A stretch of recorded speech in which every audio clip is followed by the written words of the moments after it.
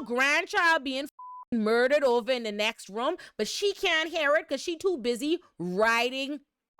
Don't talk about that one-footed, broke-footed, club-footed. We don't with Laris round here. I want y'all to understand how much I hate this prehistoric dinosaur bitch named Vega. I hate this dinosaur. Like, I hate this dragon. Rhaenyra coming there like, listen, listen, some of you may die, but that is a risk I am willing to take. Hold on. I didn't actually intend to come and record with my do-rag on. I had it so my hair could be tied down, but I'm like, why I look a little fresh? I was like, hold on, I might have to leave this on. My new blue do-rag. Ooh, y'all see it? You see she sweat? And these doing it like me. This is a compilation of all the breakdowns I did of season 2 of House of the Dragon, and so all my old watchers have seen it. So if you're new here, have fun. If you're my old watchers and you decide to watch, just know there will be at least a little some extra new at the end, just so you don't feel gypped, you know? First, the episode starts with us meeting the Starks. Fine, I say finally, but I'm not a big Stark fan. We don't need to get into that, but we meet Jacaerys. He's at the wall trying to convince the prehistoric Starks to send men from the wall to go support Rhaenyra. And the Starks were like, we're very loyal, but we need our men for the wall. Like, we really need our men because winter is coming. You know the Starks. Winter is coming. One track mind, winter be coming. Then they get a letter from the Raven telling them that Lucerys was killed, so that changes everything. Rhaenyra is off to go and try and find some remnants of Lucerys's body or the dragon's body. She have to see it for it to be real. Rhaenys is doing work. She is literally, at this point, Team Black has a blockade up there preventing anything from getting in or out of King's Landing, right, in order to cripple them. And Rhaenys is the one flying up and down with her dragon to make sure the blockade cool, right? She gets back to Dragonstone and Daemon is all in her face, right? And Daemon is giving barking instructions at her and complaining that Rhaenys has recused herself and that she's shirking her duties and her responsibilities. And Rhaenys is like, her child just died. Like, she literally just got word from Raven that her son died. So have some compassion and give us some grace, right? And Daemon, who don't truly care about none of that, is like, if you would just kill the Hightowers when you had your chance, none of this shit would have happened and Lucerys would still be alive. And now here's a couple of things. I am of the mindset that Rhaenys should have killed the Hightowers too. However, don't get Rhaenys in that. Don't blame Rhaenys for that bullshit. She don't got shit to do with that. But anyhow, Rhaenys ain't even entertaining him, right? He tries to box some more instructions at her, and Rhaenys, I'm gonna go rest. And he tells her that's a command. She's like, it would be if you were king, and I like that. I know that's right. Remind that, okay, it's not your kingdom. But while all this is happening, while all these people busy doing all of this, right? Because I want to remind y'all, the season finale of season 1 is Aemon killing Lucerys, killing Rhaenyra's son. And so while all this is happening, you would think the Hightowers, I hate the Hightowers, okay? I hate the Hightowers because you know what the they're doing while this is happening. Alicent is getting her pussy ate. Alicent is getting her pussy ate by Sir Criston Cole.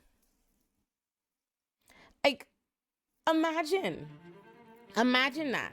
Rhaenyra busy trying to see if she could find any remnants of her son to bury. And Alicent, like, you getting your fucking pussy ate, bitch?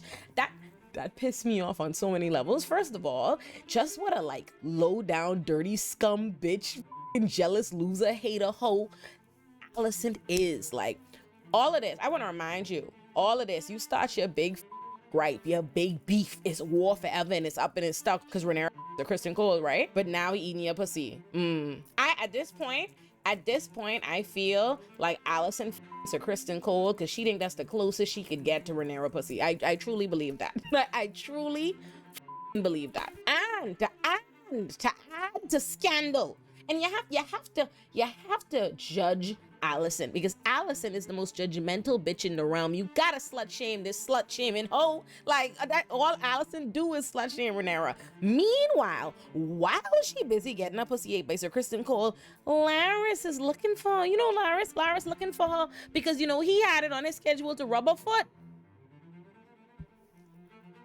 This gal, listen, Listen, okay, all right. At this point, we see Aegon as king. Aegon feeling himself. He's all like, oh, we need to just go to war. We need to go kill up everybody. We need to go have the dragons. He feeling real cocky. Like, let me tell you, the High Towers really feel like, it's actually crazy to me the kind of moves the High Towers are making this episode, you know, because for such tacticians as people like to think them to be, I don't know why they are, like, they, to me, this entire episode seem to be checked out as to the magnitude of the threat that they should be under, having killed Rhaenyra's son. I expected to see Alicent and them like sweating bullets, like thinking, okay, shit gone awry. Because originally Alicent and Otto didn't want to do it last season, but Alicent basically gave them a wager, right? Like, Alicent wanted to avoid war, so she made an offer to Rhaenyra and them that if you bend the knee, everything could be cool if you bend the knee within a certain period of time. But in that period of time, that deliberating period of time, that's when Aemon killed her son. So I cannot, for the love of God, I can't understand why Alicent don't realize they about to be, like, they realize they're about to be at war, but they dealing with it like it's gonna be a cakewalk. Like, they think Rhaenyra and them are no threat. And it's like lost upon me how you think a mother who have to bury her child, she can't even bury no more because she can't even get his body. How you don't think that woman is gonna be coming for blood? Like, their energy, Rhaenyra's, Alicent is basically like, oh, listen, you know, Aemon made a mistake, but you know, this is their fault because of what Lucerys did to his eye, and there was never no justice. And they're basically just like, oh, well, we have Vhagar, so at the end of the day, we have Vhagar, so there ain't nothing that they could do. And I'm just like, I understand that Vhagar is a big, I can take that from Vhagar. I understand that Vhagar is a big dragon, but they have dragons too, and they have other things. And there's also other ways to kill y'all. Because Vhagar is a big, I know he don't be lay up in the bed next to you at night. Exactly. Like, don't act like you keep Vhagar in the tuck like that. Like, they're not taking it seriously. They're not taking it seriously at all. They just basically what's happening there at their little round table, and Otto is undermining Alicent because he blames Alicent for not just going to war and killing them all together, like killing them off rip. Alicent is mad at Aemon because she blames Aemon for starting the war by killing Lucerys. Aegon is a clown and don't realize serious shit is happening at all he into is like, I'm king. He's like, oh, I could send Vhagar, I could send my dragons, I could do whatever, right? And then we see Aegon when he's like talking to the poor regular townspeople, right? They come to the crown to basically pitch their problems and be like, hey, I need help with this. So as all the townspeople are there telling Aegon about all the things that they've lost because of this war, right? So the first person is like, listen, y'all took a bunch of our sheep. I ain't got no sheep, so I'm poor, we're struggling. So Aemon is like, oh, we're gonna give you your sheep, we're gonna make your flock whole. Immediately Otto jumps in like, can't do that. Nope, don't be giving these people back shit. If you give him back shit, then the rest of them gonna be asking for stuff. And it's crazy because you would think, I hate how much like deference we give wicked people. Like, whenever people are wicked and willing to like do something bad, we act like that do something bad is the equivalent of making the hard choice, right? Like, oh, that's what's necessary. Somebody have to be willing. Like, the good shrewd leader is the one willing to like all the poor people. Anyhow, child, so Otto jumps in like, you can't do that, because if you do that, then all the other people are gonna ask for their sheep back, right? And you would think to me at this time when the realm is in flux, right? Like, you waiting on people to back you. You have usurped the throne and they have another option for leadership. You would think you might want to build some goodwill with the townspeople, right? Build some goodwill with the small folk and get them some shit back. But Otto don't think so. He's like, them, okay? So every time Aemon try to go do some good shit, Otto not with it, which is why later on Larys pulls him to the side like, hey, listen, I see how things is going with Otto. I want you to know that's exactly how I was with him and your daddy, okay? He was running him. Your daddy was known for being a pussy ass could be controlled. Do you want to be known as a pussy ass who could be controlled too? Then maybe you should get you a new hand. Hint, hint. Ciao. We see Helena at some point, and like at the end of my season 1 recap that I have on my main channel, I said all the High Towers, and I was like, Helena too. And then I was like, oh, you know, Helena don't really deserve it, but her by association. Ciao. Oh my god. Helena do not deserve it. Lord, Helena do not deserve it. Helena don't deserve none of what has happened to her in this life. Like, Lord, first and foremost, Helena born to people who made her marry her brother who is a degenerate rapist creep bitch. Like, that's first and foremost. Imagine your mommy do you like that. Like, think about the type of terrible things that happen to you in your life. Imagine your mother do you like that. Then that brother, who is a degenerate, creepy, rapist bitch, has the nerve to think Helena is a weirdo. He thinks Helena is a weirdo because I don't read the books, all right? And I'm glad I didn't. I'm glad I don't, because the sheer shock that be on my face and my soul when I watch this. But Helena, I say that I don't read the books to say that I believe Helena is some kind of, like, she is psychic, she is something, she get vision. Helena kind of knows stuff, man. Helena's be seeing things, but because Helena don't communicate to them about what she be seeing or what she knows in a way that's reasonable, in a way that's normal, you know, they just think Helena's crazy, that she just be talking off the cuss, right? So at the beginning of the episode, Helena is sitting down, chilling in her room with all her, you know, her little women staff around. And Aegon comes in looking for their son because he wants to take him to the court. And she's basically like, don't disturb my son. Don't get him in that, right? Like, he might not even want to be king. And she tells Aegon, I'm scared. Like, I'm scared. And he was like, don't be scared. They would have to be crazy to come and attack us. We have Aegon. And she was like, I'm not scared of them. I'm scared of the rats. And he was like, the fuck she talking about? But that is gonna be relevant later. Unfortunately, my girl Helena is know what she talking about, dog. So anyway, we eventually see Rhaenyra, and Rhaenyra is going through it. Rhaenyra has found like just a wing, like one wing she found from Lucerys's dragon, and she is hurt, right? When she makes it back to Dragonstone finally, she's like, hey, one instruction, kill Aemond. She's like, kill Aemond Targaryen. Bring me Aemond Targaryen, okay? Off with that bitch ass head, okay? She's like, take the other eye he have, okay? He gotta die. He have to go. That's all she say. Bring me him, and she gone. By the way, it was Daemon already, that was already the type of time Daemon was on. Daemon had said from earlier to Rhaenys, we gotta kill Aemond, but Rhaenys was like, did Rhaenyra say that? And he was like, Rhaenyra's out, and Rhaenys was like, call me when Rhaenyra say something, okay? You're not my king. But Rhaenyra gets there, and Rhaenyra said the same shit, okay? Kill him. Which lets us know our girl is officially on demon time. So Daemon goes and pays this beggar to help one of the guards, one of the High Towers guards that don't fuck with the High Towers, to help him sneak into the castle so that he could kill Aemond, right? Tell him a son for a son. Lord, my God. Tell me why. They gone in the castle. They did not find Aemond. They found Helena. Lord. They done yoke Helena up by the knife. I say, what is this? Immediately I say, hold on. Immediately? This me. Like, I know, hold on. I know I said, everybody gotta die.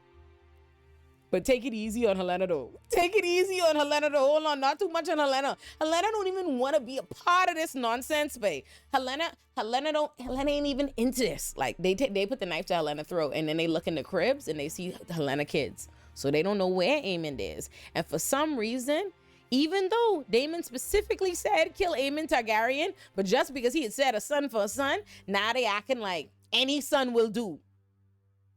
So they ask Helena, which one of them is your son? Why you think these motherfuckers carve Helena baby up in front of her? I do this. And so Helena gotta take her daughter and like massacring a baby in the bed is crazy, you know. Motherfucker, baby. You know what I mean? Like, shit. Helena grabs her baby girl and she goes fleeing through the castle, and she goes running to Alicent's room. And you know what Alicent is busy doing? Alicent is busy riding dick. Riding dick. Yes, riding dick. All right? Her grandchild being murdered over in the next room, but she can't hear it because she too busy riding dick. And Sir Criston Cole's raggedy dick at that. And poor Helena don't even have time to take note of the debauchery that she is witnessing, because they carving up her baby in the next room. I say, Lord, this season ain't come to play. It did not come to play. One of the craziest parts of this episode to me was the fact that Alicent, knowing her son just murdered Rhaenyra's kid, had the nerve to be sitting at the council like, oh, do we know whether or not Rhaenyra has agreed to our terms? Like, maybe she's interested in like renegotiating. Like, bitch, are you out of your mind? Like, I was really like blown away by the heights I was this episode. I was like, they are really acting stupid. And it's crazy because Alicent is a bitch who we watch off her son. Her son lost his eye because of his own wickedness. He was being a wicked piece of shit, and there was multiple children insisting that was the case. But her rage, because that's her son, as a mother, because that's her son, her rage had her grabbing a knife ready to go kill Rhaenyra in front of everybody. But yet she thinks there's a world where her son murders Rhaenyra's son and Rhaenyra gonna negotiate peace with her. I was like, oh, your head is not in the game. I thought Rhaenyra head wasn't in the game last season, but your head is not in the game. And it really shows me how you bitches can't focus when y'all get a little bit of dick. That's really it. That's really it. Because Rhaenyra ain't had no sense last season when she was getting dick down, and now Alicent don't have no sense because she getting a little bit of Sir Kristen. Listen, who among us believes Sir Kristen Cole and Alicent's relationship about their sick ass love for Rhaenyra? You know, they are obsessed. Like, cue Mariah Carey. It is nuts. It is simply nuts. Aemond and Sir Kristen Cole were having a conversation about Alicent, and Sir Kristen Cole was, of course, caping for Alicent because you know how he get once he get a little pussy. No, listen, Rhaenyra is a cunning spider. She wicked, you know. Your mommy has a kind heart. You know, she was lured in by Rhaenyra a long time ago. She was intoxicated, and I'm like, oh, so that stuff people be saying online about Rhaenyra, about Alicent having a crush on Rhaenyra is really. And like, also, you know what I don't like about losers? I hate that because Alicent and Sir Kristen Cole are trip over Rhaenyra, they super into Rhaenyra and they can't get over Rhaenyra. They act like Rhaenyra's a succubus, manipulating them and trying to, like, you would swear Rhaenyra be in the kingdom and pussy popping in a midriff. Like, Rhaenyra don't be doing none of y'all. Who fault is it y'all can't stop thinking about Rhaenyra? She intoxicated her. I don't ever once remember seeing Rhaenyra put no pussy on Alicent.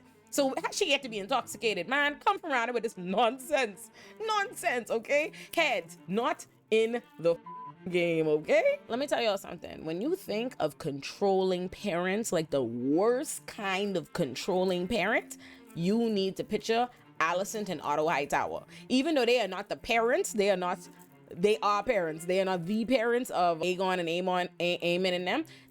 All they want to do is see themselves in power. And it's crazy because all of these families on some level are motivated by this desire to be like higher up, right? To have their name recognized, to be in proximity to power in some way.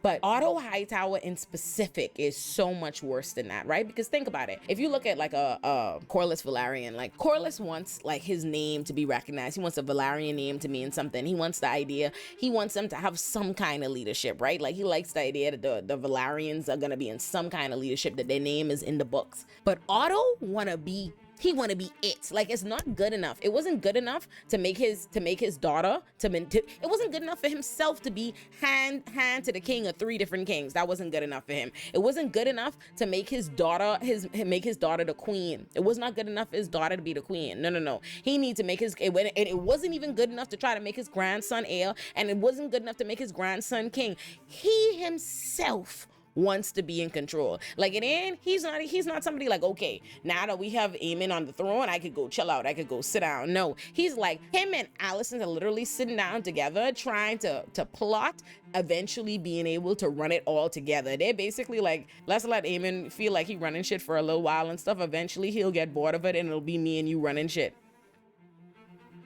Like, they're disgusting people. Like, they're haters. Like, that's the thing about the Hightowers. The Hightowers are the epitome of haters. It's just jealousy. Everything about them just radiate jealousy, right? You see, Alicent don't just want everything Rhaenyra got. Alicent want Rhaenyra. Alicent wants Rhaenyra. Alicent is the original. If Alicent could put her. Anyway, I don't even want to say nothing crass about what Alicent want to do to Rhaenyra, okay? But it's very clear. Color me convinced. I've officially joined the team of people who believe Alicent's in love with Rhaenyra, and that's why she mad. I get it now. I get it. And now she's convinced herself that Sir Kristen Cole is the closest she'll ever get to Rhaenyra pussy. This is a sad world we live in. But that's why I feel for Helena. My heart goes out to Heleno, but it's still the high towers. I can't wait for next week.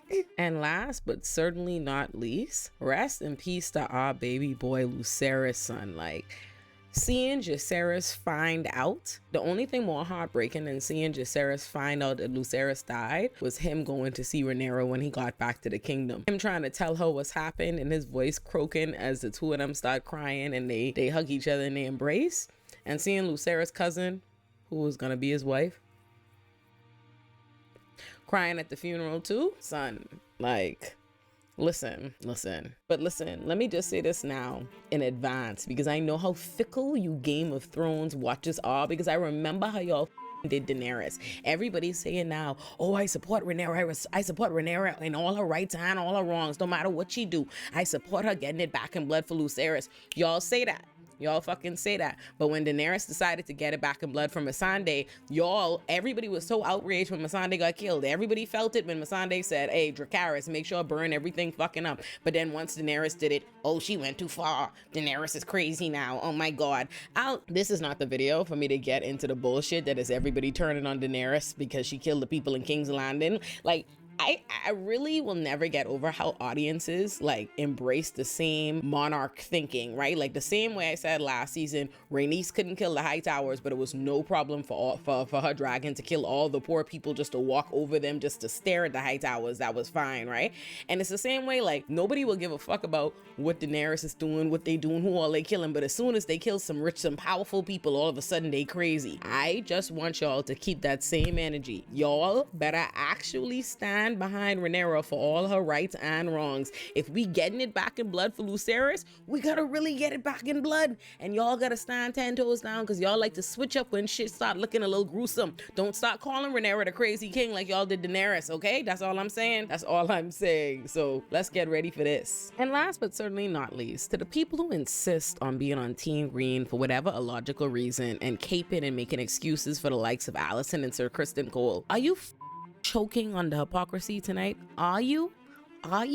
Because for all that talk about dignity and duty and sacrifice and blah blah blah, this episode, the entirety of this episode, what has Alicent been doing? Getting her coochie ate and riding dick. In fact, getting her coochie ate and riding dick by the same exact man she was judging Rhaenyra for getting with.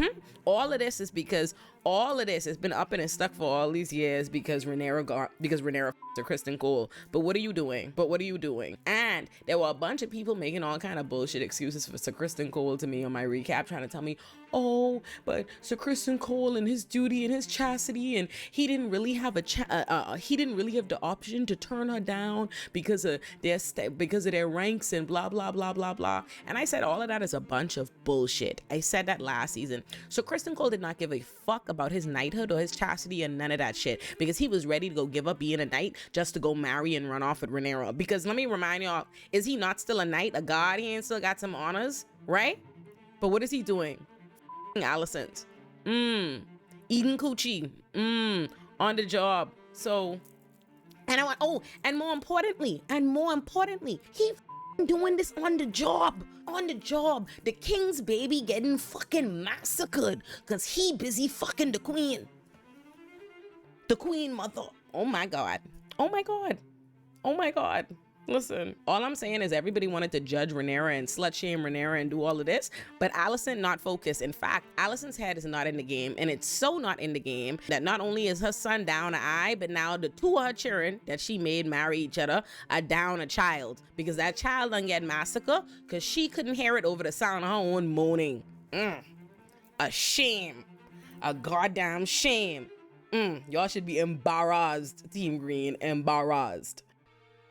So the episode begins with them turning the kingdom upside down. There's one upheaval now, right? Because now the boy done been beheaded, so now they turning the place upside down. They rushing people along, and I like that.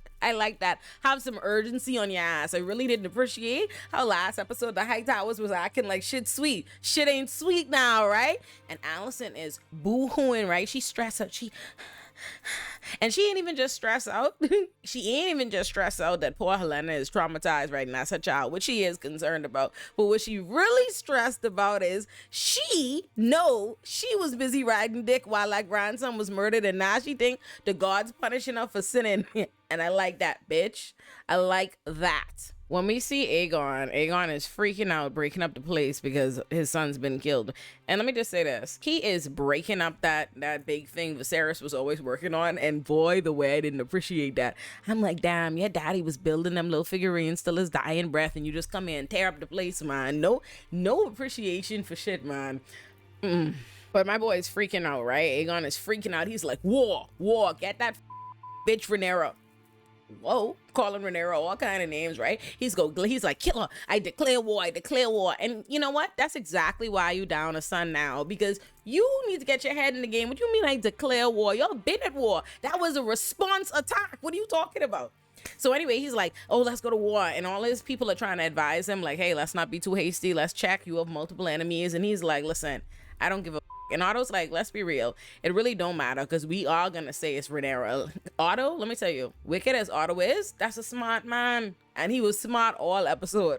Otto was making sense all episode. Otto immediately goes, listen, you know how much goodwill this will buy us if the people know Rhaenyra behead your son? Parade that little headless boy through the city? Have Alicent and Helena behind there crying? Ooh, people gonna love you. Excellent plan. Like, excellent plan. And even though Aegon is freaking himself out, he is asking the right questions, because he turns to Sir Kristen bitch ass Cole and he's like, by the way, where the were you, Lord Commander, my King's God? And this Sir Kristen Cole talking about he was in bed. Yeah, okay, you was in bed all right. You was in anyway. Anyway, listen. Sir Kristen Cole, we can get back to it. But that man was in rare form this episode on shit. Like, listen, my blood pressure rising just thinking about it, son. And they go to poor Helena and to tell Helena that she needs to go be a spectacle for the city, right? That the city need to see her mourn in order to buy goodwill for them. And Helena's like, I don't know them peasants. Like, what the Helena's like, oh, want me to go ride through the street with the beggars while I try to mourn my son? Like, what the But as usual, no one gives a about what Helena wants, so that's what they make her do. But of course, this plan is successful, right? Everybody is like, Rhaenyra is a cold fucking blooded bastard. They're like, this gal be heading babies? Oh my, imagine, right? Like, imagine you the poor townsfolk and they be like, you have to choose between two people to be a leader and one of them be heading babies. You'd be like, perhaps I'll go with that other perhaps. So that works, right? So anyway, Laris and you know what? You know, this episode, this recap, I'm gonna find myself an unlikely supporter of Team Otto and Team Laris for different reasons, okay? But Laris gets the drop on the guys. He immediately figures out who killed Jaehaerys, right? Because these idiots got caught running out of the kingdom. Let's talk about this, because last episode when Daemon went to the rat catcher and this guy, I was like, originally, my original thought was, you mean to tell me that's who you trust in this big ploy with? Like, you need to murder Aemon Targaryen and you going to, like, think about it. His original plan was to have them murder Aemon. In what world would they have got the drop on Aemon? The rat catcher who kicking the dog, these bumbling buffoons. Child, listen. And so that was my thought or whatever last episode, and then immediately they became the most like lethal traumatizing duo idiots I ever seen, because they murked that little baby, man. But here's what really blew me. Laris immediately gets old boy, the one who beheaded the baby, the one who was a member of the King's Guard. I think he was a member himself of the King's Guard, right? They get him, they capture him, and this man folded immediately. Like, yeah, I figured the way that man was so like ruthless about beheading that child, like he was sinister, he didn't give a about it. He's like, I bleed a lot of you, like, to behead a sleeping child. I figure you were cold, who ready for, I expected him to be up there acting like the Narcos, like, what a quiet, tight lip. This man immediately, singing like a canary. Immediately, he's like, Daemon Targaryen hired me. Daemon Targaryen hired me to do it. He gave me half the money. He's giving me half the offer. He got caught running out of the kingdom with the head in a bag. And that's another thing. You need to make an escape, and you taking the head. You could take the head. You get like singing like a canary, right? Immediately. And then he can say to them, are you going to hurt me? Be so for real. Like, they know, man, y'all ain't think this through, because ain't no way they have this man up here acting like a bitch like this, acting crazy like he don't know he about to get bleed like a pig. What are you talking about? What do you behead the people cheering? You and it ain't like, it's not like he's a common folk who don't know no better, who don't have no sense. He is one of them. And he's a ruthless murderer, the kind of ruthless murderer that works for the crown that would behead a child. So what do you mean, are they going to hurt you? They gonna murk you. I say this, and listen, ain't gonna come in there and that man up. Like, oh, you think you can kill my baby? He gone in there like, come here, batter up here. Anyways, poor Helena when they were parading her through the street, because I'm sure it's just like Helena's already a little off. The trauma of just seeing your son murdered, you want to be by yourself and people have you surrounded by strangers. But the way she was looking at them like, oh my God, oh Lordy, oh. Like, Helena was looking like, oh my God, don't touch me, don't touch me, don't touch me. Like, that's how Helena was like, please don't let the bums touch me. Like, oh my God, his hand dirty. Like, that's how Helena was giving it up. But I understand. My poor baby girl is traumatized. I could give Helena, I will always give Helena the benefit of the doubt, man. Not too much on Helena. Back at Dragonstone, Rhaenyra is getting word that Jacaerys was killed and that people are saying that she did it. And she's like, what? How they get to think that? What would make them think that? I would never do that. Blah blah blah. She all and the people in her court are like, we thought you could do that. I mean, you know. And Rhaenyra's like, what the fuck you mean? I would never do something like that. You think I would have a child executed? What? She going back and forth with them, and it's so crazy because I don't know how my girl's first thought wasn't Daemon do that. I'm like, she should immediately look at Daemon. I'm like, let me remind you, Rhaenyra, let's run it back. You're married to a psychopath, a murderous psychopath, and the one word you told to that murderous psychopath, you put the battery in his back. You can't control him. Daemon Targaryen is just like the dragons, okay? You think you control them, but you don't really control them, all right? And Rhaenyra is constantly realizing that, because remember, Daemon yoked her up last season finale, all right? And he could jump out on her like a badass cat like my badass cat Asada, who is currently incarcerated in the bathroom for attacking people all weekend. But you can't control them, right? So I don't know, she should have realized immediately. She put the battery in Daemon back when she said, I want Aemon Targaryen, and let him loose. You know your husband do that. You think your husband is above murking children? Girl, be so for real. So but Rhaenys, oh listen, I will never get tired of telling you all, Rhaenys is the best character in the show. Rhaenys immediately, this Rhaenys looking at Daemon. And Daemon looking at her like, and she looking at him like, and it take Rhaenyra a little while of going back and forth before she finally look at him and say, she look at him and she like, it's this. So then Rhaenyra and Daemon go and have this big ass argument, and we really have to break this argument down. Rhaenyra is like, what did you do? What instructions did you give to go and kill a child on my behalf? Daemon is like, listen, I didn't tell them to go kill a child. I told them specifically to go kill Aemon Targaryen. I cannot be held responsible. He was like, I told them specifically to kill Aemon Targaryen. I cannot be held responsible for what they do. And she's like, you cannot be held responsible.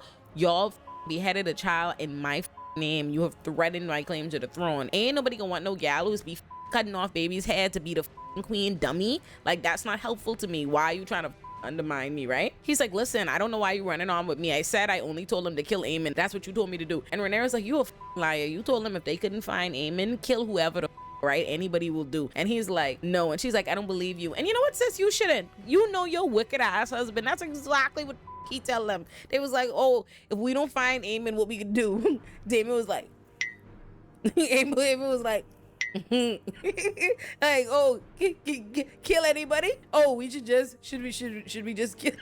What should we do if we don't find Aemon? Just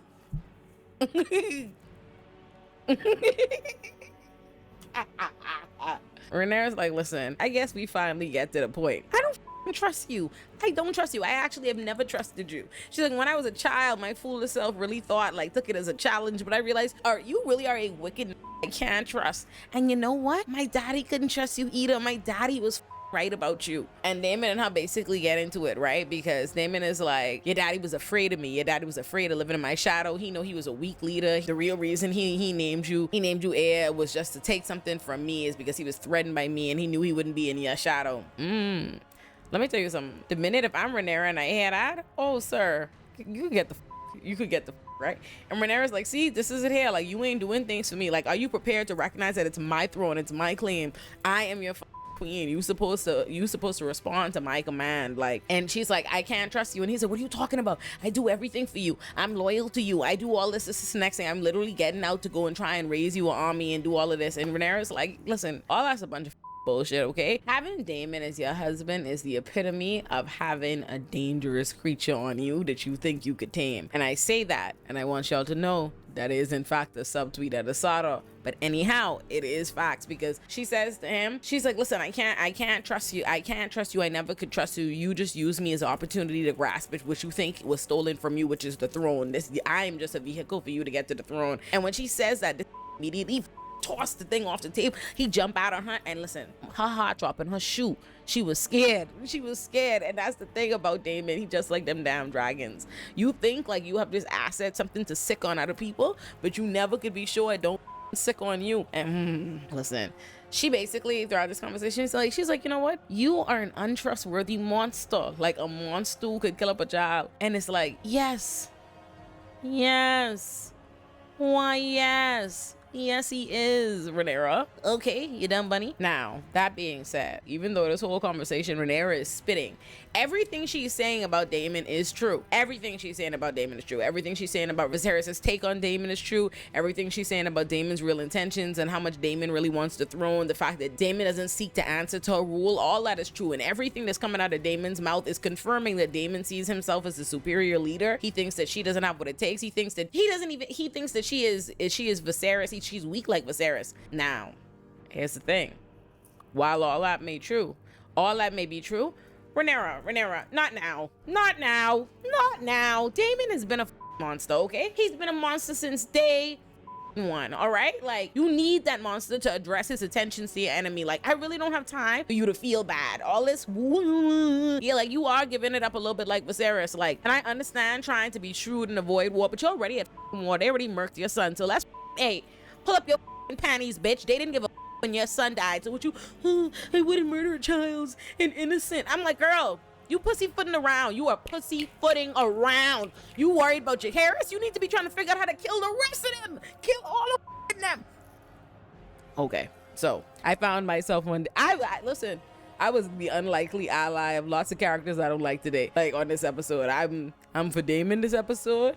I'm for Larys this episode, and I'm for Otto this episode, and I will tell you all the reasons why. But as always, it's Kristen Cole, okay? It's Kristen Cole, and it's her Alice. It's her Allison. So after they have that argument, Daemon leaves off on his dragon to go do what the he's supposed to do, and we don't see him for the rest of the episode. And then back at the palace, even though Aegon doing all that carrying on, he's so upset about the fact that his kid was murdered, just like Helena is very upset about the fact that her kid was murdered because it's their kid. Aegon could not even be bothered with Helena. Literally, as he's walking, they show a scene, Helena is walking through the castle and Aegon is walking, and he don't even acknowledge her, walks right past her. And that's the problem with making your kids marry each other. Like, they're forced to be married and be king and queen and have children together, but it's weird. Like, Aegon doesn't, and it's crazy because on one hand, like, I understand Aegon having this weirdness of like, you're my sister. Like, this is a weird sexual relationship to have. This is a weird, like, interpersonal relationship to have. And so it seems like he just like kind of avoids it. Like, they did the duty of having the kids, but he avoids her. He finds her uncomfortable. He can't really mourn with her. And I would be a lot more sympathetic to that if Aegon wasn't a rapist. Aegon is a rapist. Like, never forget, okay? The actor is doing his big one with this character this season. He really acting, and he's be giving Aegon a lot of comedy. Like, Aegon be a little funny. He giving energy. And so you almost forget he's a rapist. Almost. Most. Aegon is a goddamn rapist weirdo, and not for nothing. I remember last season that Aegon had a bunch of little children he had around the Red Keep that, like, I remember at one point the kids being in like a fighting ring or something. I know I didn't make that up. Them kids, they had them like in a coop. Little Targaryen haired babies that were his babies, like being forced to fight each other like pit bulls. So he could spare me, okay? I don't actually give a about you losing Jairus, because I don't believe you give a about Jairus on an emotional level. Because even when he was screaming about it, he was like, that's my legacy, that's my heir. And I believe like maybe on some level he cares, because when Otto first suggested they need to have the baby's body like, you know, gone through the street, like through the street, so that the people could see what Rhaenyra did, he's like, I do not want to have my little baby boy's like body out there like that. And again, I'd have a lot more compassion if I don't remember him not giving a about all his bastard babies. He has literally fighting like pit bulls somewhere in the Red Keep. So I mean, it's still him. It's always gonna be him. Now remember, I told y'all this whole episode, Allison is just somewhere like, oh my God, I'm a hoe. God punishing me. God punishing me. Like just the whole episode, all you see is her worried, right? Like worried, trying to cover her tracks. So Kristen Cole is standing guard outside her bedroom, and she's like, hey, right quick. You f***ing tell anybody? And he was like, do you think I'm the kind of person that would tell somebody? And she's like, well, yes. Well, yes. You snitch ass bitch. Like, I remember you snitching on Rhaenyra. So shit, but you know, she ain't gonna say it like that to him, right? Because that's her little sugar pie, sweetie plum. So she say, I believe that you're someone who would look for absolution. Because you remember that was him. Oh, it was me. I Rhaenyra. Oh Lord God, forgive me. Oh, my honor, my duty, you know. And then he was all in the garden ready to offer self. So for absolution is code for yes, you snitch bitch. So then he was like, there's no absolution for what I've done. And let me tell you, I really hate Sir Kristen Cole and this fake pious shit he be doing. Like he be acting like he believes this is some unforgivable sin. Why you always f***ing then? Like it's this, oh my honor, you've done it multiple times at the highest. Like, think about it.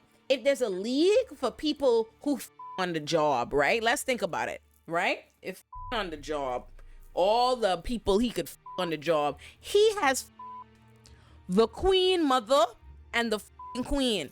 You know what I mean? Like Rhaenyra's the queen, or when she was a princess, he princess, the heir to the throne, and now the queen. He is literally at the highest competitor league for on the job. You're an Olympic level on the job. So why are you still doing this whole little routine of like, acting like he feels so bad about it? No, you don't. Listen, I hope they do Sir Kristen Cole like they did Grey Worm 3, not Grey Worm, like they did Beyond Greyjoy and Game of Thrones. Take his dick. Take it from him.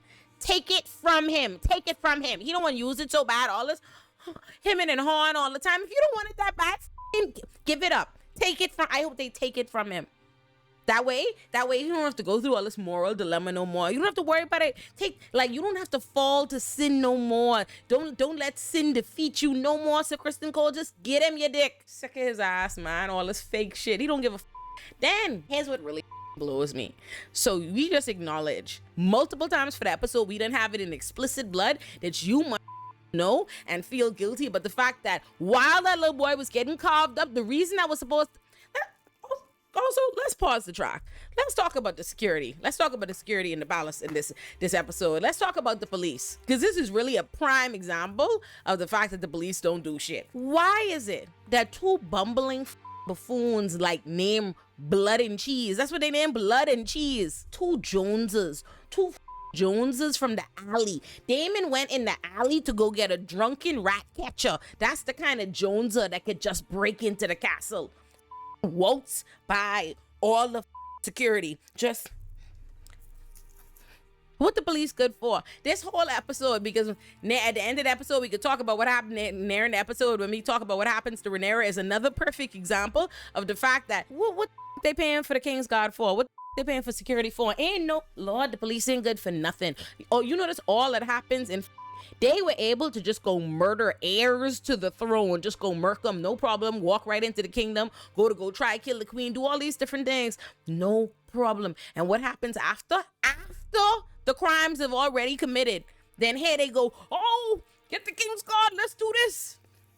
You see what I'm saying? That's what the police do. Anyway, child, I'm gonna come off this rant. We have multiple times now, it has already been confirmed in the episode, that Sir Kristen Cole and Allison recognized that little boy got killed because they was busy when they ain't supposed to be doing it, not doing their mother job. This man slept on the job, or slept with you on the damn job. And do you know what Sir Kristen Cole does after he does this little pious act, or he feels so bad there's no absolution? This man goes with Sir Eric. So they're twins, right? They're just these twins, Sir Eric and Sir Eric. So both of them were on the King's Guard, like pledged obviously to the Targaryen, to the throne. But then once Viserys died, and they and it split off, like either Rhaenyra and them or the Hightowers. Sir Eric went with Rhaenyra and them, and Sir Eric stayed, like, and so splitting them up. They had been in the King's Guard. They're twins. They've been in the King's Guard since they was little boys. They love each other, and this was a real serious divide. So Sir Eric is still there. Sir Criston Cole goes up to Sir Eric, who this man just trying to eat his lunch. Why your cloak dirty? He's like, no, nigga, because of the mud from yesterday. Like, what you mean? I trying to eat. He's like, you don't take this job seriously? And he's like, sir, I literally only just now getting 5 minutes to eat. If we could please do this later, I would like to eat my lunch. And this one, when my blood pressure started rising like this, I start sitting up in the chair. So Criston Cole could start being like, oh, do you not take this seriously? The cloak is a symbol of our purity, our commitment, our fidelity. I say, this really is one wicked son of a bitch. Like you ain't shame, you not embarrassed. Like I can't even imagine being a hypocrite, like knowing it's me. Like he literally just describing himself, literally just lashing out on Eric. I'm like, somebody who gives a enough about Sir Criston Cole, who's not me, could probably study the psychology there on like what's happening, like what, like does he think like he's punishing this guy outwardly for like how he should be punished? I don't know. Are you not taking this seriously? Blah blah blah blah. Start screaming at the guy. The guy's like, oh my god. All right, relax. Fuck my lunch. I'll go change the cloak. Let me go change the cloak. When he goes to go change the cloak, Sir Criston Cole, clearly intent on having a fight with him, still starts running on. And he was like, we can't trust you. Your brother is a traitor to the crown. The minute he said that, the rest of the sitting there eating their food are like, let me get my bag here. Let me go. All right. What the And the guy's like, are you questioning my loyalty? I literally separated from my twin brother, who I love to death, in order to stay here and serve the crown. Like, what are you talking about? And Sir Criston Cole is like, we can't trust you. Where were you? Where were you when Jaehaerys was getting murdered? And Eric said, where were you? Where were you when Jaehaerys was getting murdered? I was with King Aegon. Where were you?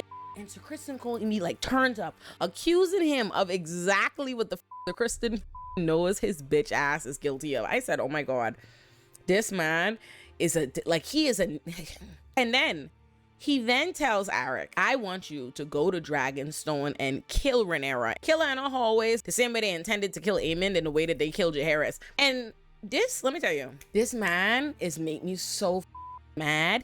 This is why I truly think they should have hung, Sir Criston should have been hung when he killed Laenor's boo at that wedding. Like, that shit should have never been allowed. And only because Alicent want to have the cape on, fam, because she wanted someone to be able to hate on Rhaenyra with, he should have been killed for that. They should have let him kill himself, because what kind of like, he's at that point, like, what authority did he have? What authority did he have to go do that, to go murder this guy who is so close to the nigga supposed to be the king consort? And not killing him then is precisely why he's so big for his britches now, because what authority does he have? Think about this. They at war. Like, there's something where they have to be particularly tactical. Anything could set things off. The king's supposed to make it mad, and he just decides unilaterally to send Sir Eric off on a death mission to do something that can only blow shit out of proportion more. Like, why? What the Eric do to you? And Sir Eric is like, nigga, get me killed. You want me to go there alone? And he's like, yeah, pretend to be a twin. I don't even want to tell you the plan, because I need to tell you the plan. I mean, when they tell Otto, because when they tell Otto the plan, it's perfect. Otto is really in his TV bag. When we next see Rhaenys and Corlys, they laid up in bed together just talking about the situation. And the gist of it is Rhaenys is like, listen, Daemon is not interested in following Rhaenyra's lead. Watch that man. He could be a problem. Daemon's old whore is in this episode again too, but Massaria, but we really don't care, okay? Rhaenyra's talking to her, and she's telling Rhaenyra the same thing she told Daemon last episode, and that's really about the gist of that. So then the next big thing we see is these women walking through the village, and all these men are hung, because Aegon ass done went and hung all the rat catchers because they had caught blood, right? I told you they caught blood early in the episode. I don't know, blood and cheese. I think he's blood, and I think the other one is cheese, but who knows? They had caught the one that actually was a part of the King's Guard who turned on them and did the shit. Blood gave up that he had an accomplice, that his accomplice was one of the rat catchers, but he couldn't say for sure which one. So Aegon just decided to hang all the rat catchers in the city. And so their mothers, these mothers, wives, children, see their hanging for all to see. So they're weeping, all of this. Otto is like, I know you lying. Otto was like, I just went to all this trouble to buy you the goodwill of parading your headless son through the city, and this is what you do? You could go murder their and have them. Otto was like, well, Jesus Christ, like, listen, this whole conversation when Otto rolls up in there to curse Aegon out, this is just this whole thing is perfection. I love it so much. Otto could not believe it. Just look at his face, the whole conversation, just he listening to Aegon talk like, this really is the dumbest son of a bitch. Otto literally busts through the room like, what the like, what the fuck did you do? And Sir Kristen Cole is in there with Aegon, and he's like, mind how you talking to the king. Otto was like, the king is my grandson, and he's a goddamn fool, and I can tell that he's a fool. Don't you tell me to talk to my grandson. And Aegon is like, what is the matter? To what do I owe this attitude? Otto was like, the rat catchers, what the did you do? And Aegon was like, oh, I had them all killed. Blood told me he had an accomplice. It was one of the rat catchers, but I didn't know who it was, so I killed all of them. And Otto was like, you are the dumbest nigga alive. He was like, we just did all that. He's like, we literally made a sacrifice. You put Helena and Alicent and all us through the sacrifice of parading that boy body through the street in order for us to buy the goodwill. And just like that, for nothing, you ruined it. You have all these mothers and wives and daughters and people at the gates of the castle weeping and cursing your name. Are you serious? And Aegon is like, he's like, listen, I'd rather that than look weak. I'm tired of this. I want to do something. I want war. I want vengeance. And Otto's like, oh my God, you are not thinking straight. Stop being a idiot. Like, are you serious? Like, Otto is honestly just flabbergasted at the stupidity. He's like, not only are you a idiot who done murdered these men and these innocent men, but you gonna hang them in the city for their family to see you dumb motherfucker. Like, he was like, don't you know how you be evil? You'll do it in the cover of darkness. Like, he said, you don't show them you wicked. Are you? And Aegon is like, listen here, I don't give a about none of that shit. Them peasants, okay? You think I give a about trying to curry favor with these broke ass? Okay, I want vengeance for all that. And Otto is like, what the are you talking about? Aegon starts like straight up ignoring him and being like, I want to act. He's like, Sir Kristen Cole has acted. And he's like, excuse me? What the Sir Kristen Cole done? And Aegon said, Sir Kristen Cole, Aegon said, Sir Kristen Cole sent Arik to Rhaenyra, to Dragonstone to kill Rhaenyra. He's gonna pretend to be his twin brother. Isn't that great? Otto was like, oh my God, bro. Oh, hell no. When I tell you I had to pause and run it back to fucking cackle, because Otto was like, this the dumbest motherfucker. Otto literally said, oh God, help us all. Oh my God. He was like, look at Twiddle. He literally was looking at him and Sir Kristen Cole like, look at Twiddledee and Twiddle dumb. Like, oh my God. And the more Aegon talked, Otto was like, you literally are just as stupid as your daddy said. Mother sick. Like, you ever like learn in real time, like, wow, I really was wrong. That was Otto looking at him like, wow, I did all this to get you on the throne and you really are a idiot. Wow, Viserys was right. My was like, take heed, like, act like you have sense. You know, your father wouldn't have done this. Viserys wouldn't have done this. Aegon is like, Viserys is dead, okay? And Otto was like, and we are all much worse off for it. God damn. I can't believe this shit. Like, you know how dumb you have to think a motherfucker is for them to talk and you respond, God help us all? Otto said. And then Aegon takes it one step further, right? Because now he deep in his, like, this is when I would, like, if he was going to decide he didn't want Otto to be his hand anymore, at least make it Larys. At least make it Larys. Like, Larys is the one that at least went and found the people who killed your kid. He's the one that gives you advice outside Otto. You know what I mean? So, but no, Aegon is so much stupider than that. Aegon is so much stupider than you can ever. I'm sorry, Asada is locked in the bathroom. Until she gets anxiety meds tomorrow, she's literally a threat to us, and I thought I heard her escape. My heart, listen, y'all just don't know. Anyway, Aegon not only fires Otto, tells Otto, give me a pin, you're not my hand no more. He makes Sir Kristen Cole the hand.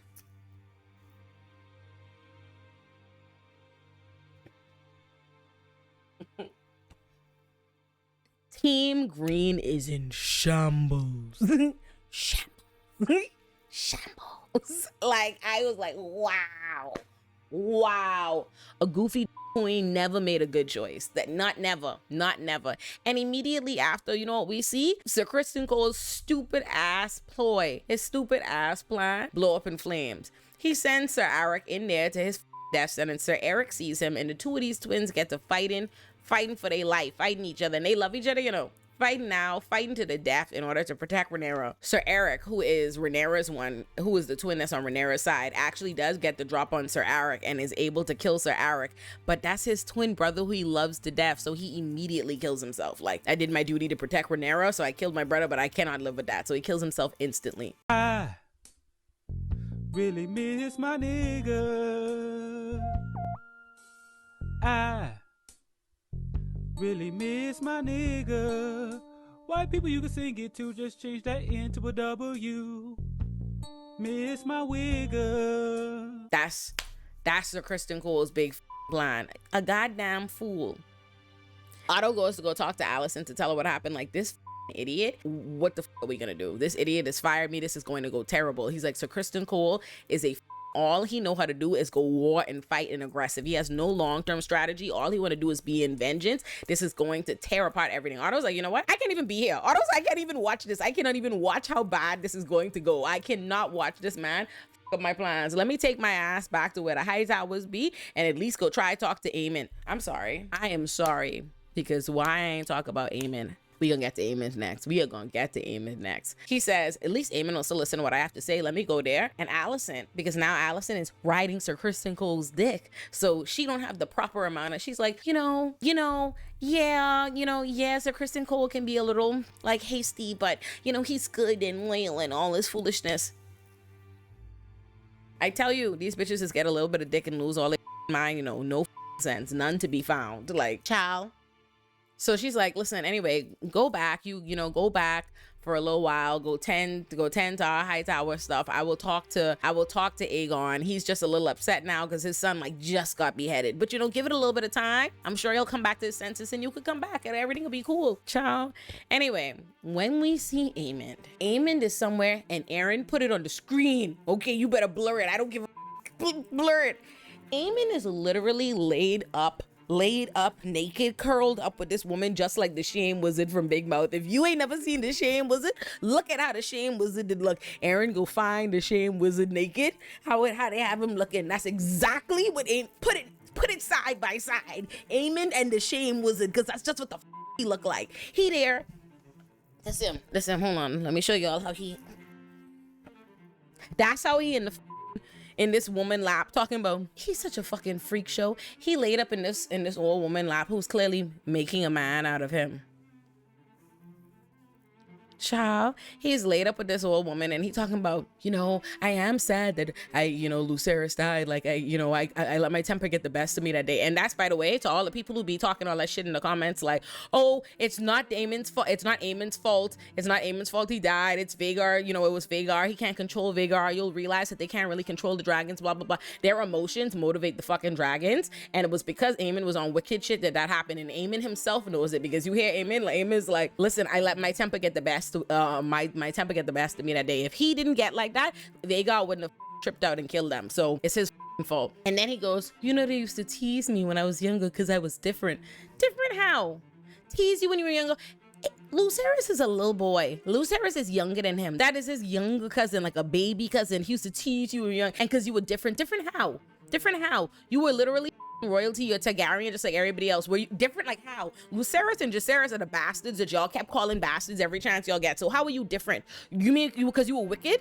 Because you were a wicked freak show? Even that you're not unique in. Aegon is a wicked freak show right there. Daemon is a wicked freak show in his own right too. Helena is a weirdo, a freak show, not a wicked one, but a freak show nonetheless. You're surrounded by a bunch of other weirdos. You weren't different. You weren't special. You're just a regular Anyway, child, bitch made ass Aemon all in this woman lap like the Shame was should be ashamed that his goddamn self is just what. Also, by the way, at some point in time in the episode, Jacaerys goes there talking strategy again, and Jacaerys recommends that Rhaenyra sends him on Dragon back to do something, and Rhaenyra immediately says no, and I'm just like, Jacaerys, is this thing on? Is this thing on? Do you remember the last time you suggested she send y'all on Dragon back?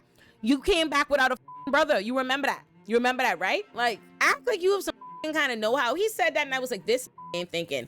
This ain't thinking. He's so lucky that Rhaenyra is not an abusive toxic parent. If he had a real abusive toxic parent, they would have blamed him. They'd have been blaming him like, if I didn't listen to you. And clearly Rhaenyra needed to blame him because he out here still suggesting these shitty plans. Sit your ass down. Sit your ass down, okay? Like, what the the last time y'all didn't respect the fact that y'all were at war, Lucerys came up dead, and now y'all just caused Jaehaerys to get beheaded. Don't you yet again think the block might be hot for her surviving son? Jaehaerys, think, baby, think.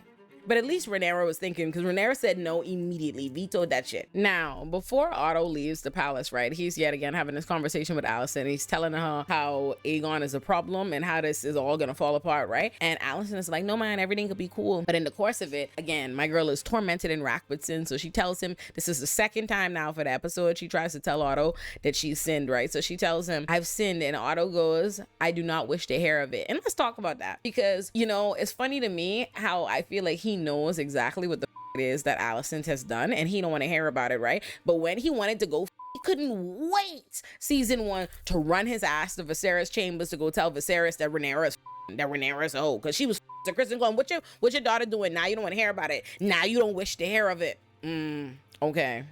So then Alicent leaves from there and she goes into Aegon's chambers and she sees Aegon weeping. And just like the asshole of she sees Aegon weeping. And do you think my girl stays there to go comfort her son? No. She does a heel turn and goes back to her chamber to Sir Criston Cole.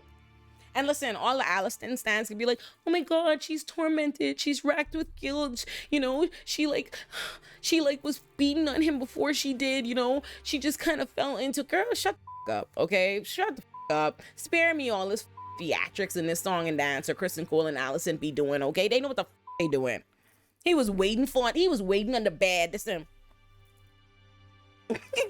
Listen, silliness. Absolute silliness. All in all, I really enjoyed this episode. I ran it back twice. Ain't nothing like Hightower suffering to just get the Sunday feeling good, get the week started off right. I cannot wait for the rest of the episodes this season, but I'll tell you this. I will tell you this. So Kristen Cole, y'all know it's really the same thing as it always is. Let's just get ready to see the Hightowers. Let's see Rhaenyra get it back in blood because they need theirs. They need their just due because Aegon has truly lost his mind. Making Sir Kristen Cole your hand. This man about to destroy the realm. He about to. The episode begins with us being introduced to the Brackens and the Blackwoods. The Brackens have declared for Aegon and them. The Blackwoods have declared for Rhaenyra and them. So obviously we the Blackwoods. Immediately they start beefing, they start warring, and they show us like mad casualties, okay? And apparently this family has always had beef. Like this is just now an extra reason to get it cracking now that, you know, both sides warring, but they've had beef apparently all throughout time. When we first see Rhaenyra, she's burying Sir Eric and Sir Eric. Jaehaerys is there like, I don't know why we burying this dirty traitor next to his brother, sullying up this grave. And Rhaenyra's like, listen, it's not his fault that he kept his oath. Now Rhaenys is there like, between you and me, I'm just saying, ain't no way Otto had anything to do with this sloppy crazy shit. Like sending twins in, like no way. She was like, listen, obviously Aegon is doing whatever the he wants. Though it's bloodshed, little kids doing wild shit over there. But she's like, listen, have you considered talking to Alicent? I really think Alicent is of the same mind as you and doesn't want war. Like she sent a letter and Rhaenyra's like, that bitch, my child is dead. I'm not talking to her, okay? And Rhaenys is like, listen, I think you might consider. Then when we get back to King's Landing, we are at the round table and Sir Kristen Cole is there being hand. Like, it's really crazy because I saw him become hand, but it's really wild to see double down on a drunken night decision. You know what I mean? Making Sir Kristen Cole your hand and sticking to it is a lot like getting blackout drunk, marrying a stranger in Vegas, waking up and saying, we should keep doing that shit. Like, what? And you know, let me tell you how you know something is a bad idea. When the person who's them can't get on board. Alicent is literally riding homie's dick and she's still there like, So we not gonna act like this was a stupid plan, like we not gonna mention why Sir Eric is dead. And Sir Kristen Cole is like, he was given a noble mission and he failed. That's all that is. And Allison is like, he was given a stupid, hasty mission. And Sir Kristen Cole is like, I don't know why you're trying to play me in front of company. Like, I don't know why you're trying to do me like that, baby. Aegon, ever the jackass, has still learned nothing. He's still there like, that was a good plan. Like, Allison is like, you realize that's a stupid plan, right? And Aegon's like, no, it was active. It was something rather than just waiting for war to come meet us at our door. And Allison is like, we guaranteed war's coming to meet us on our door now because you done send people in to try to execute Rhaenyra. Like, be so for real. But he ain't hearing sense. He's not hearing sense. Now, mind you, now they getting word that the Brackens and the Blackwoods are already engaging in war, that they've been mad bodies dead. They were able to kill like the head of the Blackwoods. Aegon is like, ooh, great. And you know it, you an idiot when a Lannister is the one who has to speak up like,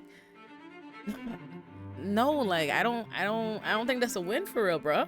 Like, plenty of people dead. Like, dead is like, yeah, you got that, but they got a whole lot on too.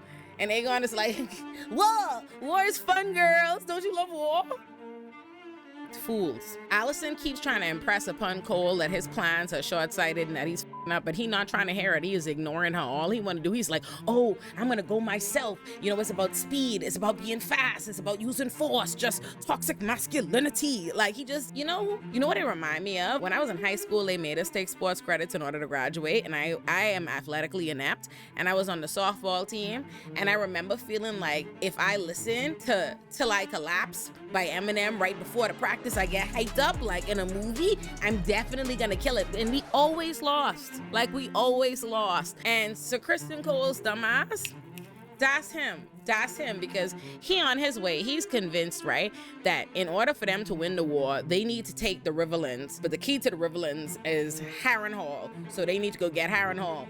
But Damon already done made it to Harrenhal and claimed the damn thing, okay? First of all, when Damon rolls into Harrenhal, his dragon is carrying on bad. And I was like, it's crazy how these dragons be acting just like their owners. Yeah, his dragon was just doing the most, just in, like, because there's thunder and lightning, he hype.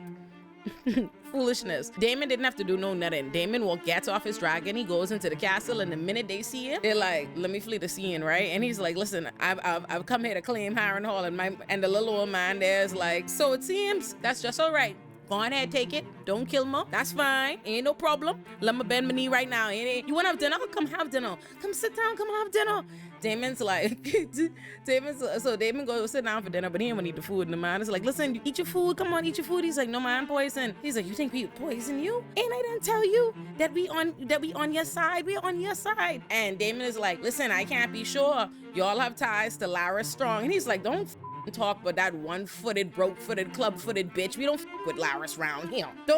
He's like, you think we don't know that Larys killed his daddy and his brother, otherwise known as my kin? You think we ain't know that? He's like, this place ain't had a fire since before Jesus left the earth. You think? Okay. He's like, you think we stupid? That man set that fire so that he could go be in charge. So him, my prince. And Damon is like, your grace. And my man's like, oh shit. I'm sorry. I got comfortable. I misspoke. Because, Damon, technically, he there supposed to be swearing his loyalty to Damon and Rhaenyra, right? So if you recognizing Damon and Rhaenyra as the true king, as the true queen, because, he just is the king consort. He ain't nobody but her man. But if you recognizing them as the true leadership, then he's not the prince. He's the king consort, and thus your grace. And it's crazy. Damon's so listen, Damon's the most, y'all. When we see Mysaria, I played my girl Mysaria last episode. Mysaria was supposed to be getting on a boat to her freedom. Rhaenyra had decided to let her go be free. And right when she was about to get on her boat, she saw Sir Eric arriving. She went back to the castle to warn Sir Eric. And so this episode, we see her now with Rhaenyra, and Rhaenyra is grateful, like, you saved my life. You didn't have to do that. Why did you do that for me? And she was like, I did that for you because I asked you for my freedom. You didn't have to show me that grace, and you did. And that's more than I've ever seen from any of the leadership. And Rhaenyra's like, okay, so you want something? And Mysaria's like, you ain't want to give some? I figure you would want to give me something, and I save your life. So you have something for me, right? Rhaenyra's like, name your price, what you want? And Mysaria's like, I want a seat in your court. I want to stay. I want to stick around. I want to be people. And Rhaenyra's like, didn't you tell me all you wanted to do was to get the out of here? Wasn't that you who told me the one thing you want to do is get on the boat and go. So why the fuck you gonna stay in now? And Masari is like, because of what I've seen from you, it would give me an opportunity. I'd be an asset to you. I know all these people business in the Red Keep. I know all the comings and goings, so I'd be an asset. I really don't with the High Towers. I don't what they did to my people, and more importantly, I feel like you're the lesser of two evils, and I would rather be able to look out for the small people like me and help advise you to be better to them. That'd be nice. And some Renera's are like, cool, that's a deal. We can do that. We get a lot of time with my girls, Raina and Bayla this episode. Raina and Bayla are Damon's kids with Lena, who's dead, right? And so now, you know, they're Renera's stepkids. We see Renera talking to Raina and telling Raina that she's gonna send her away to the same place where her mommy died. And Raina's like, y'all really have to stop playing with me. Raina's like, I don't do too much fussing. I don't ask for much, Lord. I don't do too much carrying on. But please don't send me to where my ma died. Renera's like, please, man, you have to go do that. And I'm sending away my boys too. It hurts. First of all, that would annoy the shit out of me if I was Raider. I'm like, dog, my mommy died. My mommy died there. I don't want to go there. And you respond with like, oh, it hurt you so much to have to send your boys. Bitch, well, me, I'm not. Girl, anyway, she's like, listen, you see what has happened already to Lucerys? Like, you see what's happened already to Lucerys? I needed to send them away for protection. I need all y'all to be safe. It's really safe there. Please go and look after my boys like you were their mother. And then look after these baby dragons that we have, these tiny baby dragons, and take care of them. And Raina just sitting there looking there like, what the fuck, I hate duty. Muddo. When we next see Sir Kristen Cole, now this has a shitty haircut to match his shitty leadership skills, okay? Oh my God.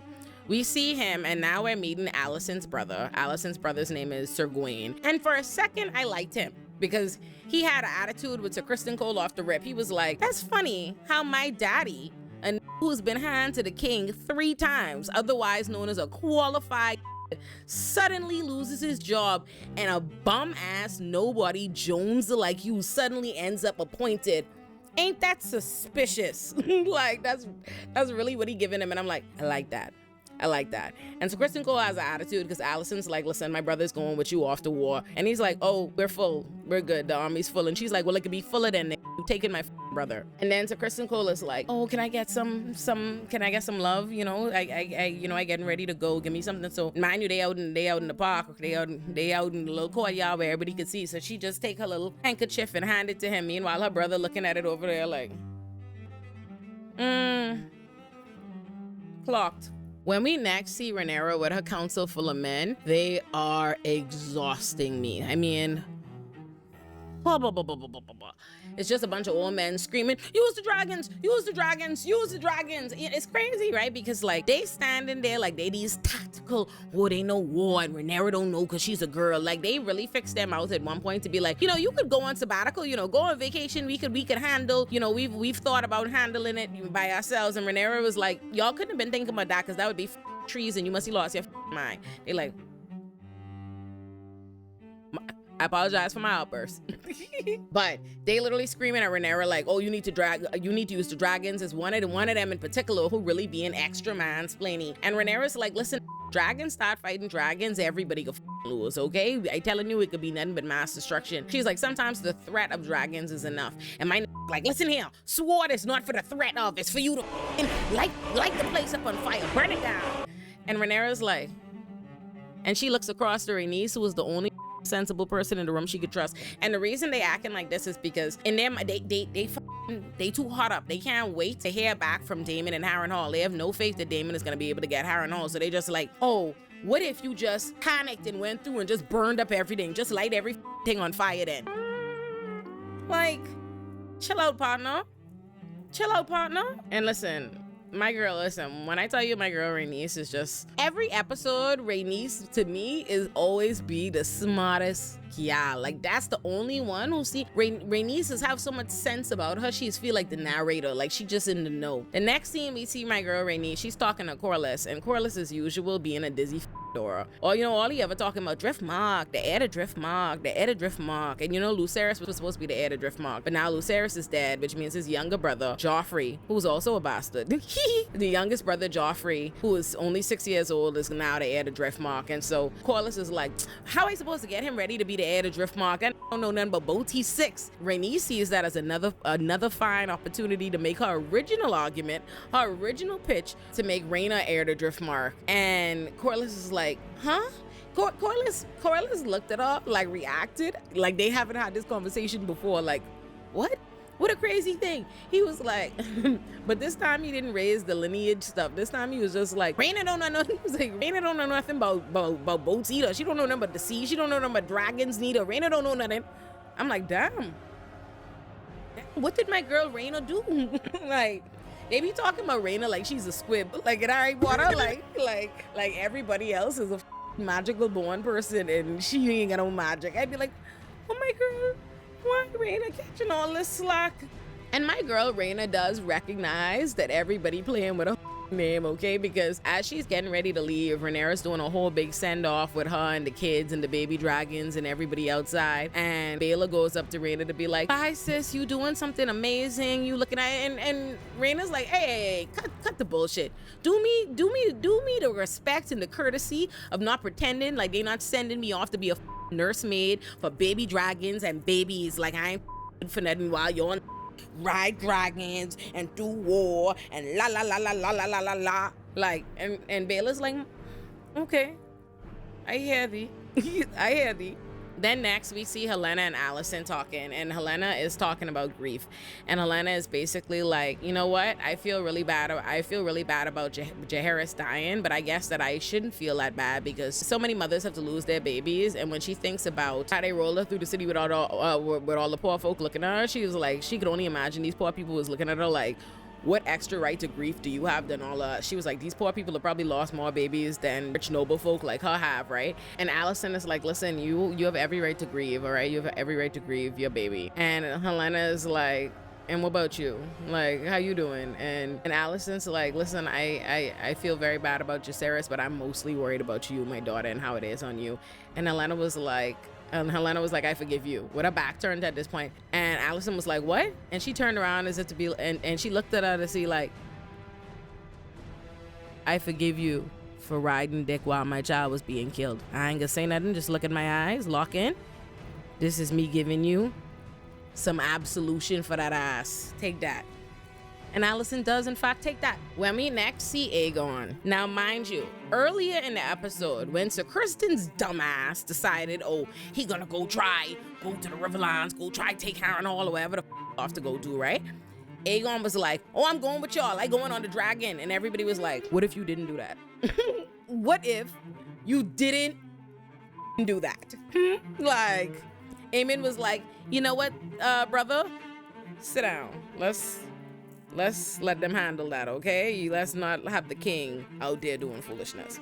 But somehow we get here, and Sir Criston and them have already left, and Aegon takes that as his cue, like he getting dressed up, and Aegon, is it Aegon the Conqueror tanks? Or was it Aegon the Conciliator? I don't know, and I'm not gonna pretend, because y'all will be in the comments, mere correction. Y'all got it, partner. He is dressing up in one of his forefathers' outfit to get ready to go meet Sir Criston Cole. He said he's gonna fly out on his dragon to go meet Sir Criston Cole to go participate in the war because he has this like desperate need to try to prove he ain't pussy. Like obsessed with it. Larys showing up to be the Otto Hightower of the episode. He comes in and he's like, oh my God, let me talk to this. They like, listen, the king is getting ready to go to war. And he's like, oh my God, that's exactly why I need to talk to this dumb nigga. Let me talk to him. So they clear the room. Larys run this game on him so quickly. Listen, Larys didn't even have to work too hard. He come in there and he's like, listen, let me rap to you real quick. I got my ad to the streets. And half the people are saying it's real dope how you getting ready to go to war. How you getting ready to go fly there and go to war for people. Half them saying it's real dope. But then the other half is saying, you going to war so your mommy and your brother could really run the show, because that's who really is the boss around here. That's what you want them thinking about you? You want them thinking your mommy and your brothers have to run things?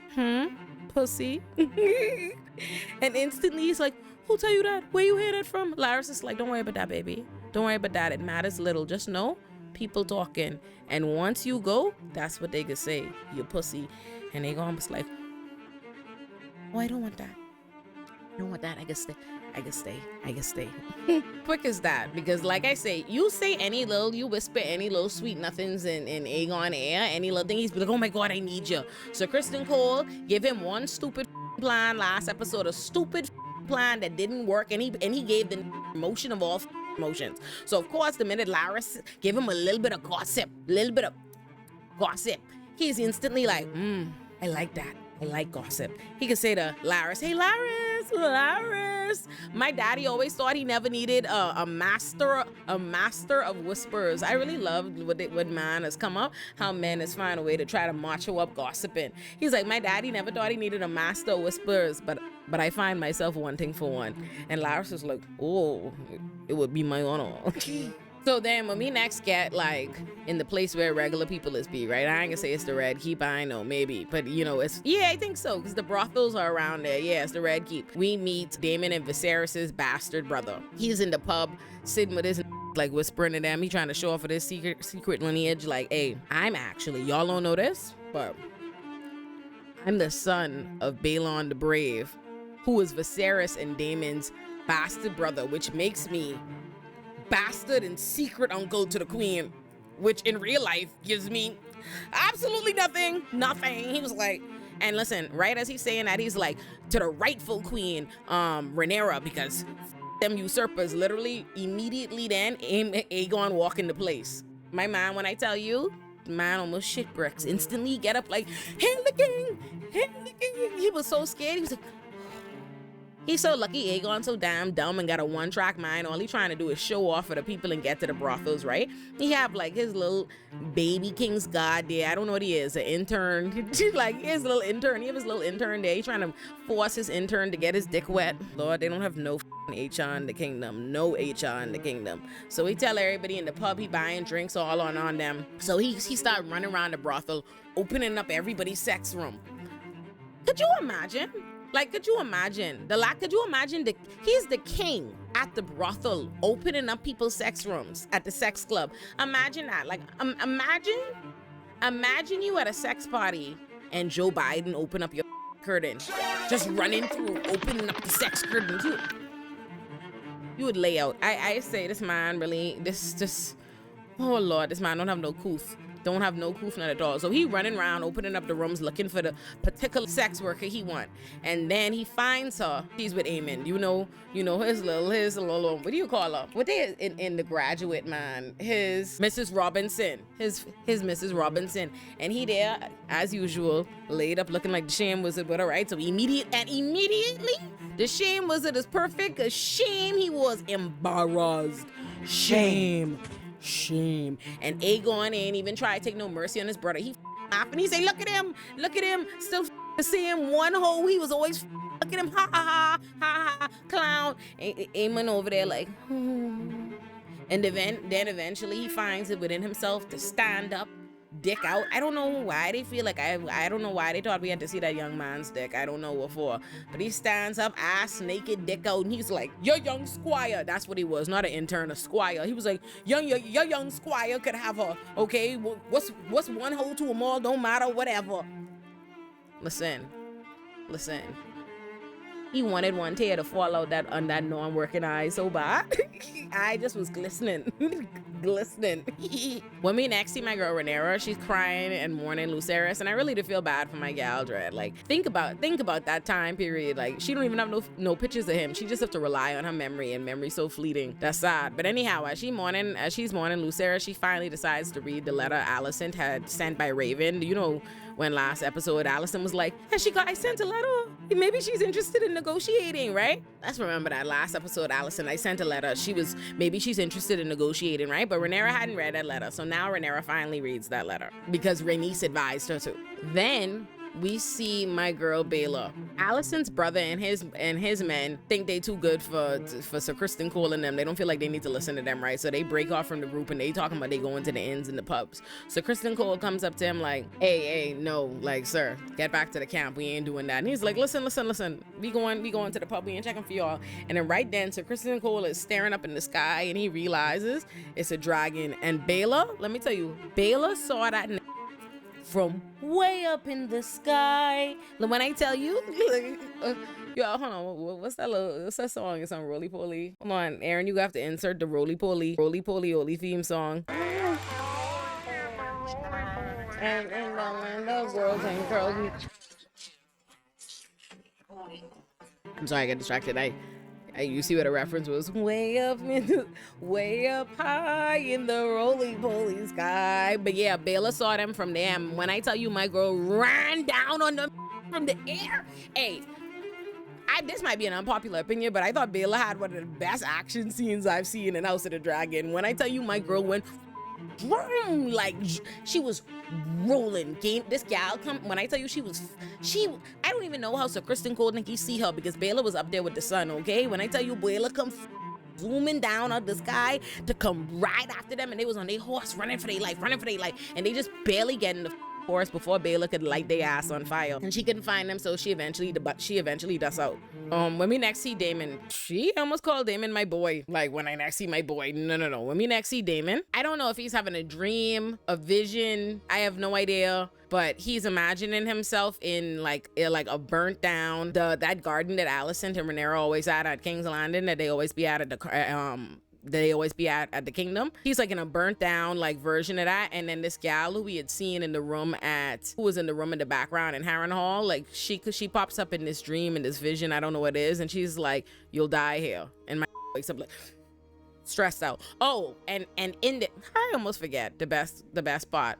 While he's having this vision and stuff like that, he walks into a room and you know who he sees? Our girl OG Rhaenyra. Let's go, Millie Alcock. My girl makes one good return and she's there like sewing up Jaehaerys's head to the body, and she's like, oh, look how you always running around and leaving me to clean up with messes. And he looked horrified, and I'm just like, y'all could keep trying to convince me that there's any way that like Daemon feels bad about his actions, but I don't believe you. I don't buy it. I watched Daemon last season hacking up people. I've watched Daemon hacking up and dismembering people. And if you want me to believe that, oh, because he called them criminals or something, that like somehow changes like why he's able to just like what it means about it, like that somehow changes what it means about a person that can hack a mother up, like kill and brutally wanton violence towards people. You want me to believe, oh, he feels so bad about this one little headless baby? I don't think so. And you know what? I'm okay with that, because neither do I. I'm over it. Just like Helena, I've decided we should move on. So when we next see Mysaria, Rhaenyra is approaching her like, listen, I need to be able to talk to Alicent. I want to negotiate with Alicent. The only way I'm going to be able to do it is if I actually see her in person. There's no way, like if y'all say to her that y'all have a message for me, she ain't believe that everything on the up and up, and I don't even blame her because I wouldn't believe it either. So you need to find a way to get me to her. And Mysaria is like, listen, if you dress like a peasant gal and get in this boat, we could sneak you in. And they do that. Let me decide how I feel about this as I tell y'all what happened. So they sneak my girl in as like, not a monk, a sister, I don't know, a religious lady. They sneak my girl in because the only place Alicent goes where she's ever alone without all her gods is, where she be going to go pray, where she be lighting all them candles and doing all that stuff. So she goes in there and Rhaenyra rolls up on her. And what I think is funny at first is Alicent is the queen, so obviously everybody know, like implicitly, if the queen is sitting there, you can't be there, nobody would be there. So when Rhaenyra walks come sit directly next to him and pray, this Alicent immediately like Alicent praying, and she's like, in her mind she would say, bitch, you see me here being the queen trying to what? Girl, she did look like them memes when it be like a man at the urinal and a bunch of empty urinals, and suddenly the man comes in, walks past all the empty urinals to come right next to the one man. That's how Alicent was like. And then Rhaenyra was like, when she see Rhaenyra, she immediately gonna scream. Rhaenyra grab her, Rhaenyra have the knife, like, bitch, shut the up, I trying to talk to you. And she's like, what are you doing? Like, what are you doing? And she's like, listen, I think you wanted to negotiate. I want to come here and negotiate. And Allison is like, and if I cry out right now, if I scream for help, Rhaenyra said, if you scream for help, then your gods will come and they'll either kill me or imprison me. But not before I kill you though, bitch. Remember that. This knife right here, so let's get on one accord. Let's talk. Rhaenyra tries to remind her of the attorney that they attended together back in season 1, the one where they originally first met Sir bitch ass Kristen Cole. Rhaenyra's like, listen, we learned even then as kids, me and you realized that men that are trained up to fight are eager to see blood and glory. And so that's exactly what could happen again. She's like, that's exactly what could happen here. All these hot-headed just want to fight. All they want to do is be a war. She realized, she's like, listen, I know you don't want that. There's gonna be all kind of bloodshed. Thousands of people could die. We could tear this kingdom up and down. She's like, you could stop it, please. I want to. You send me the letter. You wanted to negotiate. I want to. Let's avoid things. But you know, Allison, always mad and self-righteous and self-indignant and just forever. Allison is just looking at her horrified the whole time she talking, just being like, oh, like, why are you talking to me type energy, while Rhaenyra is like desperately pleading with her, like, please, let's avoid war. Allison is like, ain't nothing I could do. This was a silly plan for you to come in here, was real dangerous. It's over for you. Ain't no reason. There ain't nothing for us to talk about. There's nothing for us to negotiate. You don't have no army, and anybody who had pledged you has changed their mind, because now they know you a depraved bitch, Rhaenyra the Cruel, who out here killing babies. Rhaenyra's like, don't put that body on me. I did not kill that child. She was like, and this is rich coming from y'all who killed my son. And Allison is like, I told you that I said that was terrible. And Rhaenyra's like, yeah, you told me that you said it was terrible. Girl, shut the up. Like, Rhaenyra's like, shut the up, girl. Like, you want me to believe, oh, you think it's so terrible, meanwhile you usurped my throne. And Allison is like, I did no such thing. And let me just say this, Allison, this whole conversation, like this whole little back and forth they about to have, where they seem to, like, Allison is genuinely realizing that Viserys didn't actually name Aegon. Like, she knows that. And at the end of the day, they all know that, because Otto said last episode to Aegon, like, we usurped the throne. Like, they know what they did. Allison knows what they did. Like, anyway, Allison is like, we did no such thing. Viserys changed his mind. Rhaenyra's like, he did not change his mind. I literally talked to my daddy that night. Hours earlier, he had reaffirmed that it's my throne. She's like, and moreover, even if he hadn't told me that night, bitch, he told you and he told us every single day of his life. My daddy loved me and he told you repeatedly that he wanted me to heir. Stop giving me this bullshit about how he changed his mind. And Allison is like, listen, bitch. I'm telling you, I said on my dead mummy's grave, bitch, he changed his mind. And Rhaenyra looks at her and her face, like, she stares into her eyes, and it's clear that Rhaenyra reads her as being sincere, being genuine, which hurts Rhaenyra. Like, you see her immediately get emotional, like, my daddy really didn't name me. Like, my daddy really did change his mind. Like, tell me what my daddy say. She was like, my daddy didn't say my name.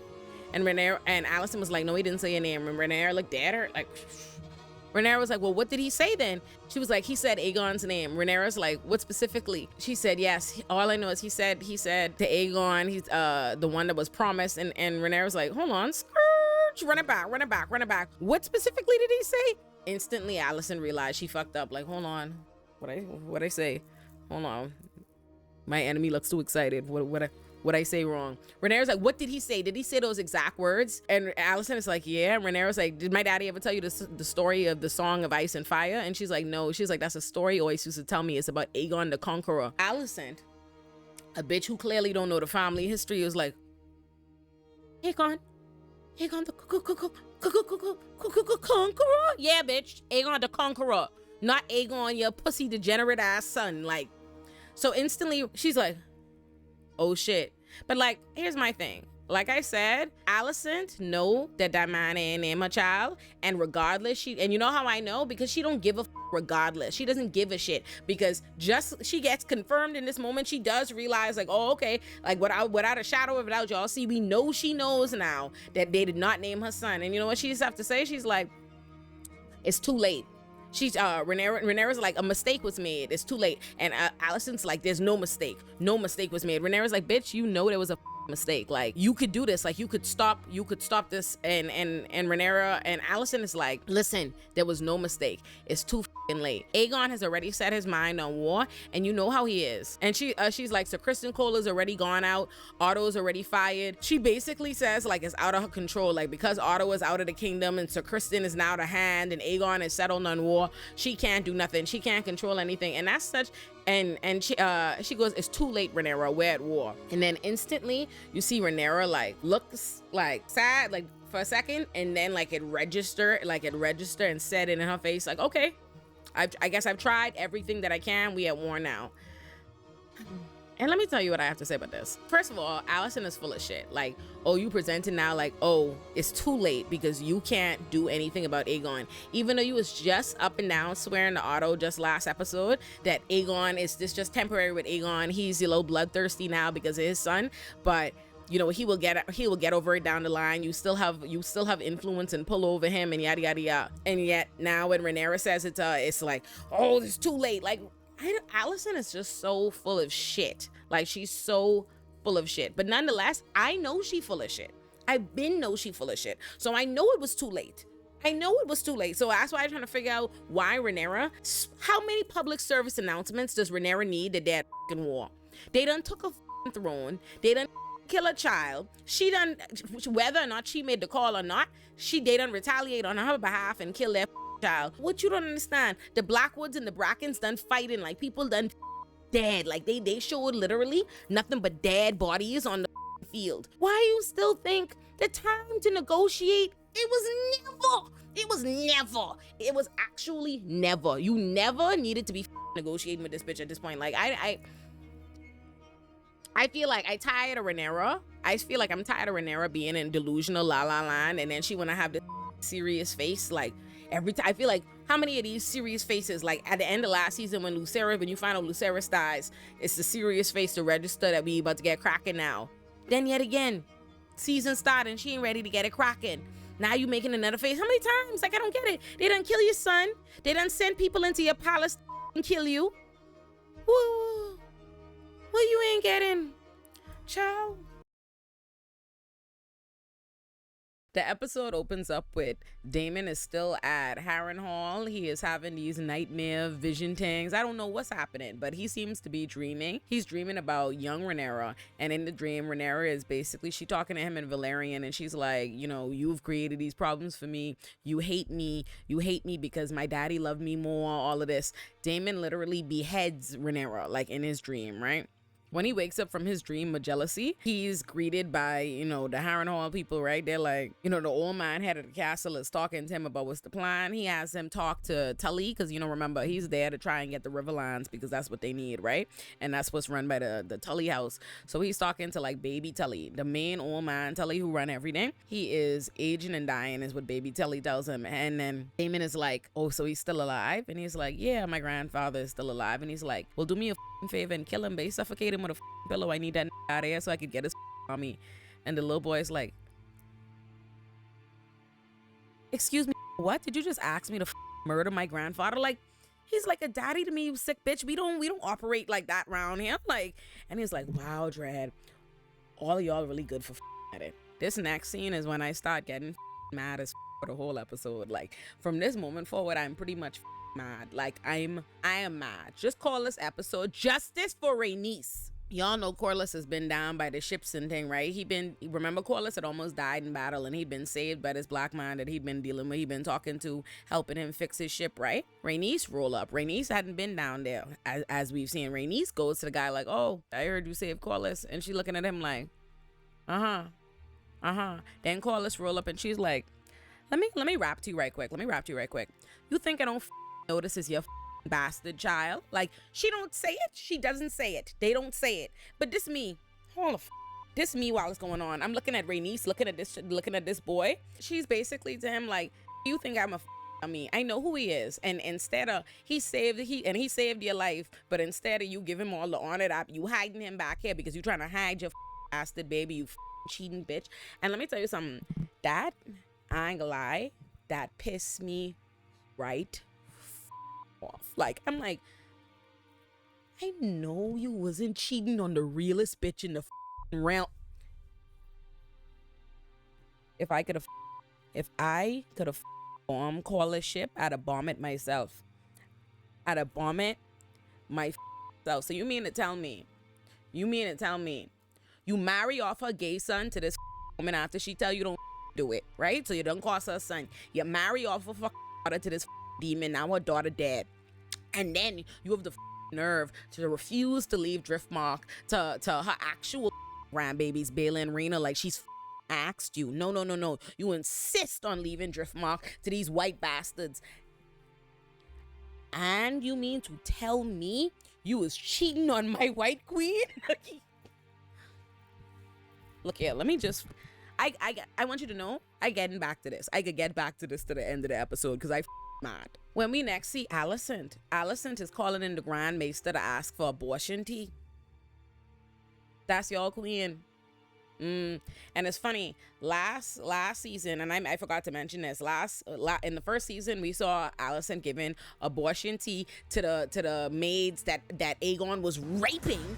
Because I'm gonna remind y'all, he's a rapist, and we saw that, and we actually saw that same maid last episode. She was in the Red Keep, and she was pregnant. Oh my God, bro. Because medieval abortion tea is a little bit less effective than Plan B. Who could have guessed? So anyway, she pretending to the Grand Maester. The Grand Maester is used to doing this song and dance. She always requests an abortion tea to go give it to women that Aegon is rape. Shame. So he used to this. So she like, oh yeah. She pretending like it's for somebody else. Then as the Grand Maester is getting ready to leave, she's like, oh, you served Viserys faithfully for a long time, Grand Maester. Tell me, what did you think? Did you think that Viserys wanted Aegon to succeed him? And the Grand Maester is like, this bitch think I stupid. She think I could sit up here and tell her that, answer that so I could get beheaded and hang in the town square. No, sir. He was like, I don't know nothing about that. The man ain't never talked to me about nothing but that. But she doesn't care. She's not asking. The only reason she's asking him that is to distract him because, she feeling paranoid and her anxiety about the fact that she lying. She asking for this abortion tea for herself. She want to put his thoughts elsewhere, right? Like, he ain't gonna have no time to think about this abortion tea or what that abortion tea purpose might really be for if he busy thinking about this larger thing. So she was just trying to distract him. When we next see Rhaenyra's council, Bayla is running shit. And as usual, he's disrespectful, good for nothing, limp dick, don't have no ragging, making noise, running on. They having a attitude with Bayla. Bayla's like, listen, because at this point Cole is running shit, right? Cole is running through, he killing up everybody, he claiming all the castles, he just been here on a winning spree, and so they mad because Rhaenyra's gone. Because remember, Rhaenyra done gone secretly to King's Landing to go meet with Alicent, so they don't know where the she is. Damon been gone to Harrenhal and he ain't said shit to nobody, so they don't know what it is. So as far as they concerned, they losing the war, ain't shit going down, and now they have another gal talking to them, so they mad. They having an attitude with her, they having an attitude with Rhaenys, they even having an attitude with Jacaerys. So they can say, Bayla is explaining to them, like, listen, ever since Cole and them seeing the dragons, they are traveling at night so that our dragons can't get to them. They ain't traveling in the day no more. And these said, oh, you should have burned them when you had the chance. And she was like, maybe when you have your own dragon, you could talk about what anybody should do with the dragons. And Rhaenys is like, I know that's right. And so anyway, the men are complaining, and Jacaerys is like, y'all need to watch who the y'all talking about and who y'all talking to. But again, these and are insistent on being disrespectful. So anyway, Rhaenys started explaining to them, start talking to them like, listen, we gotta wait for Rhaenyra. Rhaenyra's the queen. Let's figure this out. Yada, yada, yada. And they're like, who the you in charge? Why the we gotta listen to you? Like, last time I checked, you ain't you ain't hand to the king or hand to the queen. Like, you ain't got no more authority than us. I jump up the same. So Alfred, nigga, let me tell you something. So Alfred need to get beheaded in the middle of the meeting, just like Daemon did Corlys' brother last season. Cut this off. Cut his head off. Also, this is neither here nor there, but Corlys and them, if I'm Corlys and Rhaenys, like, I love Rhaenys. Y'all know that's my bitch. And so y'all know I on Rhaenys and Corlys' team, and I on Team Black, so I like that they on Team Black. But logically speaking, I'm not sure why they are, other than the fact that Team Green are bumbling buffoons. Because if you look at it from the position of Corlys and Rhaenys, Rhaenyra and them done cost them all they cheering. They're cheering dead. Now, in Corlys' case, like, even if you could get over the fact that, okay, Corlys is insistent because of the Valyrian name, he want the Valyrian name to rise up in the ranks, why he's so insistent upon these bastard grandbabies getting Driftmark. Did we forget the fact that Daemon them murdered his brother last season? So take his brother off. Like, me personally, if you cut my brother head off, I'm not helping you with no plot. I ain't helping you. You ain't getting no money. You ain't getting no ships. You ain't getting no dragon. You ain't getting no assistance. You get $1 in a dream and get the out my face. That's what it would be. But, ciao. Anyway, when we see Sir Kristen Cole and his bitch ass, he is murking. He is taking, at this point, I think he's taking Castle Darkland, and Lord Darkland is refusing to bend the knee, and he's like, listen, suck my dick, bitch ass. And he's like, oh, okay, we could behead you. And he did. But right before he beheaded him, the man was like, just so you know, the same thing coming for you. And I hope so. But let me tell you, it really cost me trip out. This is the point when I paused the video and I paused the episode and hit record on my camera just to let y'all know how upset I was. As he take, y'all ain't mind Sir Kristen Cole with his bad, listen, oh God, with this bad wig he have on. So Kristen Cole could say, go call Rhaenyra the whore of Dragonstone. Let me tell you something. I wish that I knew who Sir Kristen Cole's mother was so I could slap the shit out that dirty bitch myself. I'd slap the shit out of her because what did you do? What happened along the way that this is who you brought onto this earth? And you know what's crazy? There's be people caping fam in my comments, you know, oh my God, like Team Green people is be coming off mentally ill to me. Like I just be like, what the y'all talking about, son? Like, oh my God, bitch ass. Oh my God. When we next see Aegon, he's at the council. Y'all see how I stress out, right? You see my hand up like this? I could barely laugh and joke with y'all. Like, so this episode stressed me out from beginning to end. Like I telling y'all, though, I was sitting in the chair. I was sitting in the chair over in the corner. I had to come to the bed like, oh, I tired.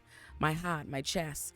When we see Aegon, he is at the council screaming his off. You know, he done turned into a drunk. He's stressed out. He mad because they took Harrenhal, right? He's screaming at Larys. He's like, listen here, bitch. You ain't upset? They took Harrenhal. That's your castle. How they get just take your castle? You just let the people take your castle? Larys look at him and Larys say, that castle more crippled than I am. Oh, Larys was like, listen, you doing all this making noise for no reason. That castle ain't got no money. That castle ain't got nothing. That castle is more of a stress to anybody. Let the have it. While he doing that, we have another plan. Aegon is like, oh, because now he look dumb, right? He done been screaming in the room. Everybody looking at him like, and he's like, you gotta tell me things. So now he mad like, oh, y'all ain't tell me that. I didn't know that. How I supposed to make informed decisions if y'all don't tell me nothing? And Larys is just there like, oh Lord, you ain't supposed to make no decisions, you dumb bitch. Just let us run things. He don't say that, but his energy exudes it. While he round and making noise, Aemon basically speaks up like, hey, listen, relax. We have a whole different plan. So Kristen Cole is actually going to go get Rook's Rest, this tiny castle, instead of marching to Harrenhal, because Daemon had already taken it. That's why he's mad. But instead of marching to Harrenhal, let him have that and let's go to Rook's Rest, because even though it's a small castle, it's easy for the taking, and the leader of it is on Rhaenyra's council, and so it would help cripple Rhaenyra and leave them, it would cut her off. Like basically they've taken all the castles that are surrounding Dragonstone so they could leave Rhaenyra essentially locked in. Then Aegon gets mad, right? Because Aegon doesn't give a they win in the war. He doesn't care that they win in the war. He cares about the fact that listening to him. He just want the glory. He want to see. Aegon's ego is like incredibly fragile. Like he don't feel respected, and so he gets mad at Aemon like, how the you know that? How the you know he was marching to Rook's Rest? And he was like, so Kristen Cole sent me word on Raven, and Aegon is like, hold on. I just make hands sending you messages. I's the king. He ain't telling me what he doing, but you know I see. I know you lying. And Aemon starts speaking in Valyrian like, again, let me rap you real quick, right? Pussy. We have a plan, okay? Why don't you shut the up? Because you ain't have no plan. Do you have a plan? And and let me tell you something. You know when son and you and everybody else in the room don't even speak the language, but they could tell you getting sun. That's like none of them speak Valyrian, but it was just Aemon energy. Just Aemon. Let me close my one eye. I got you, pussy. I can't even take myself serious. I have to stop here. But as this conversation is happening to me, it becomes incredibly clear that Aemon and Aegon, I say, okay, Team Green is unraveling from the inside. They might be winning the war when it comes to externally, they taking the castles, but these right here, oh, okay, this big beef. Like I am like, oh, this is brewing. Team Green is unraveling at the seams. So when we next see Alicent again, Larys is rolling up on her, right? And you know, she just take her abortion tea. So that abortion tea got her belly rumbling. She in there, She's stressed out. So Laris walked in the room like, quite the condition you're in. And he was like, oh, I noticed you was missing and you look like you were in quite the state. And she's like, oh, I overindulged. I drank too much. She trying to pass it off as a hangover. This Laris, he could look right at the table at the abortion tea and look back at her like, bitch, my leg don't work, not my eye. Okay, I could see. Girl, play with somebody else. Laris and have a long conversation and you basically have to read between the lines to me. I think y'all know I don't give y'all too much production.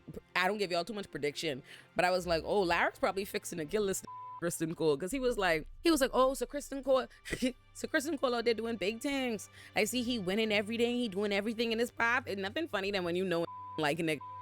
And so even when he appearing to give him his flowers, the salt is there. And he's like, yeah, he doing, because he keep trying to hint to Allison. He keep trying to tell Allison without explicitly saying that I know you right? Oh, okay. I know. So he's like, oh yeah, so Kristen Cole doing big things, and I bet you must worry about him. The sword to be in your sworn hand and all of that. And Allison is like, everybody should worry about him. She trying to act like she ain't nothing special. Like, oh yeah, like everybody else, blah blah blah. Like she dismissing him. But what I peep game is while Laris was saying, he was saying, oh, you must be worried about him in order to imply like I know you have a special relationship with him, bitch. But he was also like, we should all, he was like, I know you're worried about him because it's a perilous road out there, dragons, all these things. And if you recall, Laris is the kind of to light his own daddy and brother on fire. And did it in service of the same Allison. So if you think he would kill Sir Kristen Cole, you ain't paying attention. I see what Laris is on. You ain't gonna surprise me, Laris. Not again. Not a again. Laris brings up, he sees that she was reading Viserys history books, right? He was like, oh, I didn't know you shared Viserys' passion for the history. She was like to learn, okay? Like, but what do you want? He was like, oh, I'm just saying you ain't been yourself of recently. She's like, I haven't been myself because my husband just died recently and I just get my grandchild beheaded, man. What the you want from me? Meanwhile, you ain't your self because you and you letting them inside you. Right. And that abortion tea got your belly rumbling. That's what really going on. But anyhow, he's like, oh, I see you reading Viserys' history. Is like, oh, what do you think about Viserys choosing Aegon to succeed him? What you think his intentions was, all that. And Allison is basically like, listen, Viserys, okay? Viserys and Viserys intentions. That hole in the grave. War done start. Whoever win the wars, who could be on the throne. So that's that on that. And I just want y'all to know, you see how she go? Y'all see how she go, right? You see how she stay? Or when we next see Damon, poor Damon cannot get a night's rest at Harrenhal. And you know what? Damon don't know if he coming or going. He don't know what happened at Harrenhal. He don't know if he dreaming. He don't know if he drunk. He don't know if somebody doing voodoo magic to him. And you know what? I barely know either. At this point now, he eventually runs into the witch, right? Like, he runs into this gal. She's her name is Alice Rivers. She's somebody bastard daughter, and she's act as a maester, but the bitch is obviously a witch, right? And this whole interaction, I say, Lord, I know Damon ain't having sexual tension with this witch. I know that ain't what happening, because let me tell you, I was already mad. Like, I was already seething off Corliss and Rhaenys cheating, like realizing that bastard baby on Rhaenys. And you know what's funny? Someone had said to me in my comments, maybe last episode review, like, they're like, oh, I don't know, I'm surprised you haven't figured out what's going on with Alan and Corliss and stuff. And it was just like, you act like I was trying to figure it out. Like I wasn't thinking about it.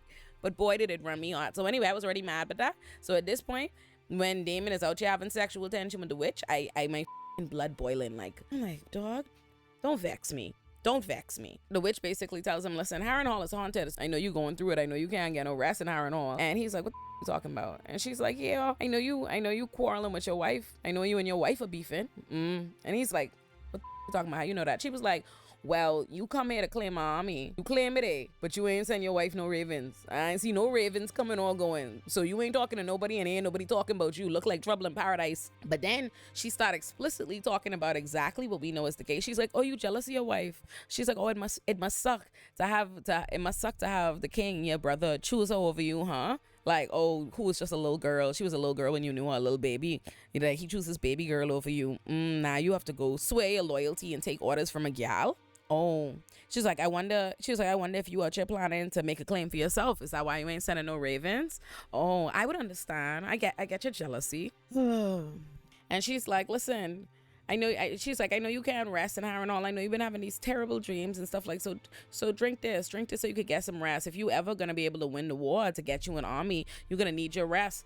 So he drank the thing, and I was just like, Huh? him taking that drink from the witch was a little bit to me like when Ariel was doing business with Ursula. Like, you act like you have sense. Like, act like you have sense. Like, or like, imagine realizing somebody have to be a witch who in your dreams and your subconscious and drinking anything they give you. Okay. So immediately after that, like literally the second he drank that drink from her, he ain't know where he coming or going again. He is now again sitting at the council trying to talk to this Blackwood guy. He going in and out of the conversation. They got dead Lena walking around the table. The man stress out. It's all bad for Damon. When me next see Aegon, he is again with his council, and his council is talking all about all the ways in which he's winning the war. But again, Aegon don't care about that. All Aegon cares about the fact he had him calling Sir Kristen Cole the Kingmaker. He had him listening to instructions from Aemond. He had nobody paying him attention, and my is upset. He's sitting there like stress out. So immediately after that, he goes to Allison's room to go complain, to go vent about the fact that nobody's listening to him. And Allison confirms what we already know. She hates his guts. And let me tell you something. The amount that Allison hates Aegon is just how much I hate her, because it just shows how much she is a hating, jealous, bitter bitch. Like, I can't even be respectful. You know, you're supposed to have religious tolerance. Like, I can't even find tolerance for people who are Team Allison's at this point. Like, y'all is be talking a bunch of I hate a jealous, hating bitch. Like, I'm sorry, rant time. Like, we ranting. Because she don't even like him. She hates her son. Like, she hates him. If you didn't know that in season 1, where she called him a good for nothing, degenerate bastard, raping girls and all this and the next thing. If you didn't know it, last episode or episode before last, when his child get murdered and she see him crying in the room, and she ain't even go to offer no comfort to her son. She walk out to go finish riding dick. If we didn't know it then, it becomes clear, because he crying to his mommy like, ain't nobody checking for me. They don't want to listen to my counsel. They don't care what I think. When he say they don't care what I think, she was like, and why the should they? My nigga's like, oh, because I'm the king. And she's like, you think that means something? She was like, you think because you're king you have any special wisdom to impart? You are a dumb bitch. She was like, your only job should be to shut the up and listen to competent people do it, you dummy, good for nothing bitch. She's like, I had hoped when I went out of my way to put you on the throne that you would have the good sense to listen to us. She was like, you forget that your daddy was dead, Beetlejuice looking for most of his time. It was me running the kingdom. It was me and your grampy. And what you do, you fire your grampy, you don't listen to me, you good for nothing dummy. I say, let me tell you something. This gal is a terrible mother. Like, this gal is a terrible mother. Like, this gal is a terrible mother. But what's crazy to me is, like, you hate your son. You don't think he's competent. You actually think he's a danger to the realm. You think he's a degenerate. You can't even find. You literally don't want him to do nothing. You know Viserys didn't want him to be king. You clearly don't want him to be king. You don't want him to rule. So what is it? She just don't want Rhaenyra to have anything. And you know, let me tell you something. All the people who's be like, this episode could be so long and aired, my editor is gonna be so mad. I hate when people be like, oh, Alicent and Rhaenyra love each other. That's what it actually is. Like, they're two lesbians who couldn't be together and blah, blah, blah, blah, blah. Rhaenyra don't like that bitch. This Alicent, let's talk about it for what it is. Alicent is Helga Pataki. Okay, let's talk about what the it is. Alicent is on a boat by herself. Alicent might have been in love with Rhaenyra. Alicent is in love with Rhaenyra and has turned into being the most hating bitch in the 7 kingdoms, in the realm, my guy. Like, that's what it is. Like, don't make it seem like it's both ways. It go both ways. It don't go both ways. And that's exactly why she mad. Alicent and her unrequited hating love, that's so crazy to me. You want to take a bitch birthright. You want to take her birthright from her so you could give it to your degenerate son because you mad that she didn't with you like that after you stop f***ing her daddy. I tired. I grow weary. Remember I told y'all Cole stopped traveling during the day because the dragons could get them, right? The dragons can't really get them as effectively at night. I don't know when that became a thing this episode, because like I've seen dragons murk at night all of my time in Game of Thrones. and I think on this show, but whatever. Now the dragons can't get at night, right? I get it.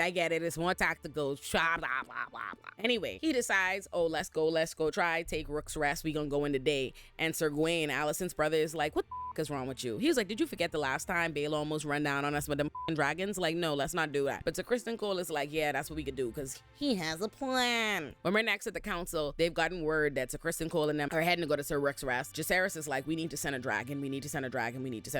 As he's saying that, Rhaenyra walks in, finally returning. Jacaerys has a attitude. He is hot. He's literally showing her an attitude in front of everybody. And Jacaerys is like, where the you been? Excuse me. Don't run up in here like you ain't been gone for forever. Explain yourself. Where the have you been? And Rhaenyra's like, oh, I went to King's Landing. I had to go to King's Landing to talk to Alicent. Jacaerys is like,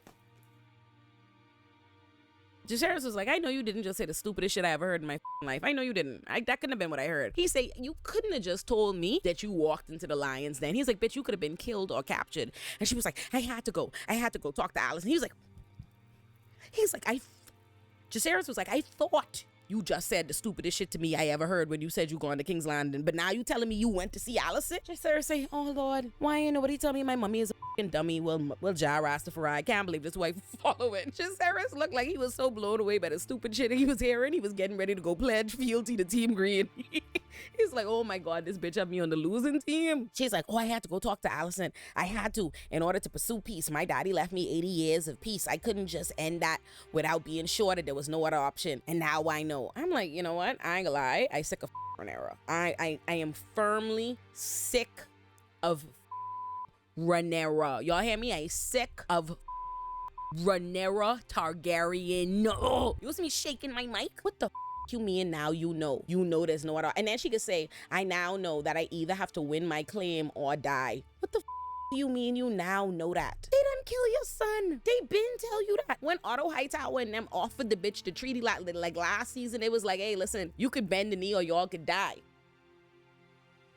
Rhaenyra getting on my damn nerves. Like, you're sure? You had to be sure before you ended the peace? They already at war. The Brackens and the Blackwoods done massacre people. They killing people. So Kristen Cole is running around taking castles, burning up people. What do you mean end the peace? The peace has ended. Ain't no peace. Ain't no peace. Ain't been no peace. And Jacaerys is like, whatever. Whatever. We need to send a dragon. She's like, I think people have mistaken my cautiousness for weakness. And I'm like, you know what? People is me. And it's still me, you dumb bitch. I so sick of Rhaenyra. She pissing me the off. So anyway, he's like, send a dragon. She's like, I could go. Jacaerys is like, are you dumb, bitch? You're the queen. Like, I want us to be fair. The same way we is calling Aegon every kind of dummy bitch, the fact that he is one go himself, like, we like, are you stupid? Everybody at the King's Council, when Aegon suggested that, it's like, are you dumb? If we send the king, if you get injured and you dead, everything is for naught. Like, that's a dumb move. It was dumb when Aegon said it, and it's dumb when Rhaenyra said it. Not because it don't look and sound as dumb as Aegon. Don't mean it isn't just as dumb. And based on how the events are gonna unfold, we know it's anyway. She doesn't go. Jacaerys is like, let's send me, and she's like, no, you're not experienced. And they go back and forth for like a second, and Rhaenys is like, quit all this bitching. I got the biggest dragon around here. Meleys is the biggest. I'll go. I can run down on Sir Kristen Cole, right? When we next see Aegon is drinking himself into a stupor, and then Aegon decides, drunk as Aegon decides he finna drink and drive dragons. This dummy bitch.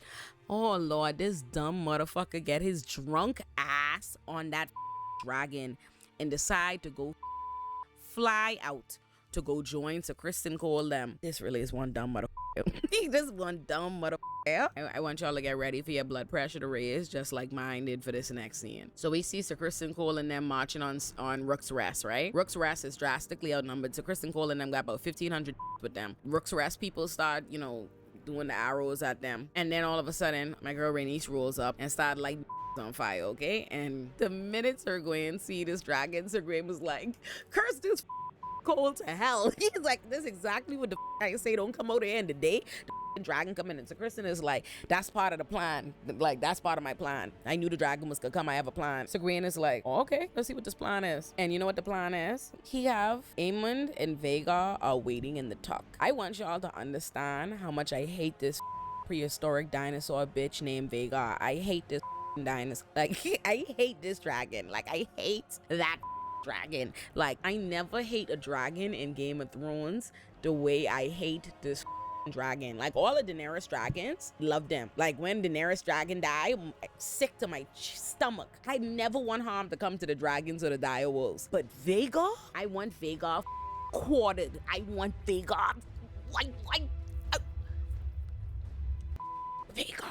Like Vhagar. Like Vhagar. Vhagar and Aemond.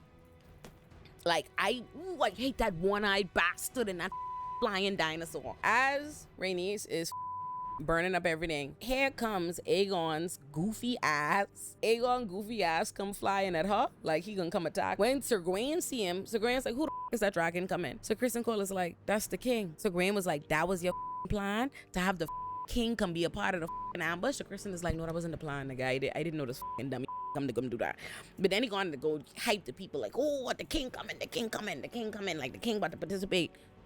Yeah, you thought. Rhaenys see him, she's like, Meleys, like this up. Meleys gone and ragtagging and busting his ass, beating his ass.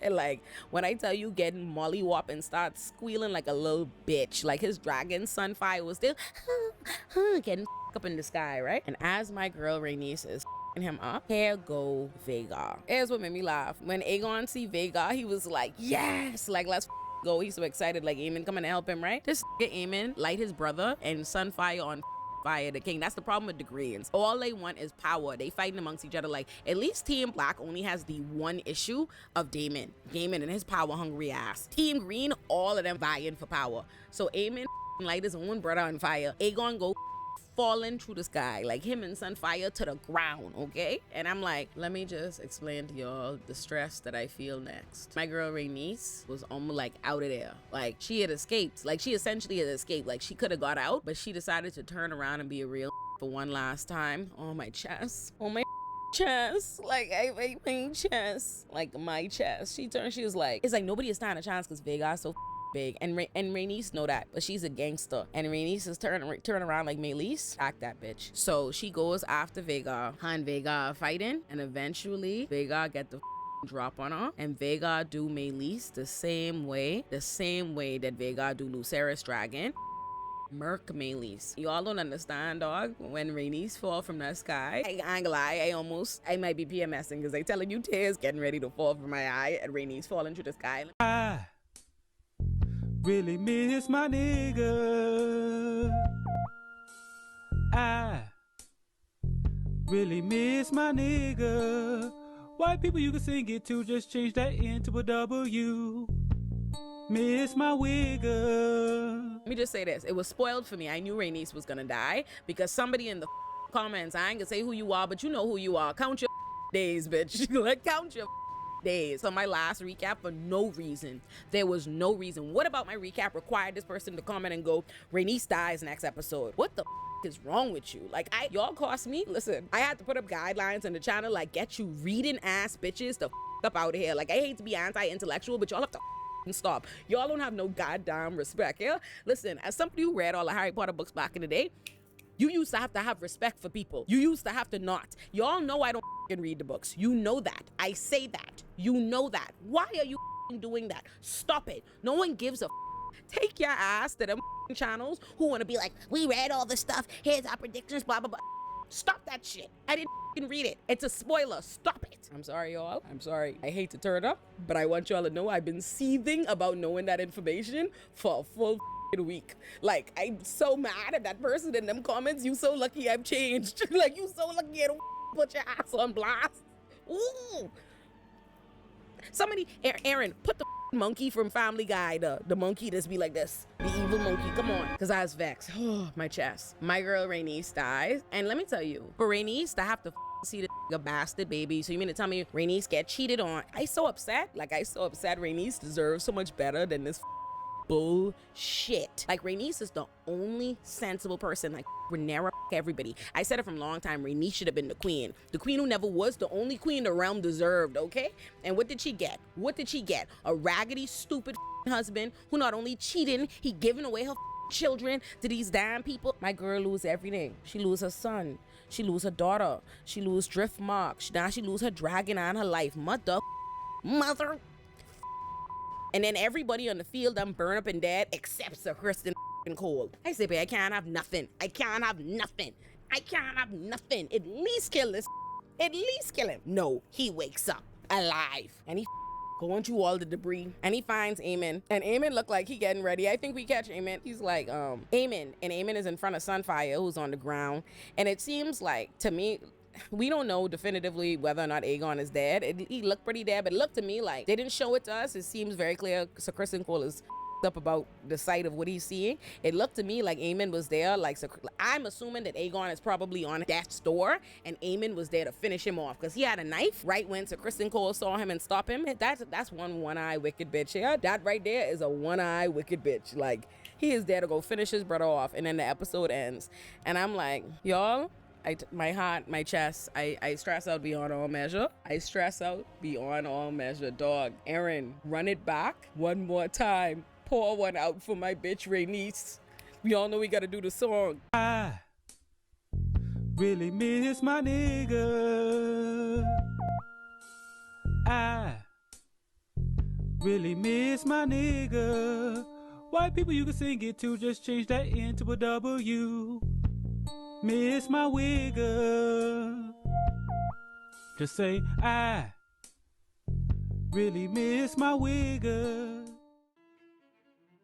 The episode opens with Corlys distraught mourning Rhaenys and Rhaenyra mourning Rhaenys. Pour one out for my girl again. I really miss my nigga. Then, when we get to King's Landing, Sir Kristen Cole and his bitch ass are rolling Meleese's head out into the town square. They out here lying. They Aegon slayed the traitor dragon Meleese. Aegon slayed. Meanwhile, Aegon is literally in a crate, like fried up like bacon, okay?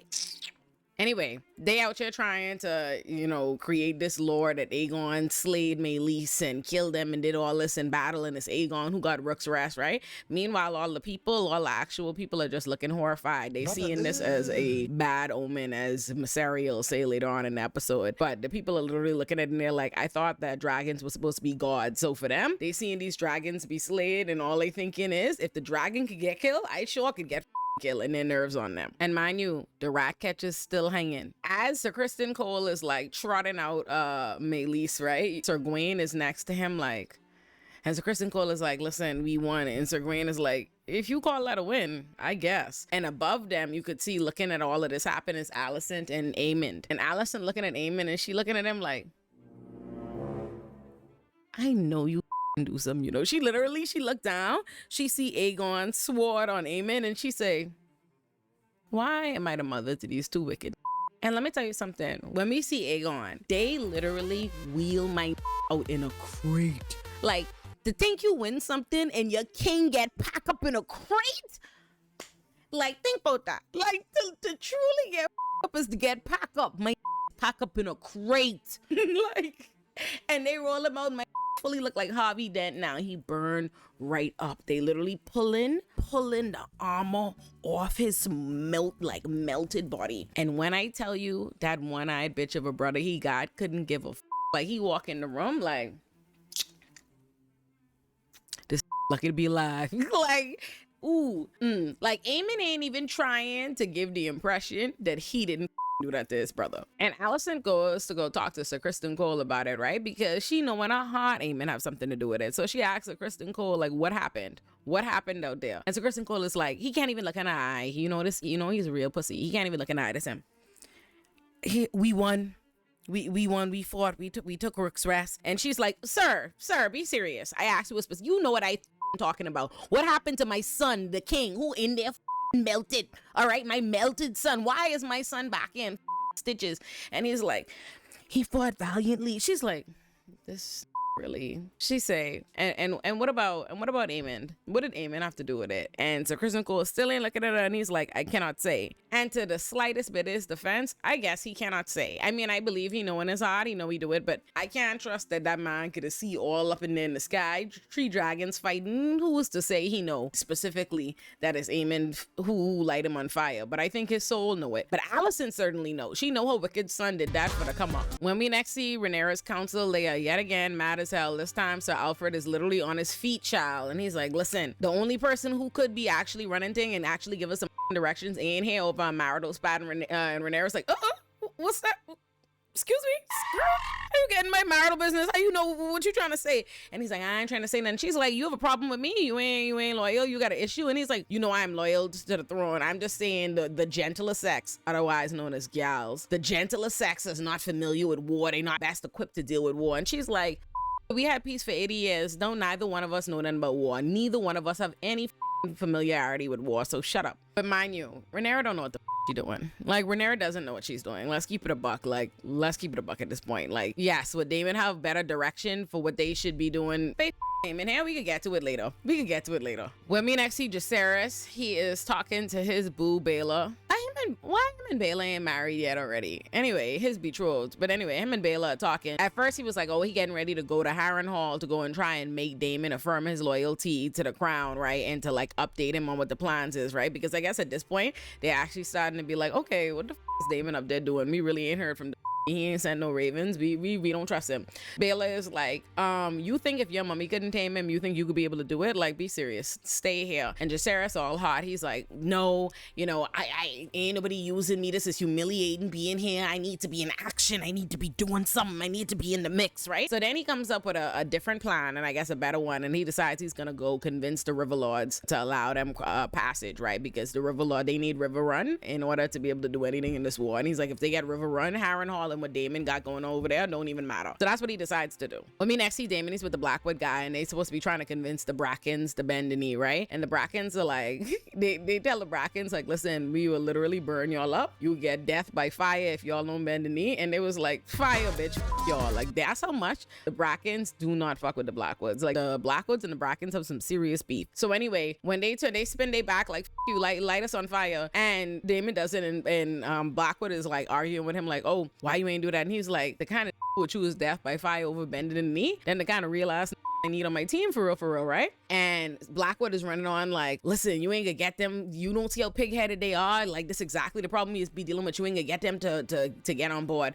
And so Daemon was basically like, go do what y'all have to do. The same way he's sick blood and cheese. Rhaenyra gave him a specific instruction, get Aemond, but instead he tell blood and cheese, go do whatever atrocities and say it in me, even though it will obviously be you. It's yet like, it will obviously be put on you. Same way, he come again and he say, go do all kind of atrocities, but don't say it's us. Say, do it off the record. Like, do it not in the name of the queen, right? And what's so special about this is there was all kind of people yet again when talking about, oh, they believe Daemon feel bad about killing Jacaerys. Oh, you see he's being tormented now that he's here. And I was like, yo, if y'all don't stop talking a bunch of and look at him back to war crime. He ain't even back, like he never left, okay?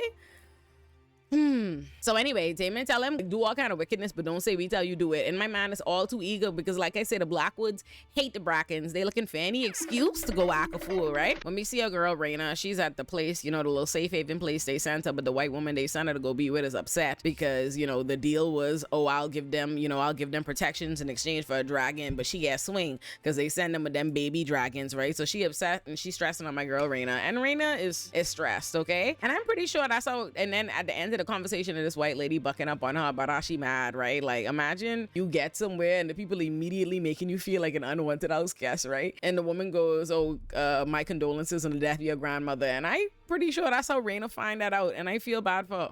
When we next see Rhaenyra talking to Mysaria, she's complaining about how people ain't listening to her on the council, right? And like, I want y'all to know, I am an equal opportunity shooter, okay? I'm straight shooter. The same way I tell y'all last episode, if the same way we knew it was stupid that Aegon keep wanting to go to war, he want to go on dragon, he want to fight so bad, he want to be in the mix, and everybody in his council is like, that's stupid, you're the king, you will be endangered. And the same way Aegon was carrying on, like he didn't care that they went into war, how the moves going, all he cared about whether or not his listening to him. Rhaenyra's be doing the same thing, you know. She just don't be sounding and seeming as stupid, but it's the same shit. She there complaining to Mysaria that people ain't listening to her, the man ain't listening to her, whatever, right? And Mysaria's like, okay, well, what about Daemon? What Daemon's saying? And Rhaenyra's like, I can't rely on Daemon. I can't trust Daemon, and more importantly, I've leaned on him for strength too many times. I can't can't do that now. And Rhaenyra is busy there spiraling, and Mysaria is basically like, listen, Sir Kristen Cole played his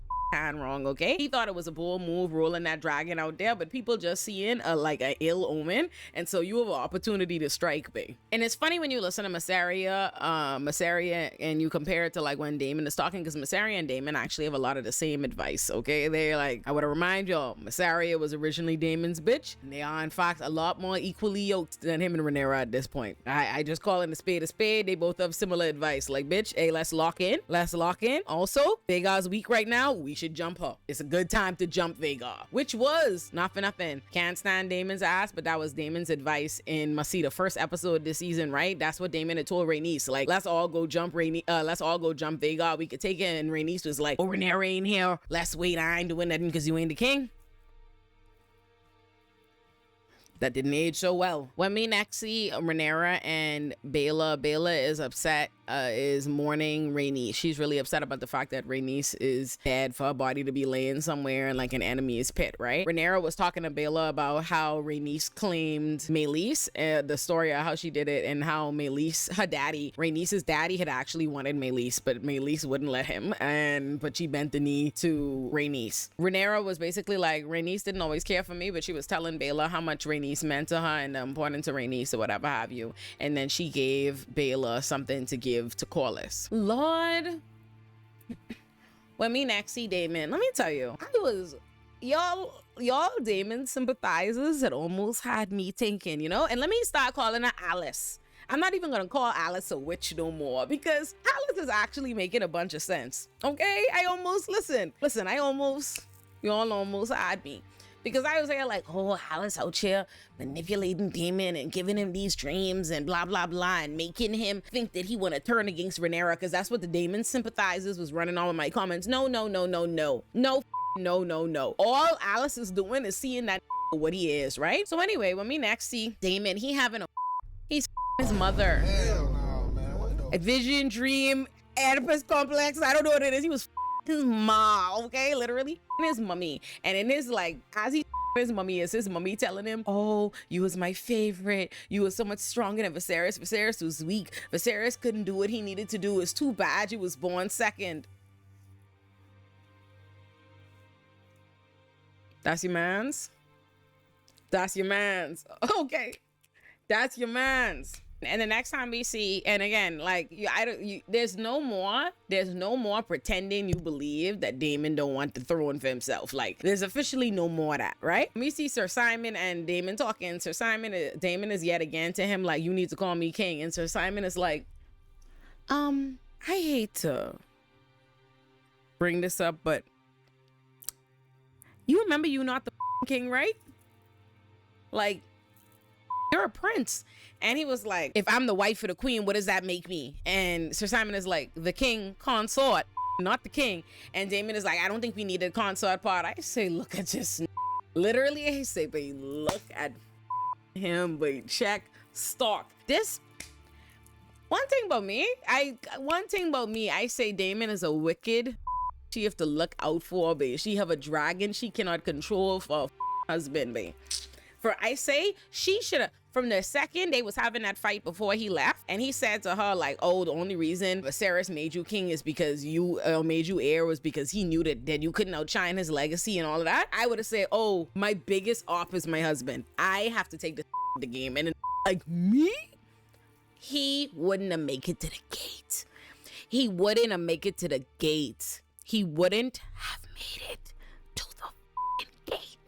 When we next see Alicent is at the council, they getting the update on Aegon, right? And the maester is like, listen, his best bet is Jesus. Say, let me tell you, y'all gonna have to call God. Because that's for the man upstairs, that's above my pay grade, okay?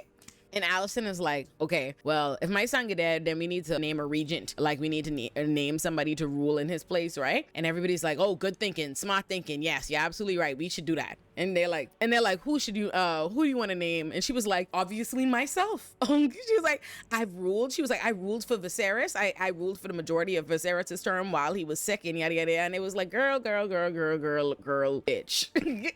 Bitch. No, no, baby girl. They was like, yeah, that was then, this is now, bitch. Okay, things was peaceful. Now we need a man. Okay, this is war. This is big man things. We need strength. We need man. Obviously, it should be Prince Aemond, right? All of them is like Prince Aemond, and all these men. This all them. This how all them looking down. In particular, Cole, right? So they suggest Prince Aemond, right? And she's like, Prince Aemond is young and hot-headed. Like, he's best served as a dragon riding on the battlefield. Like, no, I'm the one who should be there. Then listen, they say it should obviously be Prince Aemond, right? So then all the men basically look to Cole. Like, she asks Laris, like, Laris, what you think? Laris go, yeah, it should be Prince Aemond. And then everybody looked to Cole. This Cole. And then when they finally go, Cole, like, what do you think? As the you the one who you the hand to the king, you speak for the king if he ain't here. And Allison look at him, and he ain't look at her. That's him. It should be Prince Aemond. I say, what did all that riding dick do for you? What did it do for you? I say, babe, let me tell you, I like that. I like that. Like, look, if you just look at the betrayal, on one hand, she have a who she had like rubbing up her foot, and the next man who she is ride, and ain't none of them had her back. How you like that? I say, look at that. I like that. That's poetic. You pussy's trash, Allison. That's what I've learned. And let me tell you, Aemond ain't had no mercy for his mother, okay? He get up, and he picked up this ball of the ding just so he could look at her like, bitch, and come run to immediately get to running things. Like, and as he doing that, you should see Allison over there. My girl stressed her. She can't believe that. And I'm just like, that's so funny. Not you huffing and puffing now because you don't like what sexism gets you. That's crazy. You are literally experiencing exactly what you weaponized against Rhaenyra, right? Because if it wasn't for these and the sexism that they believe in, they wouldn't be challenging Rhaenyra. And you've been all good for that. Oh, but you wanted to rule, baby girl. You wanted to take it from a woman so you could, white girl. You thought, bitch. You thought, huh? You should see it. You could just fucking see the feminism rising up in her. Girl, shut up. When me next see Allison talking to Cole, she literally gone to go run up on him, and she's upset, babe. She's like, I can't believe you gone and vouch for Aemond instead of me. And again, the man can't even look in the eye. And he's like, listen, Aemond is a dragon rider. We need a dragon rider. What I saw at war is basically that the dragons have took this over, and so that's what we need. That's what we need in charge, right? And she's like, so nothing else matter but strength and running on and carrying on in this water, and all y'all want to do is just burn up and fight, and you all don't think nothing else matters, right? He ain't even looking at her. He ain't even checking for nothing. She says, so my girl say, so right quick, let me ask you something. So you stop being loyal, eh? Or you only loyal at night until the morning come up, eh? You only loyal when I ride? And she learned a valuable lesson. He answers, why yes? And you always knew that about him. You always had reason to know. What did you know about him first, Allison? One of the first things you ever learned about Sir Criston Cole is that he was sworn to Rhaenyra, and that was his main bitch when she was with him. The minute she stopped with him, what the do? He switch up. He on your team plotting a demise, and now he eating your coochie, and you thought he was gonna be loyal to you? You shocked? Like, oh, you only loyal until the sun come up? Yes. Why, yes. That's exactly that. He's a bitch ass. We thought you knew, silly girl. So now she officially realized he ain't shit for her. So when he gonna go say something, he say, Allison, my girl say, ain't nobody give you leave to call my name. In other words, the help, let me remind you, we ain't company no more. That's how she let him know we are no longer bedfellows, bitch. I say, oh, look at that. Look at that. You and your dumb ass done that. Hey, let me tell you something. When you play stupid games, you win stupid prizes. You have helped that man and weaponized his misogyny and his sexism, and you've helped elevate him to positions that he didn't deserve to be at just to spite Rhaenyra. He was sworn to Rhaenyra. You go on and make him sworn to the queen, and now look, now he's hand to the king and overstepping you, and now look what you done do. Again, not unlike Rhaenyra, you now too have a dragon you can't control. When we next see Jacaerys, he is negotiating with the people to be able to get crossing to River Run, right? And they basically tell him that they want Harrenhal, and he tells them, listen, we'll give you all Harrenhal if you bend the knee to Rhaenyra. And he also there promising that Daemon's not going to be a problem, promising that they're going to have protection from Daemon and from the dragons and all these different things that I ain't too sure on how he could deliver that because Damon out here doing whatever the he wants. So let's get to that. When we next see Damon, he chopping axe, right? I mean, he chopping wood, right? Like he chopping wood, trying to act like he's a real man, right? Like he doing the things, he down with the people. But ain't nobody gonna say Damon Targaryen ain't get his hands dirty in the war, right? So the witch, my girl Alice, officially my girl Alice, she's like, listen, let me rap to you right quick. I understand that y'all doing things and whatever y'all got going on, but y'all literally have the Blackwoods out here killing, like, taking women and children, literally raping women and taking children out their beds, doing all kind of stuff to innocent people in the name of y'all's cause. And I know you as a upstanding man wouldn't stand for that, right? And Damon is like, who tell you I as an upstanding man? She's like, dog, this is barbaric. These are some barbaric atrocities. Y'all need to stop this. And he was like, listen, it's war. She was like, no, this ain't war. These ain't just the war thing. These are things that y'all are doing to the innocents. She's like, and this what y'all doing in Rhaenyra's name. Y'all got Rhaenyra banner up on that, right? The Targaryen name. Damon spin round and he basically is like, I supposed to be king. When I take King's Landing, Rhaenyra is gonna be welcome to come up and come rule with me, and we'll rule together, king and queen. Like who better to rule than me? Let me tell you something. Listen, y'all don't come around here, Michael. I could imagine some of y'all Damon apologists could be like, no, it's not Damon for real. It's the wood. It's the witchery. It's the stuff in the furniture bringing it out of him. He's being manipulated. That witch is not who is manipulating him to be like, nah, that witch wants him to stop sending unauthorized people to go rape and kill people and things. She is not manipulating him. If she could manipulate him, that wouldn't be what's happening. They just bringing out what Damon really is. And what Damon is an who always saw Rhaenyra as Rhaenyra has always been to him a means to an end. The only reason he have the special affinity for Rhaenyra is because to him that was the easier way for him to get to the throne. That's all he care about. That's all he care about. I tell y'all that wasn't shit. I tell y'all he wasn't shit. And I hope you heard it loud and clear. When we next see Corlys, my boy is sad. Like he is sad, and Baela has come to talk to him, and he tells her like, listen, my castle is like a tomb, son. He is sick. And Baela there on some noble shit, on some, oh, I've come here to give you your thing. Rhaenyra wants you to be hand to the queen, right? She wants you to be her hand. And he's like, this bitch ain't tired of taking things from me. Well, he's like, my wife dead, and now you want to come ask me for more things. Now you want me to come do work for you. And Baela's like, excuse me, this is an honor. She's trying to give you an honor. And he's like, no, she's trying to act like she compensating me for my wife's death, and she done take so much from me. And it's funny, and I tell y'all last episode, didn't I say last recap that if I was Corlys, I wouldn't be with them? They done kill his brother, they done cost him all his children and thing. Didn't I say that? Y'all was in the comments yet again talking about, oh, I don't think Corlys feels like that about his brother. He probably sees it like blah blah blah blah blah. Hear from Corlys mouth, haven't they taken enough from me? I hear you, black man. I hear you. I hear you. But the gag is, I can't even give that to Corlys because all of the things that they've lost has been like, Corlys has been a willing participant. Rhaenys was telling that man the whole time, stop. You insist on doing this. You keep trying to pretend like you doing it in service of me, the queen who never was, but this is really you and how you want the Valerian name to be and all of your own aspirations and shit. And he wasn't listening, right? How many times did Rhaenys tell him, make Baela and Rhaena your heirs? And he wasn't trying to hear it. Now Baela is reading him his rights, right? She like, listen, Rhaenys wasn't just your wife. Rhaenys was a queen, was a Targaryen. She was the queen who never was. She was a boss. She decided of her own free will that she wanted to go die like that in battle by dragon fire, just like my mummy died by dragon fire, just like I want to die by dragon fire. All this girl boss nonsense. Yeah, whatever, Baela. Whatever, Baela.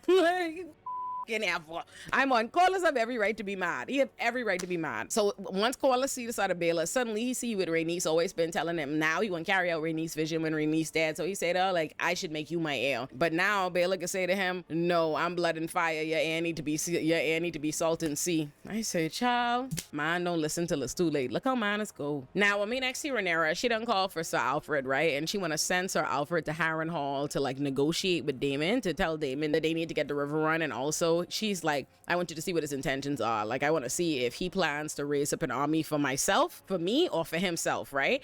And Sir Harrenhal is like, what? She's like, no, that wouldn't do that. Like, you don't, what? No way. And my thing is, like, I don't see why Rhaenyra is doing this. Like, I think, like, in her mind, this is, she thinks she killing two birds with one stone. Like, Sir Alfred is be undermining her at the council and now, but he have a good relationship with Daemon. You know, like, she could send him away so she could do what she want to do and also get her up. It's, girl, why would you send a who already don't with your leadership and definitely want to be led by a man and always bringing up Daemon and very clearly thinks Daemon is better suited to be king? Why would you send that to go talk to him. I say, Lord, this girl is she don't be thinking. I tell you, her head ain't in the game. Ain't nobody could convince me Rhaenyra head in the game. It ain't. Now with me next see Damon. So Simon is so cute. So Simon wake him up, and so Simon is like, listen, the River Lords are here. They want to talk to you now. They say now, bring your ass now. So Damon come out there to the River Lords all turn up like, how y'all come to see a king at this hour? And I'm just like, this swear he's the king. King of what? King of what? You were a member of the king's guard once upon a time, like, but the king. And it's crazy because every time he say king, everybody be like, oh, news to me?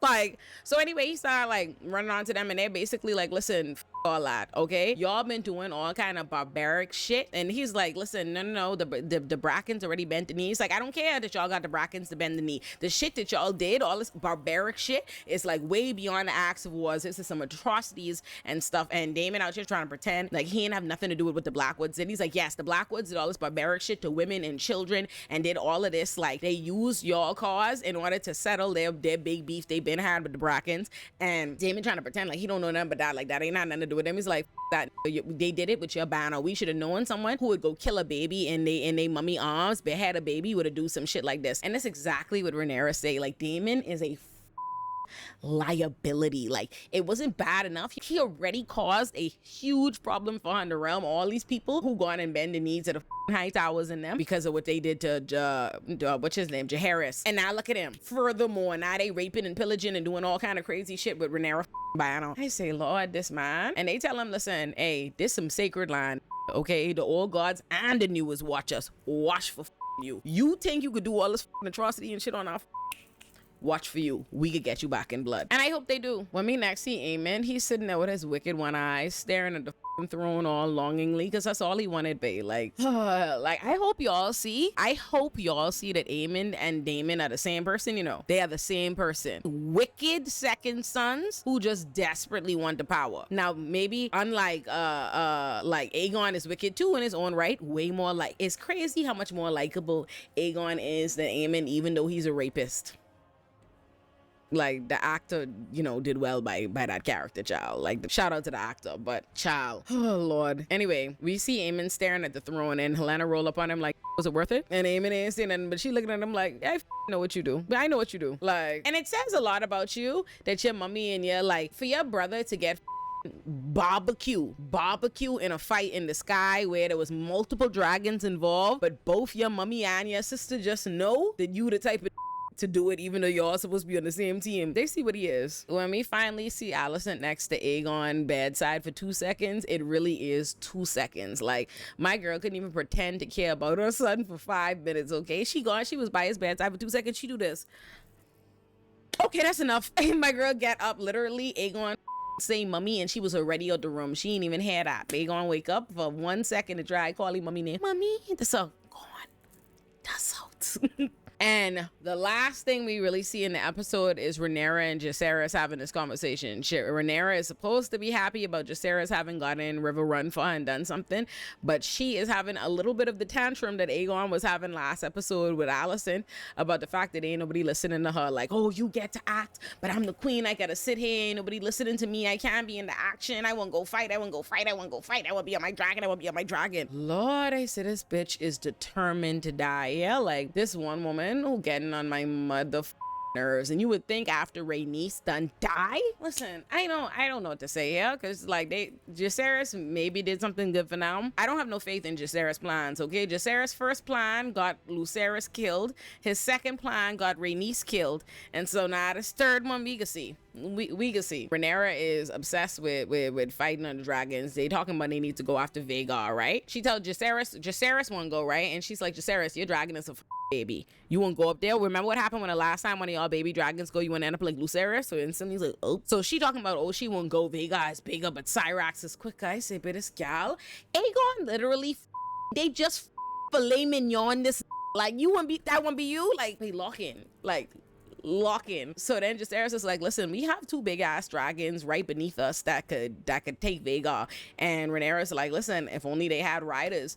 And so that's when they come up with the plan, like, you know, we do have a bunch of bastards lying around, a bunch of Targaryen bastards that we could probably put on these dragons. And I'm like, and it's funny too, she was like, oh, that's a crazy idea, but that might work. And I was like, is it crazy? Because are we gonna act like Jacaerys is not a bastard? Okay, that's a strong baby. Let me tell you something. Rhaenyra is lie, but them boys paternity so much you start to believe the lie. Like, and I'm like, Rhaenyra, I'm not like Alicent. I'm not judging you, but I also didn't forget. So anyway, this episode, ciao, a hot mess. And Daemon. I told y'all. The episode opens with the Lannisters talking big shit, talking about how they gonna kill all of the River Run folk, and talking about send word to King's Landing that they ready to march as soon as Aemon and Vhagar show up. Because I telling y'all, I swear everybody think Vhagar and Aemon is their personal bodyguard. And you know what? Aemon feel that way too. Because the next scene you see is Aemon hot. Like, who the they is to be sending word to King's Landing like I'm a escort, I'm the Prince Regent, you see? Let me tell you something. One thing, but these people is get a little bit of power and start getting carried away immediately. He was like, tell them no with me. He had to go deal with their problems on their own unless me and Vhagar show up for True to come deal with them. Threatening the own man like, so Alicent tries to like caution him against how he carrying on. My boy smooth ignore Alicent, and Alicent just there like. So Aemon is complaining about the blockade, right? He's like, let's end the blockade. Let's use the triarchy against the sea snake, otherwise known as Corlys, right? To get rid of this blockade. And let me tell you something. This one-eyed bitch is so wicked. In just last episode, you kill his wife. You kill his wife, and now you intentionally going after him. Lord, I can't stand that man, yeah? And let me tell you a little something about misogyny and disrespect, but misogyny and disrespect that I like when it's directed at Alicent, right? They ain't even checking for nothing Alicent have to say at the table, right? But then they can say, oh, they've been trying to like negotiate with the Greyjoys, but the Greyjoys ain't being helpful. Feel like maybe if we offered them a marriage request, like married off the Dowager Queen, otherwise known as Alicent, off to one of them, immediately Alicent is like, no, absolutely not. The man look at her, and so of course, he look at her, and so Kristen go like this, he say, oh, of course. So then Aemon tells Sir Kristen Cole that he needs to go take Harrenhal, and Sir Kristen Cole is like, I don't know if you remember, but in that last that little battle, you know, the one that like disabled the king, your brother, I lost like most of my. If I go there now, Daemon can get the up on me. But Aemon ain't hearing nothing because again, arrogance, right? It's clear that he in some kind of like ego driven, some dick measuring contest with Daemon, right? He's like, oh, I'm ready to see my uncle. Let's see, you know what I mean? Like, who got the biggest dragon? I'm like, I don't know why you want to invite a crazy to fight, you know. And let me tell you something. I understand that Aemon tanky crazy. He tanky crazy, but the original crazy is Daemon. Okay, I know that when it comes down to it, who wilder, who crazier, and who stupider, it could be Daemon. It could be Daemon. Aemon is actually too intelligent to be as wicked and dangerous and haphazard as Daemon is. Okay, Daemon been having an LSD trip for about 7 episodes. You want? Listen, that's who you want upset? Stay right there. Imagine driving dragons on LSD, because that's basically what Daemon is right now. Aemon think he wants to see Daemon. Oh, you let Raheem out? Hi, Amy. Oh, y'all haven't met my cat, Raheem. Meet my son, Raheem. First of his name. Bye, mama, baby. Anyway, but Aemon ain't trying to hear none of that, right? So he ain't listening to none of Cole advice.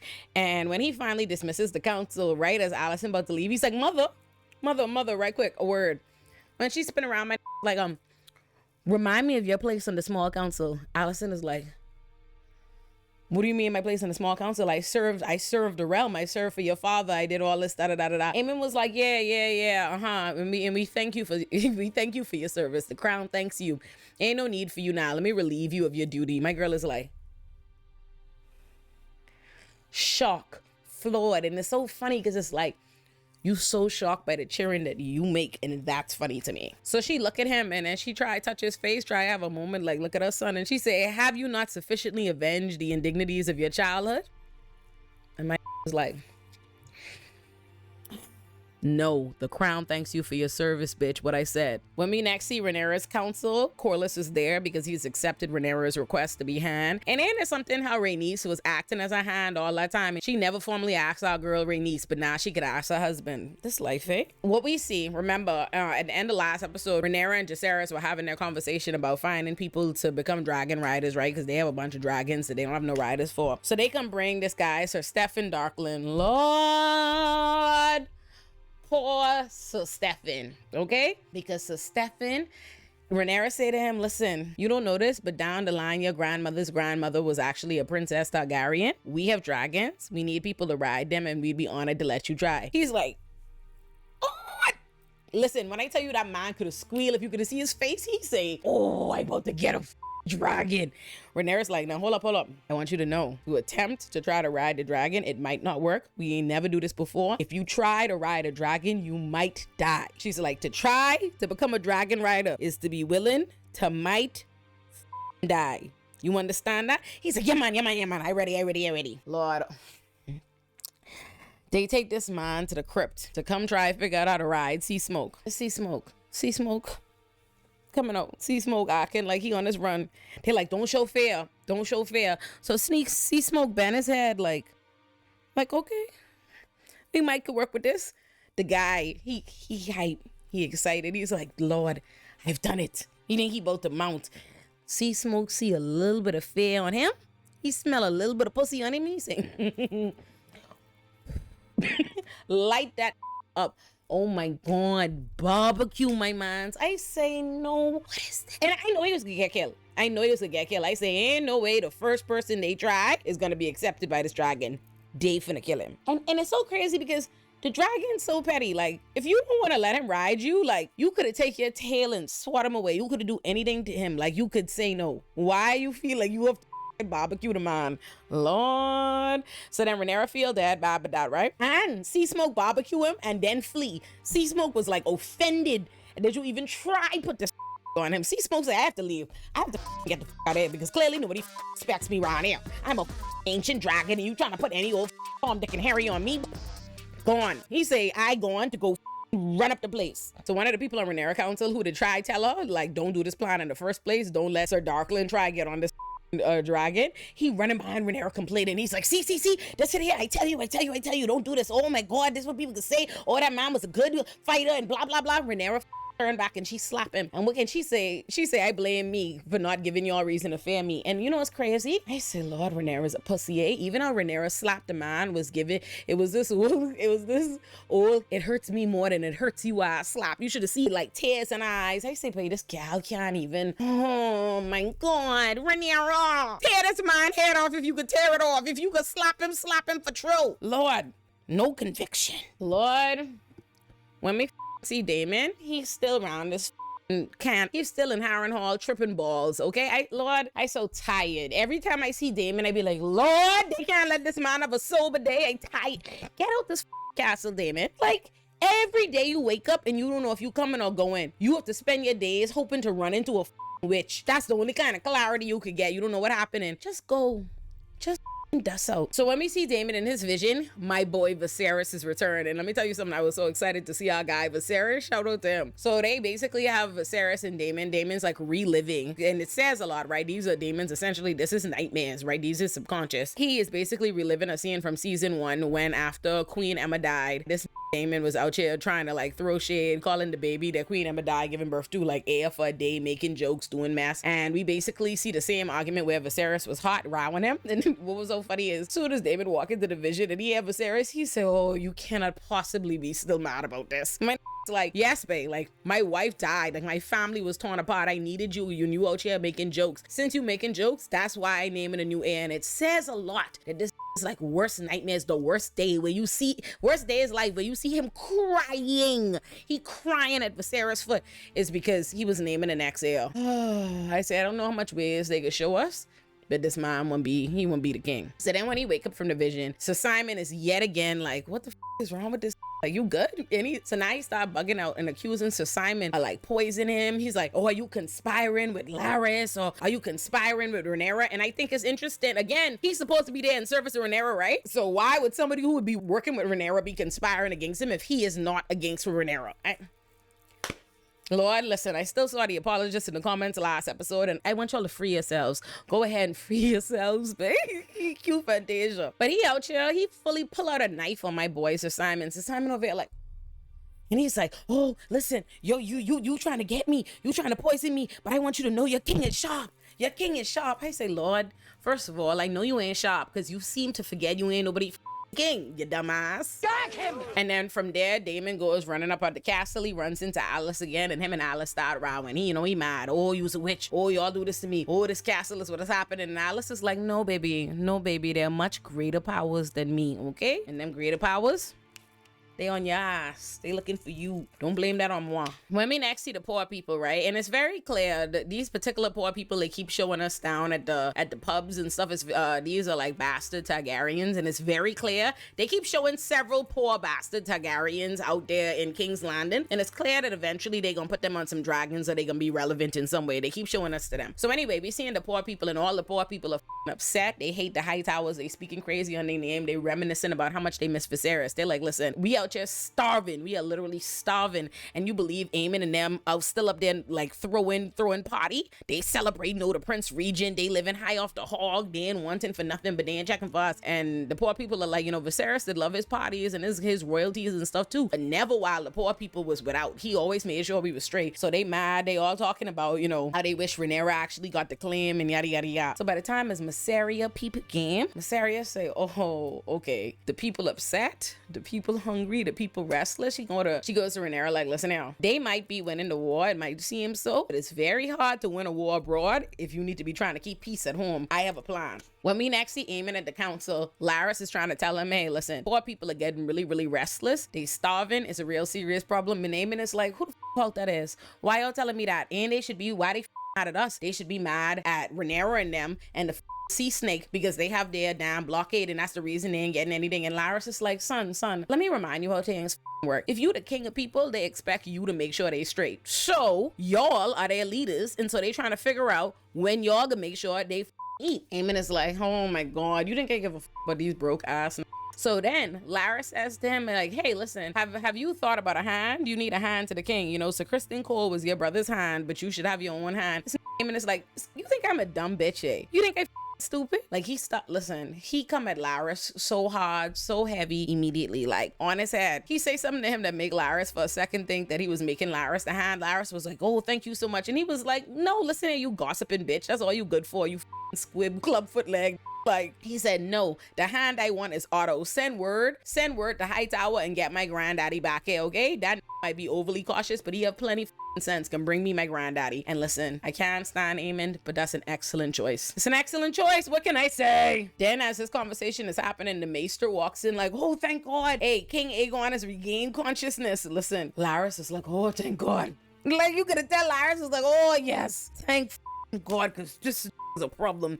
And Aemon looking over at Laris like, you think I wouldn't kill you, eh? You think I wouldn't kill you? So now, poor Aegon, like, Aegon in the bed literally fry up like wet bacon. Like, I mean, down bad, just bandage. Oh, and here come Aemon in the room. Aemon like clear out the room. The minute he get near him, just my boy stressed immediately, like panic. If he was connected to a regular hospital bed, you would have had the thing start freaking out when his blood pressure, when his heartbeat started racing the minute this walk in the room. He's scared because he know he come there to kill him, right? So Aemon is like, what do you remember? He's like, Aegon, with the one word he could say, he's like, nothing. And he's like, what do you remember? And he's like, nothing. And then he say, Or what happened was you challenged Melise. That was very foolish. And that's what happened. In other words, this the story. Don't tell nobody nothing. Lord, I say, babe, this is crazy because you ain't gonna tell me getting like, I saw the kind of bullying they was doing to Eamon as a child. I don't know what kind of childhood y'all had and what kind, like, but not that bully, the kind of bullying that Eamon experienced wouldn't justify Lifetime movie conduct. Like, it wouldn't rise to that level. This man was dealing with regular bullying from his siblings in this year, and he think like, it'd be a shame if I let this on fire one day. They cracked jokes on him for a little bit about not having a dragon, and this said, I took that personally. And I'm gonna get vengeance on y'all for the rest of my days. Because for you to see your brother in the bed half dead and all you want to let him know is like, listen, I plan to finish you the off, you know. And that's basically how Eamon is on him. I say, Lord. When we next see Raina, she's in the Vale talking to the last of Rhaenyra's children for Howard Strong, right? And then she sees half the Vale lit up on fire, and she's like, oh shit, dragon is loose here. So in the next scene, when she see Lady Aaron, I think that's her name, Lady Aaron is all too excited to let her know she throwing out. She's like, oh, listen, them people responded to your letters. We found somewhere else for y'all to go. We sending y'all. And Raina's like, right quick, how come you lied to us? How come you didn't tell us there was a dragon in the Vale? And Lady Aaron is like, you right, got me. You got me. Big ass dragon in the Vale. It's a wild one though. Formidable, but ain't got no rider. And I don't know if that's them trying to foreshadow that Raina could get a dragon at some point. I hope so. I hope my girl need a dragon. I hope she get a dragon just so she could ride up out of here. I don't like these people just be putting their stuff on her plate. Then when we next see Corlys bastard kids. So Corlys asked his son, the bald-head one he was with. Corlys have two bastard children that he's be with. He have the bald-head one and he have the fine one with plenty locks. Yeah, he fine. I ain't gonna lie on him. He look good. He asking the bald-head one to go off with him. I think Alan is his name. He asking the bald-head one to go be his first mate and go off with him to see like, oh, it's an honor. The bald-head one ain't into nothing, right? Like, he don't like the fact that you treat them as bastard kids, never acknowledge them, don't do nothing for them. And so he's like, I ain't into that. And he's like, this is a big honor. So Carlos is like, this is a big honor. And he's like, sir, is this a like offer or a command, a request or a command? And so Corlys is like, I can see you tomorrow. So command it is. Meanwhile, the other brother, the fine one with the locks, is like, why you don't want this opportunity? We should want this. He owes us. He should acknowledge us as his sons. Like, imagine if we could get Driftmark. And the bald-head one is like, listen, stop thinking of these fairy tales, okay? We spent our whole life hoping this man would claim us and give us something from Driftmark. He ain't do it, okay? So cheapest you forget it. The fine one is like, I don't know why you just turn up your noses at him trying to give you these honors. I wish he would just even acknowledge me. He don't even acknowledge me at all. And that's true. You know, that's crazy. That's true. I ain't see Corlys talk to him yet. What's interesting in the scene is the bald one is literally shaving his head, and you can see it's because he have white hair like Corlys. He have white Valerian hair, so that's why he's keep his hair dead bald. When we next see Rhaenyra, she running on with Jacaerys again about how she want to lead the war, how she want to go to war and battle by herself. Oh, how nobody ain't listening to her. Oh, blah, blah, blah, blah, blah. Let me tell you something. If y'all know how tired I am of Rhaenyra, look here. I wouldn't even, let me don't even waste my energy. Moving on. Mysaria walks in on the conversation with Rhaenyra and Jace, and she lets them know, like, oh, our gift works. So, remember I told you earlier Mysaria had a plan? Mysaria said, hey, listen, all them people in King's Landing starving. There's already a bunch of restlessness. They sent a bunch of ships of food to the poor people at King's Landing with Rhaenyra banner on it. Smart.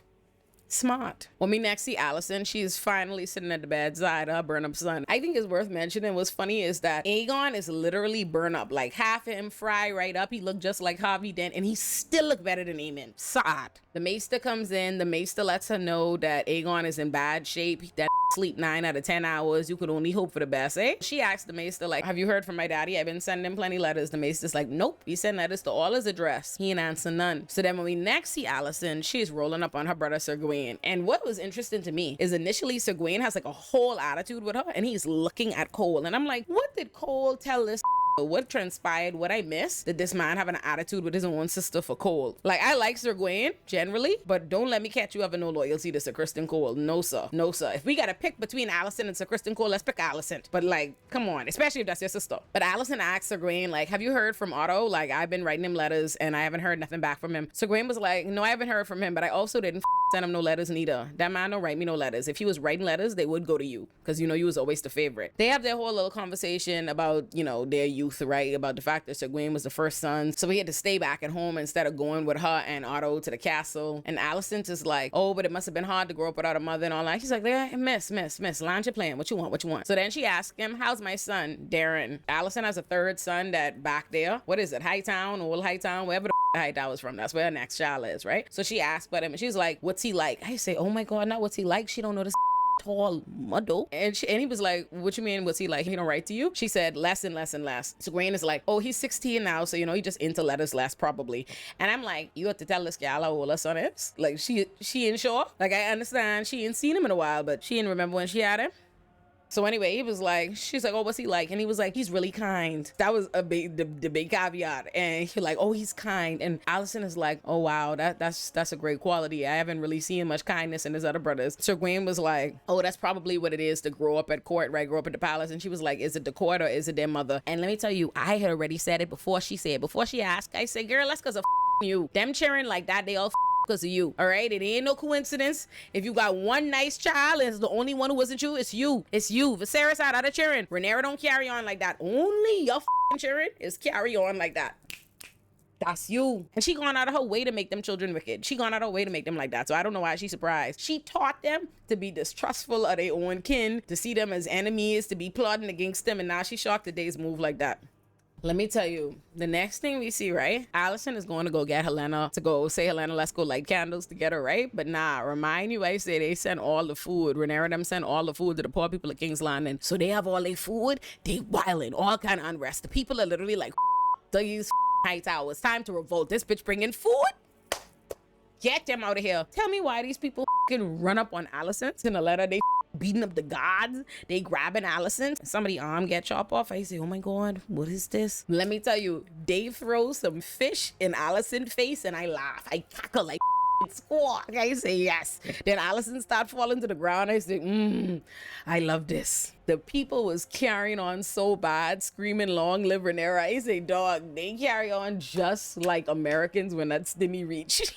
They say, Lord, whoever write us the stimulus check, that's whose side we on. They saw that Rhaenyra banner. They say less. When we next see Aegon, Larys is in the room with him. The doctors are in there literally about to go give Aegon his medicine, right? It's probably his milk of the poppy. The same thing they had Viserys hype up on, right? And Larys stop him, take it, and he gone to his bedside and he say, let me tell you something. I could tell you some real shit right now.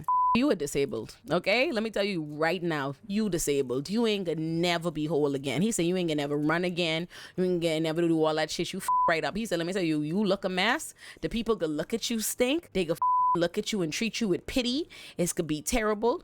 He said you ain't gonna never really have your physical form again. So all you have is your mind. So this milk of the poppy, this medicine right here, this might make you feel better physically, but it is dull your mind, and your mind is the only thing you have. And let me say something. Larys, the guy who was playing Larys, was acting his ass off in this scene. Acting his ass off. And poor Aegon there, he crying. Aegon acting his ass off too, because he ain't barely got no lines, and you was be feeling it. He there crying, like you could tell, like he having the reaction to everything Larys saying, realizing this could be his experience, because Larys literally telling him like what it was like to be disabled and be born disabled, and how people is treat him and how his family did see it. And it's this like sobering realization that Aegon, like for Aegon to be realizing this is life now, right? So then Larys says to him, listen, he said all you have is your mind, and your brother is ruling in your place, and so I know you know that your life is in danger. You need somebody. And Aegon say, help me. Let me tell you, when he said that help me, you could just see Larys like, we got him. We fucking got him. We did it, Joe.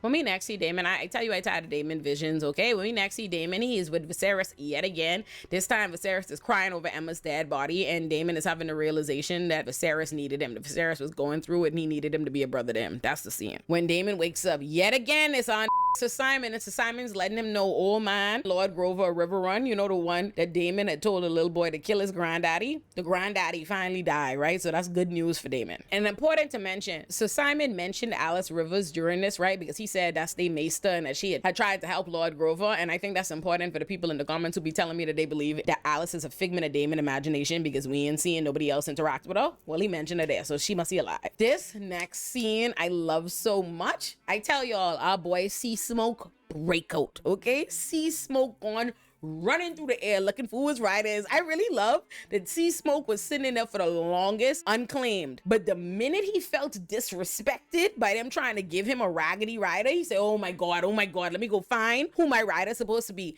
So he gone over to the sea where Caller Sons is be. He see the fine son and he start running him down, and my boy running for his life, and Sea Smoke flying behind him like, why are you running? Why are you running?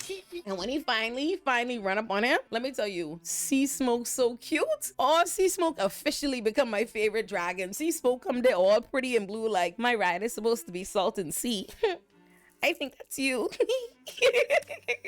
Sea Smoke was like, a Valerian for me, please. I'll take one. Ooh. And I was so happy for the fine one. Like, you know what? Listen, you might not have a daddy, but you do have a dragon. Let's go. I was hype. I say Sea Smoke is officially my favorite dragon. I can let it slide that Sea Smoke lights Darkling up like that. I didn't know that like that. I didn't know him, so I can let it rock. When we next see Rhaenyra and Mysaria, Lord, this the big scene. So Rhaenyra and Mysaria in her chambers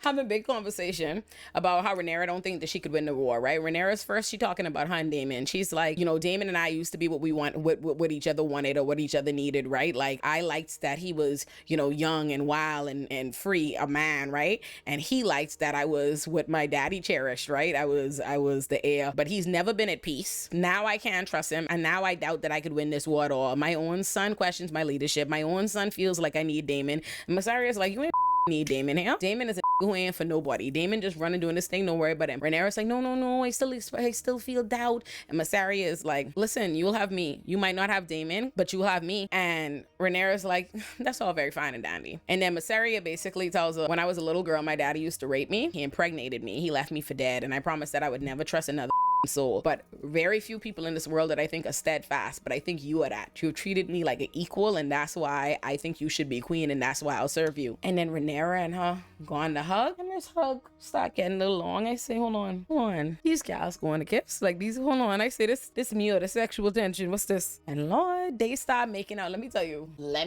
they start making out. This me. And as they making out, when I read on the caption, it say doors open, I scream. I know I was scared. I was like, oh Lord, they get catch. I was scared they ain't get catch though. I know all the people who think, oh, hun, Alicent, that's what the real tea is. Like, oh, the lesbian start. You will never be able to tell them nothing. You've won. But I do think this proves, even if our girl Rhaenyra is team bisexual, she didn't like Alicent.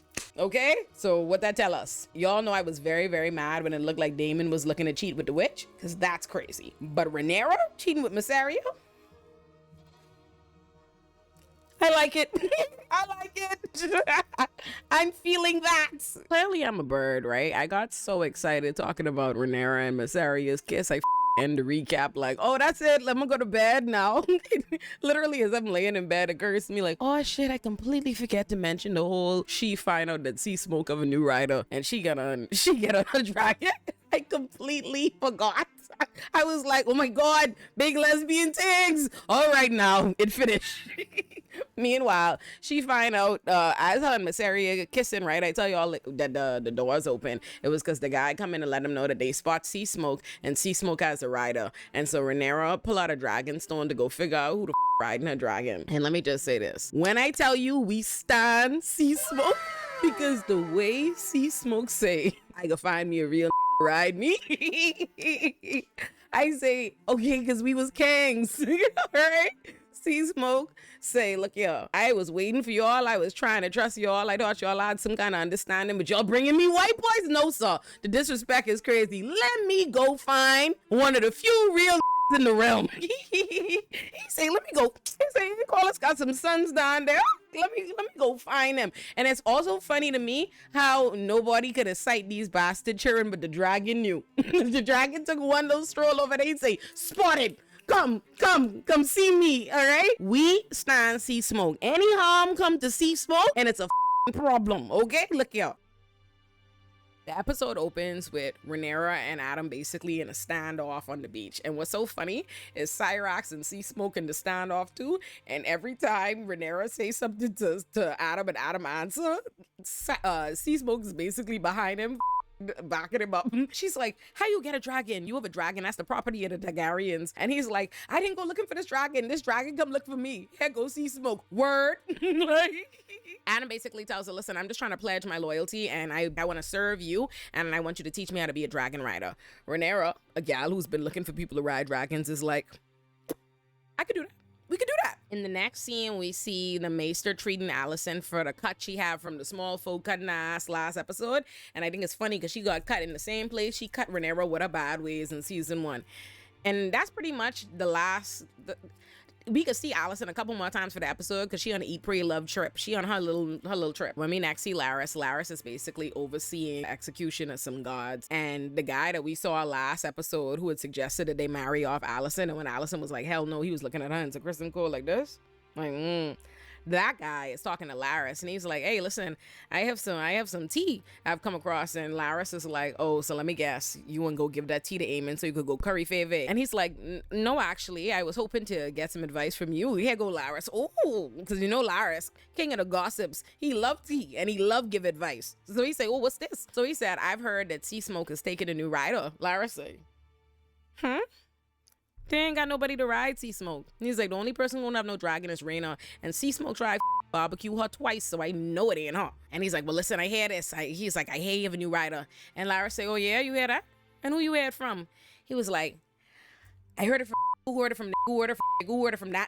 So Lara said, oh, so basically, you don't know nothing then. He's like, how about you keep that information to yourself? That don't seem like the kind of gossip you need to go bother Aemon with. But it seems to me like what it really is, Laris is gonna go look into the information, but he don't with Aemon. It's to his advantage to have Aegon back on the throne because Aegon is who heir he have, and Aemon don't with him. So I think he don't want Aemon to even know. He would like for them to get the drop on Aemon. So why have Aemon have this information to be able to prepare? When we next see Rhaenyra's council, the man hollering about how they hear a regular nobody ride and see smoke, and they're like, everybody is all a buzz, and they're like, wait, where they seeing? And they're like, oh, over the port. This call us. But you know, he ain't say nothing. Mind you, Rhaenyra know in her heart Adam must he have some Targaryen blood somewhere, right? So she talking to Mysaria. She's like, he have to have it. She excited because she's like, oh, this is great. That means that we could have people to ride the dragons, right? Mysaria's like, do you trust him? And I think it's funny that Mysaria of all people is who questioning trusting somebody, because quite frankly, she shouldn't trust you. Listen, I like drama. I like salacious things. So if Rhaenyra and Mysaria want hunch, I'm all for it. But if we talk in good sense, I don't trust Mysaria, and neither should Rhaenyra. I don't know about y'all, but me personally, I wouldn't trust my husband ex-bitch.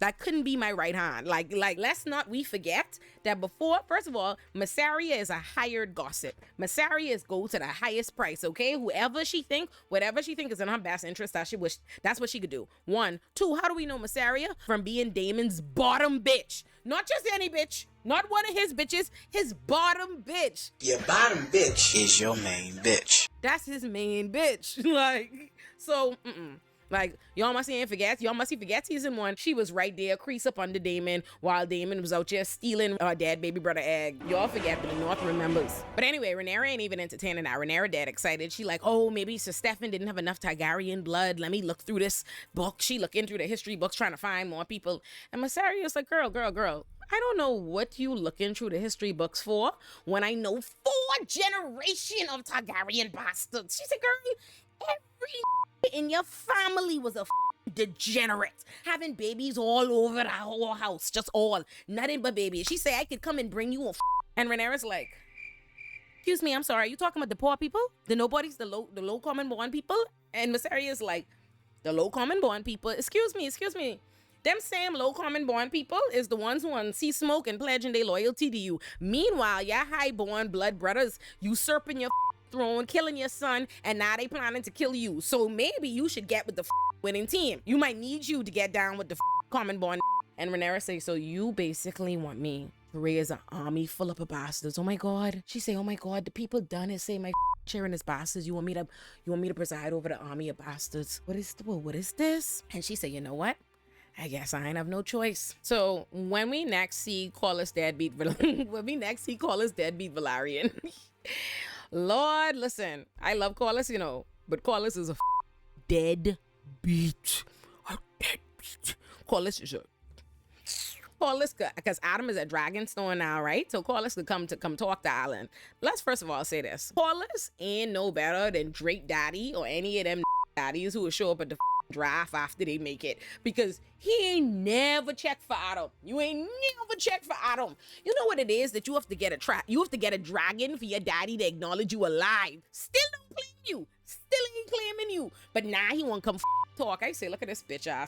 Yeah, I love callers, but I'd have had to listen. I'd have had to talk to him like a scrub. So anyway, he walk in and he could say to him, and then on top of that, the first thing he could say to him, and never say nothing, he could say, oh, well, look like you've done come up. I'd have had to fight. Excuse me, sir. That look like you've done come up. Well, mother's sick. Imagine a nigga and don't take care of you and your brother, don't help your ma at all. You get a dragon. The dragon you was destined to have. He both, oh, looks like you've come up. Well, ain't this but a bitch? Let me tell you. I had a feed call us to see smoke.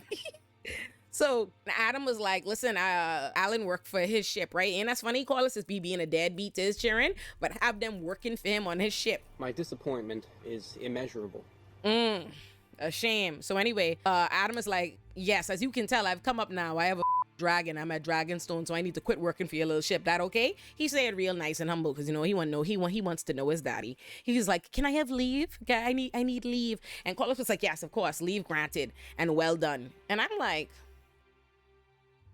y'all want me anyway, George. I ain't even gonna get on Carlos right now. Oh Lord, when me next see Damon bitch ass, it's in Harren Hall. So Simon is waking him up, because you know he always sleep on the job. So Simon is waking him up to tell him that the River Lords are here for him, and Baby Tully, Oscar Tully. You know, I had to put some respect on Baby Tully name and let you know it's Oscar, because Baby Tully show up as the realest this episode, and ain't nobody can tell me different. So Baby Tully he did call for Baby Tully, right? So Baby Tully is like, oh, what you talking to me for now? Last time I tried to talk to you, you dismissed me. Damon was like, well, I didn't have no use for you then. Now that your granddaddy's dead, now I have use for you. Are you ready to like swear your loyalty to me? And Tully is like, yeah, my house swears their loyalty to Rhaenyra, to the crown, right? And he's like, okay, good. So send your men. Your men should be ready for war now then. And Baby Tully was like, scourge, not so fast. I ain't gonna just be able to get the River Lords in line like that, because he don't with you. He was like, see, the problem with that is these don't with you, and it's me. Then so Simon come in again and say, hey, listen, the River Lords, like I say, they waiting and they ain't gonna wait no more. So now they go out there. When they get out there in the garden, y'all, when I tell you this look like a medieval intervention, like immediately you know somebody good dad. Somebody good dad. And let me tell you, I was hoping it was Damon. Oh, I was hoping it was Damon. Oh, I could just feel it. Oh, they hate him.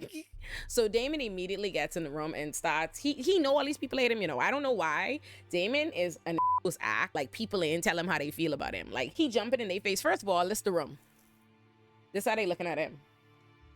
But he's still going there being a cocky asshole. And I'm like, excuse me, did he forget?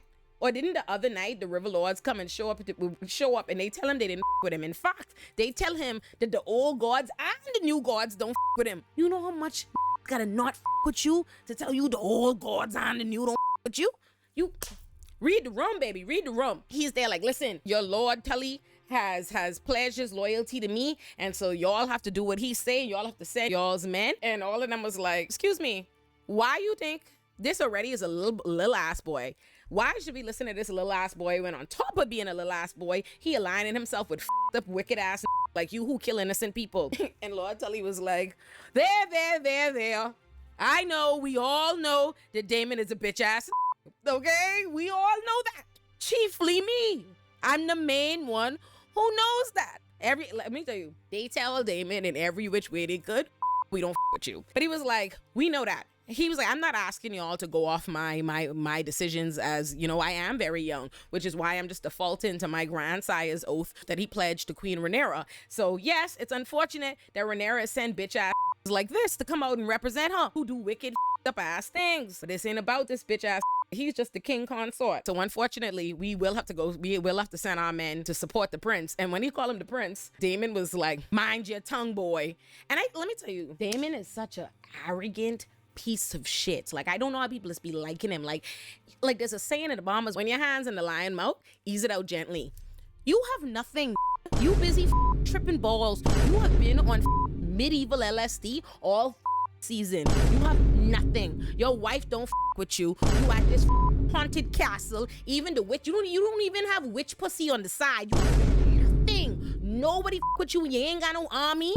You are literally begging them to send their army. The whole room, all of these people are armed and don't with you. So what position do you, and you're not on your dragon right now. You're dragon somewhere chilling on the cliff.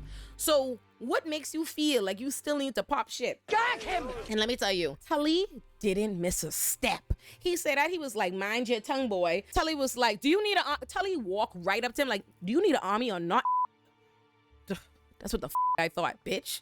So then Tully goes and Willem Blackwood is there, right? Now remember, Damon gone and send Willem Blackwood to go carrying on bad with the Brackens, right? And then Willem going there, stealing, cheering, raping women, being a whole pirate criminal. Oscar Tully is like, listen, we might have to deal with this depraved bitch ass because our queen seems to be married to him because she ain't got no good taste in men, it seems. But you gotta die. Somebody could pay for that shit. We ain't gonna let that stand. And Willem is like, what the this Damon told me to do it. My king commanded I do it. And Tully was like, yeah, we know that wicked commanded you do it. But Diane, why you do it? You did it because you wanted to. You up depraved, savage ass. You got a dad. This like Mr. Crab me and panicking. He's like, Damon. He's like, my king. Like, pardon me. Tully say, listen, if Damon want our men to go behind him when we already don't with him, he know that he have to finish you. And Damon had to go there and kill him. Child. And good for him. But Damon needed to dad too. And then after that, Damon now immediately, the minute the meeting finished, Damon, there he go. Immediately tripping balls again. And now, this time, he's seeing Beetlejuice for Viserys. Viserys, they're half dead like always. With his crown in his hand, he's like, oh, Lord. Oh, this crown's so heavy. And of course, a crown could be heavy when you are literally skin and bones, the living dead. But he's like, oh, this crown's so heavy. He's like, I never wanted this crown. This crown crushes anybody who wears it. This is all you ever wanted. Do you still want it? Child. When we next see Aegon, he is down bad. Medieval physical therapy is going terribly, and Laris ain't showing no mercy. Okay, Laris is like, oh, yo, you are improving a lot. You're improving a lot. Hurry the f up.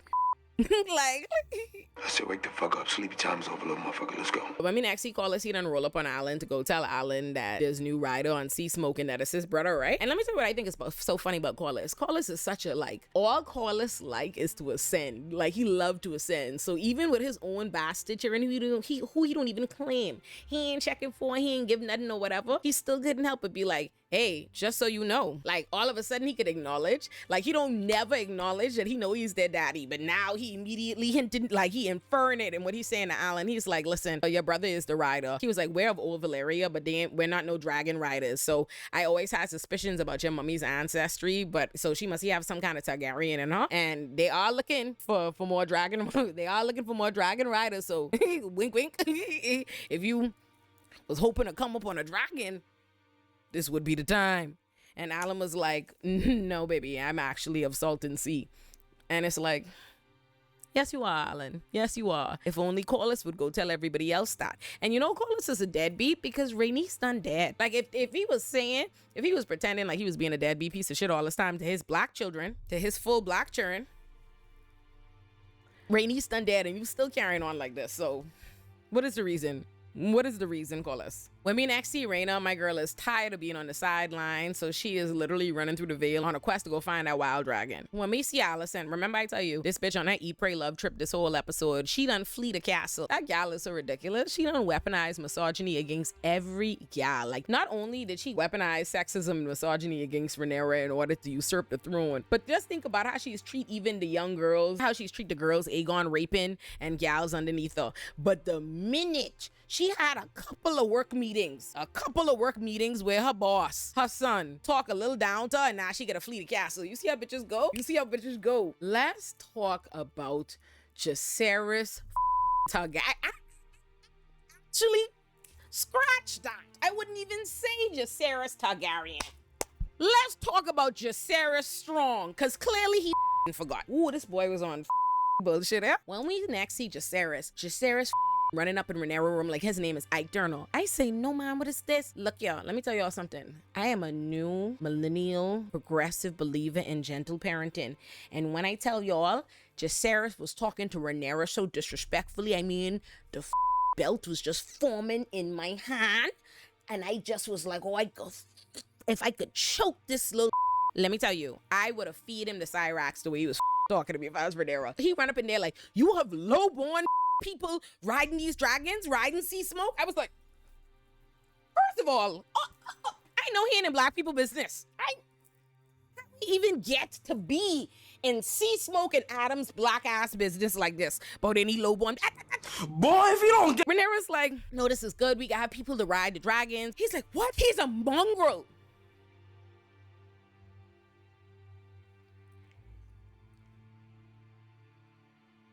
Let me tell you something. He called Adam a mongrel, and immediately all I hear was, I say, Jacaerys, why you don't show me your clan membership? What is this? Jacaerys, I say, babe, I know Jacaerys sitting up here foaming at the mouth about who and who is a lowborn, who and who is a mongrel, and who is a bastard, when you are the original bastard. You's the OG bastard. We are here because of you. Use the first bastard Rhaenyra bringing, well, mothers, and you's a silly bastard. You's a bastard who cost your younger bastard brother dead. Lord, let me tell y'all, I don't care if you love Jacaerys, okay? I told y'all, we don't do no Adam and sea smoke disrespect round here. I say, babe, this cannot be serious, babe. It would really, this would really kill me but this. I literally, as I saying, not you who daddy is Harwin Strong carrying on like this, he instantly goes to Rhaenyra. He can say to Rhaenyra, did you expect my hair to be brown, or was that not something you considered before you was f***ing my daddy? I say, who this nigga? Like, who this talk? I say, sir.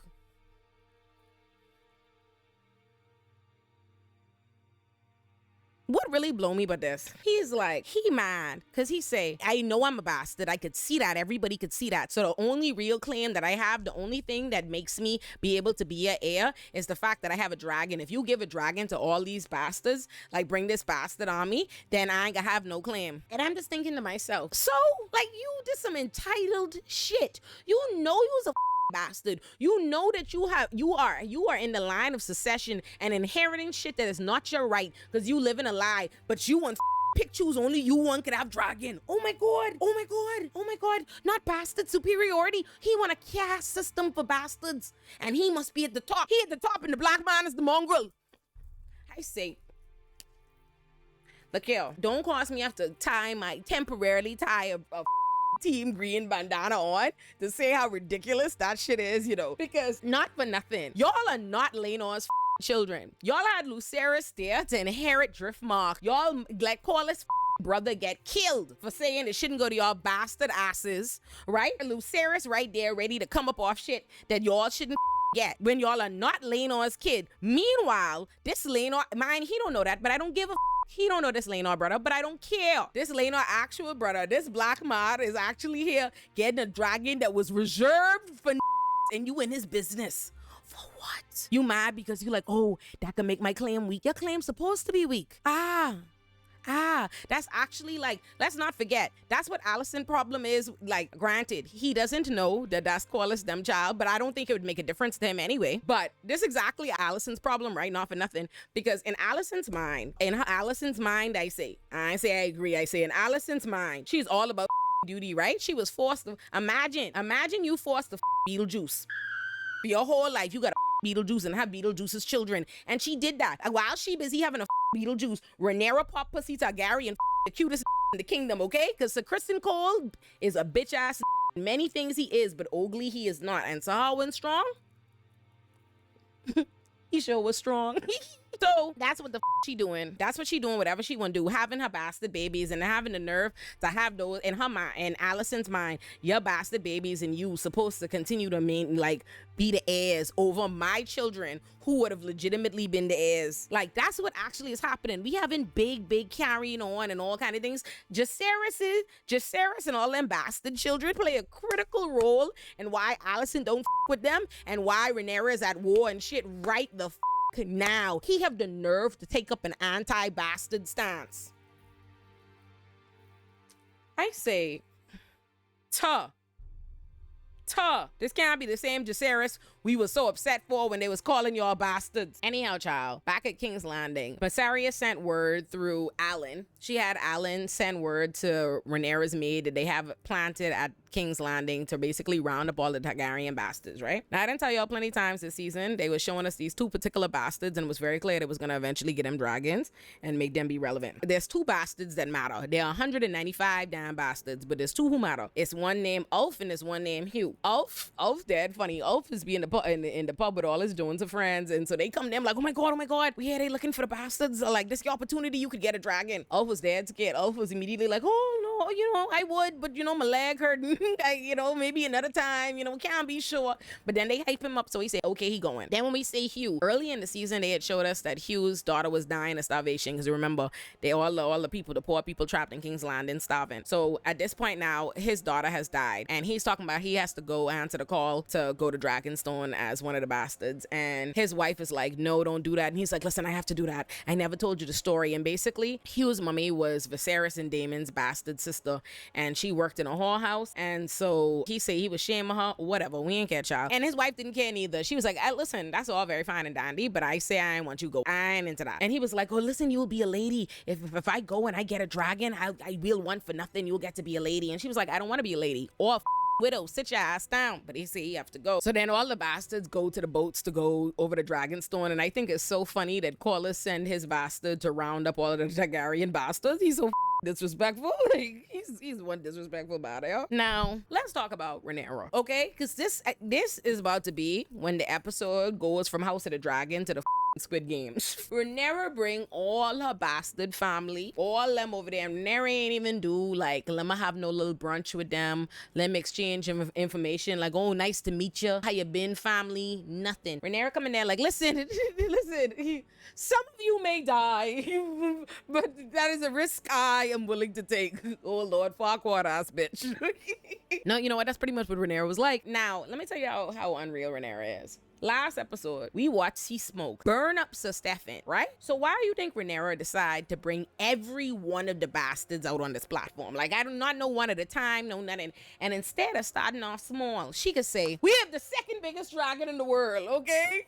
Vermithor, only bested by Vhagar. We could bring Vermithor out. Vermithor come out of the darkness like the scariest Death Eater you ever did see. Just come out looking like the first dinosaur to ever fly the earth. And immediately Vermithor, like, I think it was funny that they gave Vermithor like cat-like attributes, right? Cats slow blink at their owners to say they love you, and so they had Vermithor and Rhaenyra like slow blink at eeach other, and then Vermithor was purring. But don't mind all that purring, okay? Because 2 seconds later, Vermithor started murdering. Oh my god, it was stress out. Rhaenyra could turn around and say, which one of y'all want to come out first? Y'all want to try first? Lord, one of the bastards come forward, and the minute I look at him, I say, this must be his aiming child. I so wrong, let me stop. This poor bastard, this poor aiming looking bastard was like going to go reach his hand out. Vermithor and just light that up like the ablest ass dragon he is. He light up everybody, okay? He turned that bitch into, oh my god, they thought they was in Jurassic Park and hell. And hell. Vermithor, who I will now be calling Vermi. Vermi start lighting up, gobbling. Everybody gonna catch it just. And tell me why all this is happening. Rhaenyra is over top watching them like she's Gina George and Mean Girls when she threw the burn book all throughout the hallways. I say, Rhaenyra, what kind of shit is this? Like, imagine, I see this gal bring a family reunion just to murk everybody. And sure as you know it, as we know what's gonna happen, Hugh emerges victorious, and Hugh gets Vermithor. And let me say this, Rhaenyra looking at this, and you see a tear down her eye, and she smiled because, in this mind, it's good for her. She have people to ride these dragons. Let me tell you something. Ain't no way. If I'm Rhaenyra, I've already had my claim, my throne usurped, my claim always being challenged. I'm a woman in this misogynist ass world. You think I could go find a man who share my bloodline, a big, strong, strapping man, and give him the second biggest dragon in the world? No way. No way. If I was Rhaenyra, as soon as I see that, I'd have been like, guards, slit that throat when he walk out, okay? Like, because ain't no way. So anyway, while this was happening, Ulf had gotten away, right? They done burning up all the bastards, and Ulf had managed to escape. So Ulf must he done running through the dragon pit. He finally find a place, like, he think he's safe. Like, oh, Oh, finally. And then right then he walk into something, and then he hear a dragon start grumbling. I'll say, oh, I know you lying. And what was so funny is he dead scared, and the dragon start playing with him like a little puppy, like nudging him, like knocking him over, trying to play with him. And this elf on the ground, like this, when I say to you, me and my boyfriend burst out laughing because this elf scared to death. Elf was like, oh Lord. Wait, elf literally see him, he just fucking throw his out. He said, oh Lord God. And then when he realized he wasn't dead, he was too hyped. So when we next see Eamon and Laris and them with the council, we hearing that Darren, Allison's third son, his dragon finally flying and thinking that he's going to be joining them at war soon, right? And then they hear a bunch of like ruckus outside. Eamon barges out and they see a dragon flying over King's Landing. It's Elf on top of Silverwing, dead hype. Eamon immediately, he jump on his horse and he start galloping, trying to go get to Vhagar. Look at you, ready to go get bitch ass Vhagar. And you know Vhagar, always ready for war. Immediately she in the sky. Let me go be on evil shit. And he flying after Elf. And then when he see dragons doing, all them dragons is waiting for him. They're like, come, we's waiting to see you. He gets dog. He say, oh shit. Turn around, Vhagar. Turn around. And I say, yes, that's what I like. Now, next episode, I need to see deaths. I need to see deaths. And you know, I know I'm Team Black, but I want to see Daemon dead. I want to see Daemon dead. I want to see Sir Kristen Cole dead. Let me explain something to y'all right quick. There's so much evil people on this show that you gotta like some evil people. So let me tell you how it works for me. Daemon and Aemon, them. I hate them. Laris and Otto, they evil, but they useful. Allison and Sir Kristen Cole need to be hung up in the town square, just like them rat catchers. That's where I stand. The episode opens up with Tywin Lannister trying to get these people to give him their ship and their army so that they could compete with Daemon's army so that they could go take him at Harrenhal, right? And let me just say this right now. That got way too much screen time this episode. Tywin Lannister got more screen time than Rhaena got all season. What the They showing me, so in this scene, Tywin Lannister is trying to get these people to make this deal with him, and they driving a hard bargain. At first, they asking for like 100 gold dragons and shit. And he's like, I don't have that. They was like, not the Lannisters crying broke. And so he's like, listen, I ain't got that. So then they say, okay, give us the stepstones. And he was like, you want me to get hanging? You want Aemon to hang me? They was like, listen, by the time you have all our men and Zane, you might could take Aemon yourself and dig die and throne yourself. But then they say, hold on, one more thing. If you want to take our people to go on the ship, you have to have our main ship commander have to want to go ride with you. They have to approve it. And then a gal come out. Listen to me. I ain't gonna waste y'all time no more for this recap telling y'all about them. Because there's no reason why they had all the screen time they had. Who gives a None of this make me more mad than on a finale when y'all have all kind of things to do introducing characters like I give a They come show us this old Brianna Toth ass knockoff, like Brianna Toth from Temu. Okay, they come show you her, and throughout the episode, she got a mud fight with Tylan, and then she could tell Tylan, oh, she want him to father her children, go her wives. How did that advance the plot? Who gives a And you know what? The House of the Dragon writers, let me tell you, count y'all's days.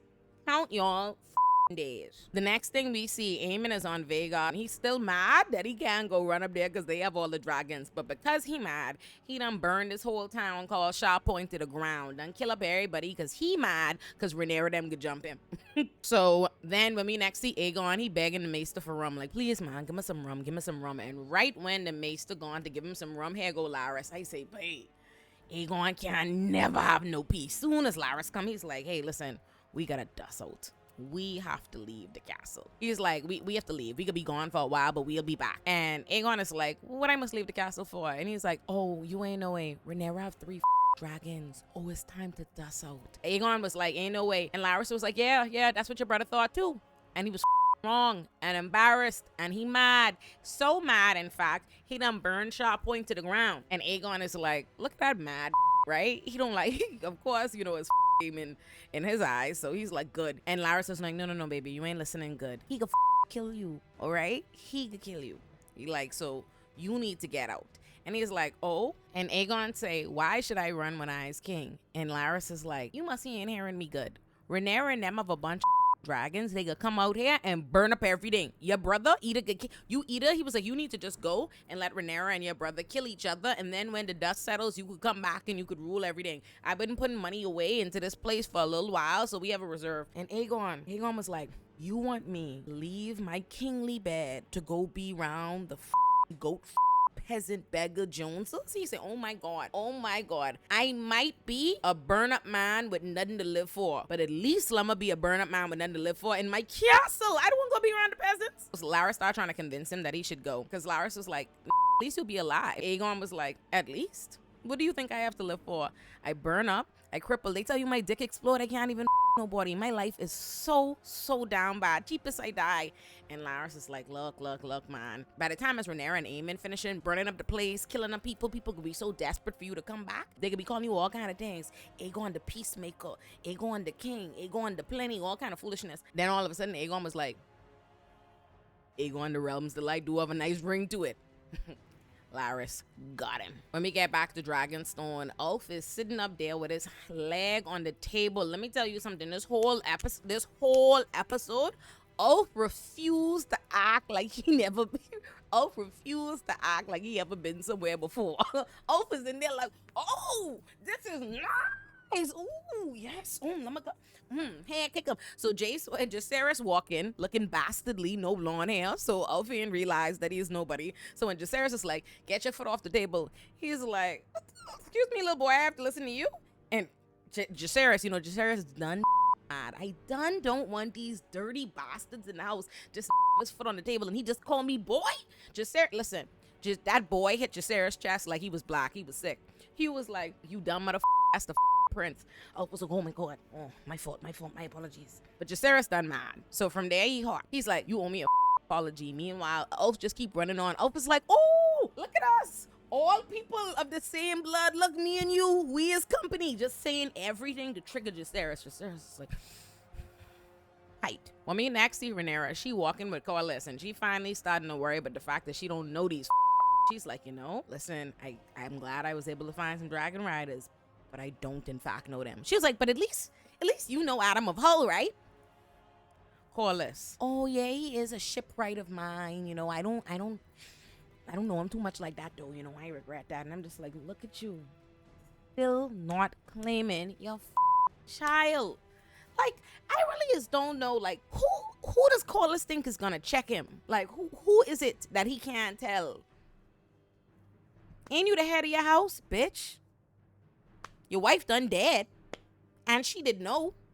So, but anyway, Corlys telling Rhaenyra, hey, listen, while you have an advantage, you need to strike now, right? And Rhaenyra is pissed me the off. Rhaenyra could say, I was hoping that my dragons, that the new dragon riders would act as sort of a deterrence. Like, they see we have these dragons now, and he ain't got attacked since it's only him and Vhagar. Like, what the happened to Rhaenyra?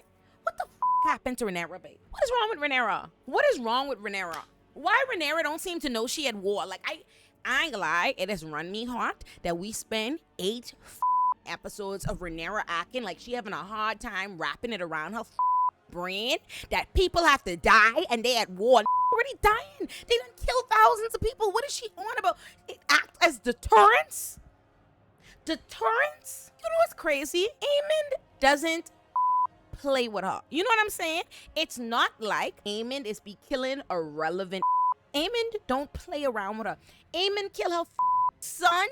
Aemond kill her right hand bitch and the biggest dragon she had on her team. What make her feel like Aemond have time to play with her? And Corlys immediately informs her like, excuse me, that going to attack you. You first and foremost, it's not only Vhagar. There's other dragons over there. Rhaenyra's like, dragons? Like, what you mean Darren? Like Darren and that dragon? That dragon is younger than Jacaerys' dragon. Has never been in battle with that dragon before. Corlys is like, baby, it's still a dragon. And there's another dragon. Rhaenyra say, I know you ain't talking about Helena. And he's like, yes. And she's like, I mean, listen, Dreamfire is big and Dreamfire would be a problem, but Helena ain't no warrior. And he's like, hear me good. That Aemond is hot. He is heated that y'all got to drop on him with getting more dragons. That's why he done burned Sharport into the ground. Don't count him out. He going to go ask them to go be dragon riders. And Corliss ain't lie. And we see that Corliss renamed his ship from the sea snake to the queen who never was. And he talking about, oh, how now everything he do, he gonna be doing it for Rhaenys. And I'm just like, nigga's so full of shit, eh? Rhaenys was giving this man advice and telling this man what to do and telling him what she want for their life the whole time. Man can't hear her now that she daddy want to live for her. And I'm like, you want to live for us for so much and you still ain't claim these children. But to be fair, to be a little fair to Corliss, all she said was, can't even be fair to Corliss, forget that. Now, when we next see Daemon at Harrenhal, Sir Alfred done pull up. And what did I tell y'all? When Rhaenyra say she was sending Sir Alfred to go make sure that Daemon was still loyal and blah, blah, blah, I say, excuse me, this man has showed you all season that he don't trust your judgment, that he don't think a woman like you could lead. He has shown you time and time again that he with Daemon heavier than you. Well, that's why he keep asking you. All he ever is ask, where Daemon? Where Daemon and Nami? Where Daemon and Nami? I said, why would you send that man to go over there to Daemon and let him know there's a chance Daemon might want to rule for himself? Because he obviously hitches wagon to Daemon. And that's exactly what the he going there on. He going right there to Daemon like, hey, I know we pledged our oaths and everything to Rhaenyra, but that bitch don't know what the she doing. She don't know what she doing, and I dead scared. He's like, I need a man. I need a king. I need a king. We need a king, or we lose this war. Please, if you decided to throw your name in, everybody would follow behind you. And now, as he said that, right, here goes to Simon in the docks. To Simon like this. Simon in the dark like, no, man. No. This them? My disappointment is immeasurable, and my day is ruined.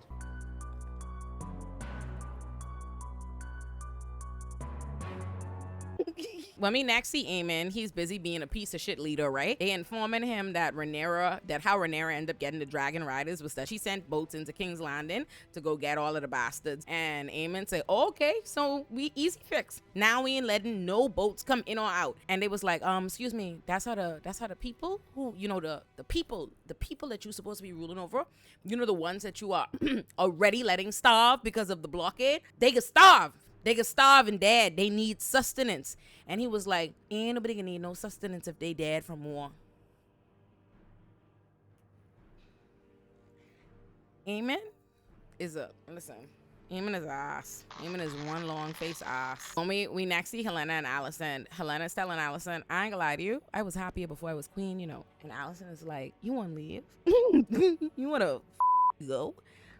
And Helena was like, but where would we go? And then right then, Aemon busts up in the room talking about, hey, we have a command. The crown has a command of you, Helena. You need to go ride Dreamfire out to battle. To come with me to Harrenhal so we could kill Daemon and his army. Helena's like, Alicent and Helena can't even believe their ass. Helena's like, excuse me, I will do no such thing. I would not burn a soul. Aemon was like, you have to. You don't have no choice. And he gone to rob Helena. I say, babe. He grabbed Helena and Alicent immediately leaped to her feet and grabbed like, excuse me, you want to come in? She was like, I know you ain't in here with this bullshit. You want to corrupt my one good child. The one good child I have that need protection more than anybody. That's who you want to go take her out to battle. She ain't no battler. You want crack? And he's still grabbing her, right? And Alicent's like, is your head good? She's still a queen, get your hand off her. And he's like, yes, just like you were. And that's why the shit is weak. And that's why we at where we at now. You don't understand that we in a serious issue of peril. They coming to come threaten our throne and they want to kill us. Like, would you have us lose? And Alicent was like, dog, this is not what I'm trying to be on. I don't know. If this what it means to win, not like this. She say, you want B? She say, that's your problem now. You want to rule the 7 kingdoms, but by the time you finish, all you could be ruling over is Ash, because everybody could be dead. You have an attitude because embarrassing you. You won't be having dick measuring contests and losing. Sad. So because you losing, you around here burning towns to the ground, killing innocent people. And you feel like that's a good leader. Alicent said, oh my God, what kind of tyrannies is I have? When we next see Sir Criston Cole, he's sitting in the middle of the forest, sniffing Alicent handkerchief that have a name on it. And Sir Gawain see this, and I guess Sir Gawain has had enough. All season, he been quietly observing Alicent and Sir Criston Cole having their affair, and he is stewing, okay? So he literally pull out his sword and Sir Criston Cole, does your oath mean nothing to you, queen? I say, oh my God. Not you telling your sister business for the whole forest to hear. You could see all the men standing there like, Oh my God. Whole forest like this. All the squirrels in the tree could hear him. So he was like, do you not think of your oath? So Kristen Cole was like, yes. I think about my oath all the time. Like, you think I don't be ashamed? And he is like, I could have you sent to the wall, you know. And so Kristen Cole was like, you could have me sent to the wall. And then you could also shame your sister one good name for generations to come. Your choice. Like, what? Speak serious. I don't even know what Segwayne, like, boy, listen. Segwayne was carrying, you know what's funny? Actually, when you think about it, Segwayne was acting a lot like Allison. Like that level of just, you don't respect duty? You dare get your dick wet? And so Kristen Cole was like, I'll have you know, I live with plenty shame. In fact, me and my desires for women have brought me lots of shame. He's like, but Allison is the beacon in which I follow. He's like, you don't know this, but I actually have always been a pussy ass. And on 2 different occasions, the pussy ass within me almost won out.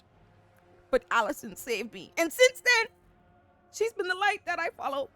Oh, boo-hoo. Let me play a sad song for you on the world's smallest violin.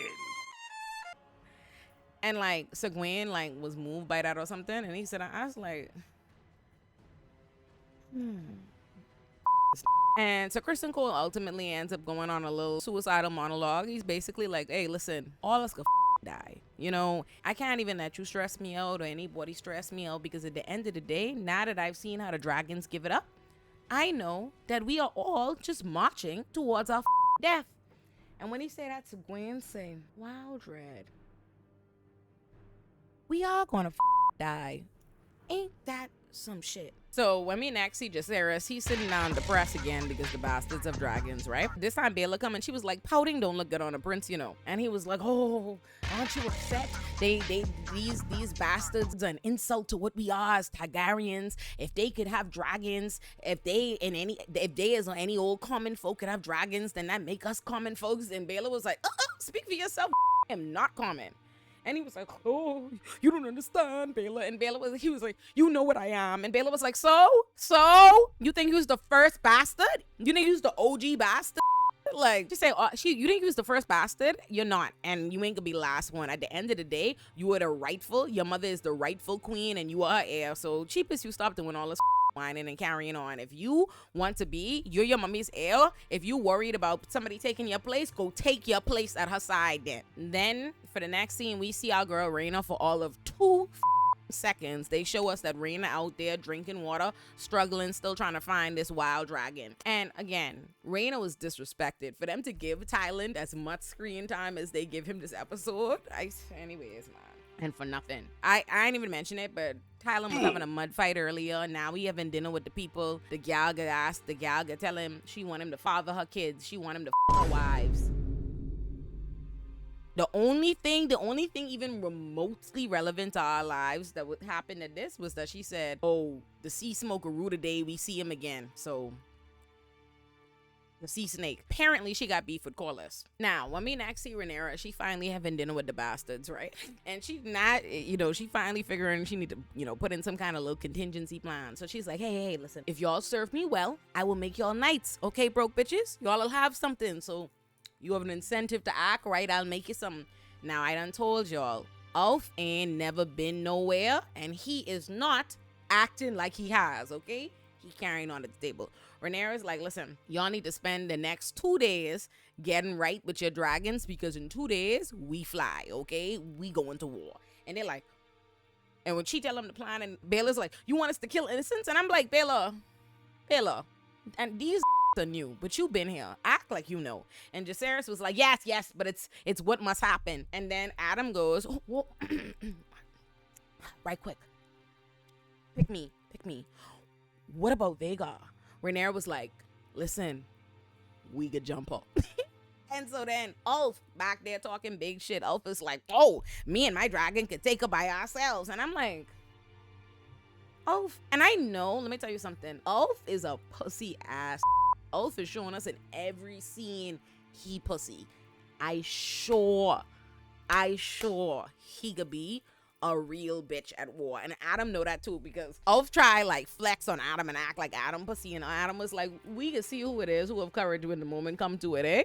because they could see what Oath is. One of Rhaenyra's employees comes to let her know that she got a message from Sir Simon at Harrenhal. Remember I told y'all earlier, Sir Simon peeps Sir Alfred telling Daemon that he should declare for himself. Sir Simon, like the real he is, not Sir Alfred's bitch ass. So Simon sent a message back to Rhaenyra and was like, I know that's your husband, but I wouldn't trust that. Just saying. Me personally, based on what I'm witnessing, I wouldn't trust this nigga. And Rhaenyra say, I won't stand for that shit. And instantly she's like, Adam, come with me. And you could see Jacaerys like, Adam. And like, listen, I wouldn't take Jacaerys neither. Like, and I would, in fact, if Rhaenyra took Jacaerys, I'd be talking shit. You know what I mean? Like, because I'm like, if she going off to go somewhere and she might possibly be in conflict, why put her heir, her son, in danger? I wouldn't do that neither. She could take Adam because she at least trusts Adam, that Adam is loyal. And also, she don't know that. So if he die, he die. Now, let me next see the witches in Daemon's room. I ain't gonna lie to you. What they've done with Daemon's storyline this season has been exhausting. I could skim it. Daemon decides to follow the witch to the woods. Why? Why are we following this witch? Daemon follows the witch to the wood. They start speaking in riddle for the longest, and then she has him touch the tree to see a vision, like, oh, you finally ready to see what the is gonna happen. And he basically see a huge fast forward of like Game of Thrones. They showed us like all the Game of Thrones, all the Night King, all the Daenerys and all that stuff. And like, you know what, let me just tell y'all something. I'm sure all of we watched Game of Thrones, so if you're as disappointed as I was by the end of Game of Thrones, like I'm sure we all were, I want you to know this montage did not hit. I didn't give a because none of that shit, the Night King and all that, didn't pay the off. And I meant to say, I'm sorry, I skid past it because when we was talking about Jacaerys and Baelor, because that just reminded me of things that I don't give a about. When Baelor was explaining to Jacaerys, like, you're not the only bastard. You wear it like this whole thing, this whole source of shame, and you make it bigger than what it is. That is so true, and that's exactly why I find Jacaerys annoying, and that's why I hated Jon Snow. Remember I told y'all I'm not that big of a fan of the Starks, and Jon Snow is one of the main ones I can't stand. What an annoying, whiny bitch. But another time. We can talk about that another time. I say all that to say, he has this vision of what's to come, right? And he sees Game of Thrones and all that, but what he also sees is Rhaenyra on the Iron Throne. He sees Rhaenyra on the Iron Throne, and then Helaena comes to him. I feel like Helena's arc, like story arc to me, really paid off. I feel like this episode, like she really came, like this season and this episode, like she really came to own. It felt like she really, like by this moment in the episode, like she understands her powers and she's found her voice. Because Helaena basically comes to him in this vision and she's like, listen, this is all a story and you have a small part, like you have a part in the story and you know what your part is. In other words, you know your job is to serve Rhaenyra. That's what she tells him. She shows him Rhaenyra on the crown and is like, hey, play your position. I know that's right, Helaena. And in the next scene, we see Helaena. Helaena is standing on the balcony because, again, my girl was just astro projecting herself or whatever the she was doing into Daemon vision to let him know what's up. And now she here to let Aemond know what's up. I say my girl is here just delivering truth bombs. It's like all season, my girl Helaena was having visions and thinking, trying to figure out what she's seeing. Like, am I tripping? Am I there? She's unsure. Now she trusts herself. Aemond comes and runs up on her like, my sister, we share the same blood. Your mother, she's not a dragon rider like us, so she doesn't understand that, you know, what needs to be done. I know that you don't want to harm anybody, but I know that you understand what is bigger duty, and so you have to come with me and ride to battle on Dreamfire. And Helaena say, oh, excuse me, I must go with you? I must go with you. She was like, oh, so you could burn me the up too like you did Aegon? And he was like, that is a lie. She said, spare me the bullshit. I saw it. She turned, I saw it. I think that She said, you set him on fire and then you let him fall, you wicked And she said, and you know what? Not only did I see that, I saw some other shit. Let me tell you what the I saw. She said, let me let you know right now. Aegon could be king again. He could be king again. Yeah, baby. He could be on that throne. And you go dead. I promise you that. You go dead. And he was like, this is treason what you're saying to me. I could have you killed. And Helaena say, it wouldn't change shit. In other words, your day is a number. She tell him how he could die and everything cold. You should have seen him. Yeah, I like that. Let me tell you, Helena's my bitch, okay? We love Helaena. So now, Rhaenyra and Adam fly to Harrenhal. Like, she meant it when she said she wouldn't stand for it. She said, you know what? The last time I sent a to do a woman's job, let me go run up in my husband's face. So she shows up at Harrenhal, and her boy Sir Simon is outside like, hey, it's me. It was me. I tell you that. Like, I tell you that. Come inside. Come see for yourself. Now, she goes inside. What I think is so funny, too, is she goes inside and immediately, like, all the men, Damon's whole army are in there and they making plenty noise. And when they see Rhaenyra, as they start to see her, they start to, like, quiet up, but they don't get immediately quiet. Cyrax then flies over top and make noise just to, like, hey, look alive. The queen here. We here, we reach, pay attention. And so then Damon comes walking down and he's like, I didn't expect to see you here. And she was like, oh, look like you don't be thinking then. And she was like, I see you have all these men. Good on you. And he was like, yes, they're all sworn to me. She said, okay, they're all sworn to you, but who the are you sworn to? You know what the I'm here. Long pause. He starts speaking in Valerian, and then he eventually tells her, I've seen the future. Winter is coming. I said, oh, Lord. Not... winter's coming. Damon telling her about like winter is coming, like we have a whole serious problem on our hands, like I've seen the vision now, to me was a lot like, I don't want to say it because my earth could get upset, but it was like, you know how like we know the world is gonna end because the climate crisis, but like you know how it's not gonna end today. Like he was talking to Rhaenyra like she had a today problem.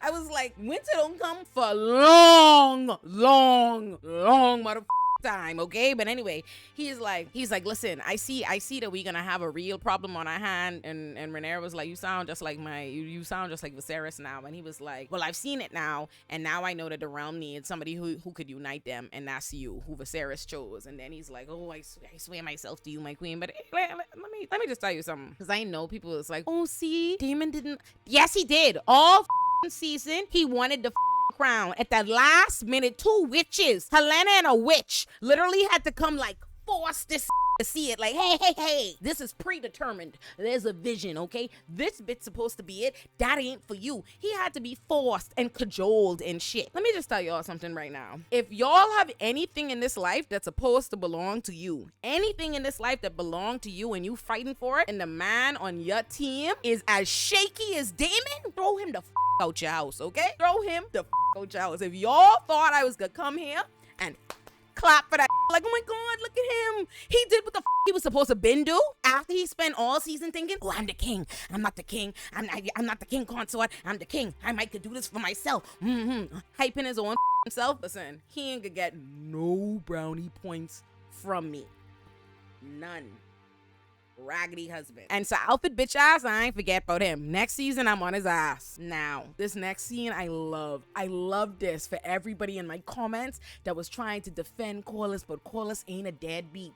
Well, his own child tell him he's a deadbeat. Y'all heard it from Alan Mouth himself. They supposed to be getting ready to go out to war now, right? They supposed to be getting on the ship, getting ready to take off to sea. And when Alan come up to Corlys is like, I'm not quite ready because I gotta get everything cool with my first mate, who is Alan. And Alan is like, I'm sorry, have I shirked my responsibilities in some way? And Corlys was like, no, you doing what you're supposed to do, but you ain't personable. You curt. People need to feel inspired by you. You need to give people like personality. They need to feel connected by you and blah blah blah. And Alan was like, right, yeah, I'll try to remember to work on that. He going to go turn off to leave, and Corlys was like, I'm trying to help you. Alan was like, no, this dead beat ain't just tell me he trying to help me. He was like, oh, word? Oh, bet? He said, after all this time, you want to help me now? Now you want to help me, and I'm supposed to be grateful. So immediately Corlys realized what he done, and now he don't want no smoke. So now he immediately go, you're dismissed. But Alan ain't having that. Alan's like, you know what? Actually, no, I'm not dismissed. I have some shit I need to get the off my chest. Alan was like, you know what the it's like to be bastards, to grow up penniless and hungry and being sneered at and judged because you bastards. Meanwhile, you walking past us with your white wife while we starving in the fish market. We starving. I literally trying to sell stuff. We struggling, and you walking past us with your well-fed children in furs, apple bottom boots with the fur. That's how you was walking past us. But now you want to talk to me about you trying to help after all these years, after your children are dead. Now you want to give us the crumbs of your favor. You want to have me working on this ship. You want to act like you doing something for me. Like, listen, I am a man of a certain kind of integrity, so I will do my job as your first mate. But when it comes to help, like from a daddy, don't help me. We ain't gonna never be cool, and that's on that. And let me tell you something. You know that's right. I know Everybody in the comments, oh my God, at least Corliss, like, you know, deals with them a little bit compared to how other people were, blah, blah, blah. Like, everybody, you know what I don't like that y'all be doing in these comments too? When I don't approve of some shit, y'all start trying to act like I don't understand how it go. Like, explain to me the times. Like, oh, in those times, this is how the noblemen were with their bastard. I don't give a I know that. Know that. I know that. I don't give a okay? I don't give a He's a deadbeat. He's a dead beat. And his sons told him that. The y'all talking about? Talking stupid shit. Like, oh, he gave him a job. Imagine. Think about that. Imagine your daddy don't never give y'all nothing. He don't put no clothes on y'all back. He don't even give y'all a last name. He don't feed y'all. He don't give you shit. And then he won't come to give you a job that's to serve him, to work in his I say, y'all better see Corliss. Play with me. Act like y'all know better. Talking shit. Defending dead beatery. Should be ashamed of yourselves. When we see my girl Raina, she finally find a dragon, and that dragon better let her mount him for all the stress she done been through, okay? He better. And it's really crazy though, that all season they barely gave my girl any lines. This is her only storyline, and this is the finale. That's an hour and 25 minutes long, and they still didn't show us her getting the dragon. They didn't let her get the dragon. My blood pressure rise because this season finale had almost like no payoffs, like no resolutions to any of the storylines. People did tell me plenty of people were supposed to die this season, you know, and I don't feel like that was the case. When we next see Rhaenyra, she's talking to Mysaria. It's funny, she was just at Harrenhal telling Daemon he better never try to leave her again. If he leave, it'll be at his own peril. So I'm like, oh, you don't get everything right with your honey bunches of oats. So what you could do about your side bitch? Because like, how Daemon could feel about that? What's gonna be the plan? Y'all could be a trio. What's up? I know. And she did not mention to Mysaria that her and Daemon back right. So I don't know. But anyway, she talking to Mysaria yet again. She carrying on like she don't already know. I hate the way Rhaenyra just be deliberating foregone conclusions. She's like, Mysaria's like, oh, listen, you did something nobody else was able to do. You were able to get these dragon riders. The gods shine down on you. You know, you will prevail. You have to prevail, blah, blah, blah. Rhaenyra's just like, oh, but if I prevail, if I strike, that means thousands of people get dead. And I'm just like, I go fucking dead. Okay, Rhaenyra, I go dead if you don't act like you know what the we have going on. Now when we next see Rhaenyra is sleeping and she's woken up because she has a visitor, and that visitor is Alicent. And let me just say this now, I like Alicent in this conversation. I know, what can I say? I like self-awareness. Alicent came there on all self-awareness, and you know what? Alicent being that self-aware kind of takes her over how I feel about Rhaenyra in my books a little bit, because Rhaenyra's be goofy and she's come on like she don't know it. To me, I feel like Alicent has made more progress in terms of her character this season based on this conversation than Rhaenyra is making as a leader. She's pissing me off. But Alicent comes to her and she's basically like, Alicent say, listen, I was raised to believe in the order of things.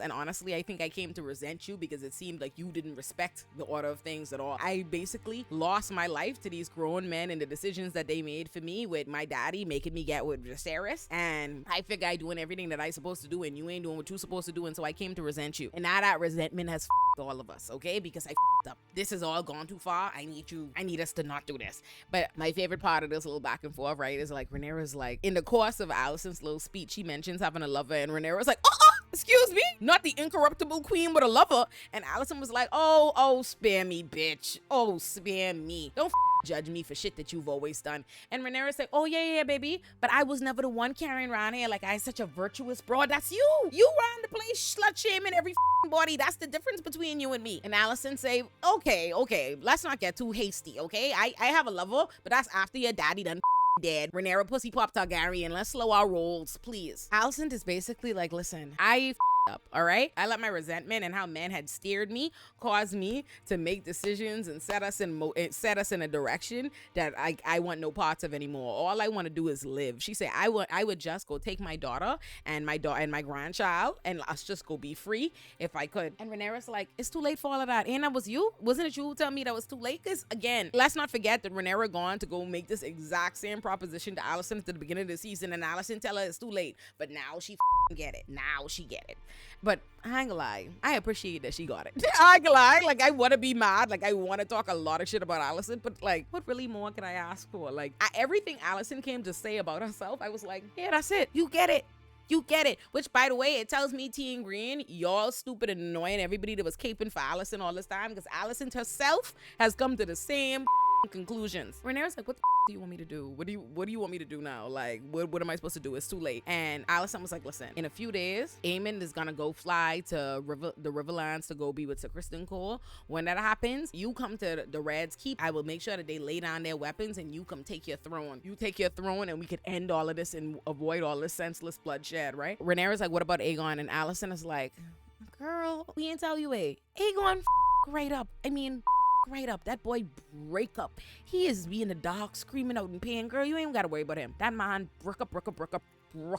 I could go talk to him. I would get him to bend the knee. And Rhaenyra immediately run hot like, bitch, what the you think you can have it your way? You think you can have everything? You still think that you can manage to get your way? You caused all of this. You set all this shit in motion, and now you think that you're gonna get out of it without having to lose something, without having to sacrifice. You think your son go only have to bend the knee? You know I have to take that bitch ass head. You know what it is. I now have to make sure that there's no opposition. I have to take that head for the entire realm to see. Act like you know. She's like, you need to make a choice. Alicent is like, okay, first of all, let's not act like wasn't gonna all challenge you, like they wasn't gonna challenge you regardless. They was always gonna challenge you for the throne. And Rhaenyra's like, but who was the midwife that planned for them? Who was the bitch who helped them? Okay? Rhaenyra say so like I say, you need to choose, okay? That you gonna let me kill him? And they have a long silence while Alicent is like tearfully having to come to terms with like, I guess I have to sacrifice my son for the good of the realm. And let me tell you, if Alicent was me, I'd say, what if I make it a 2-for-1 deal? You could kill him in two. Because the two of our sons ain't shit. Like, but although I will say, I kind of like Aegon. Like, I like Aegon more than Aemon, that's for sure. But she basically silently agrees, like, that's what needs to happen. And she says, okay, that's the plan. In 3 days, you come, you could claim the throne, that's what it is. And then Alicent leaves. And so then from there, we start seeing a montage of things. We start seeing, it looked like Otto was locked up, like he's in some kind of jail. They don't show us like where he is, what happened. We just see him kind of look up. And I figure Larys has something to do with it. I don't know what's up, but I'd be like, we didn't hear from Otto all season. Larys probably snatched that halfway back and say, cage him. If I had to put my money on somebody, I could put it on Larys. We see the bastards getting ready for the war. We see Daemon men marching. We see Tyrion Lannister and his men on the boat. We see Rhaena finally like face to face with the dragon. We see that Larys escaped with Aegon, so that obviously could throw off Alicent whole agreement her and Rhaenyra done come to. And I hope Rhaenyra don't go and think that Alicent double-crossed or whatever have you, right? But what it probably means, if I had to guess, Rhaenyra probably get end up on the throne and Aegon will eventually be back and they get killed some type of how. I don't know. Hey, but you know what pisses me off more than the fact that I don't know? Is the fact that I should know. This is the finale. You believe the episode ended there? It ended. It ended there. It ended with people getting ready to do shit. 8 episodes, a whole season. We supposed to been at war all season. And the finale, they took an hour and 25 minutes out of my life for it to end with them getting ready to do some shit. Hell no, man. What the fuck, man? I couldn't believe it. I literally was like, me and my boyfriend was like, I know you lying. I know I did not race home. We were in Connecticut and we was on the road Tokyo drifting trying to get here so we could watch this shit for nothing. Wowzers. I'm tight. I'm sick about it. But anyway, let me just make sure I say, I still had all the fun this season. I've had all the fun recapping this season with y'all. And have no fear for those of you who've got used to us doing this every week together. We still can. We still will. Later on this week, I'm going to put out the first recap for Interview with the Vampire. And then after that, the first recap for The Boys. So we in there. We locked in, y'all. Make sure you like, subscribe, comment. And you should subscribe to the Patreon. We have the uncensored videos up there. We're also going to, put together the whole compilation of all the recaps for this season. And I'll probably put out some other videos like around this season now that we finished the whole thing. We're gonna have lots of stuff for you, so make sure you subscribe. Love y'all. I wanted to give y'all a little something extra at the end of this video, but the reality is, like, someone asked me for like, oh, you should do another video on your final season 2 thoughts, and I was like, dog, y'all think I was holding back on something this season? I told you everything I think. I don't have anything new to impart. But what I will do, because as y'all know, I had expected to be able to run back our song many times in that season finale and was very disappointed by the lack of depth. So let's run it back one more time. Let's pour one out for all our lost ones for the season. I really miss my nigga. I really miss my nigga. White people, you can sing it too, just change that into a W. Miss my wigger. Just say, I really miss my wigger. Back to the song.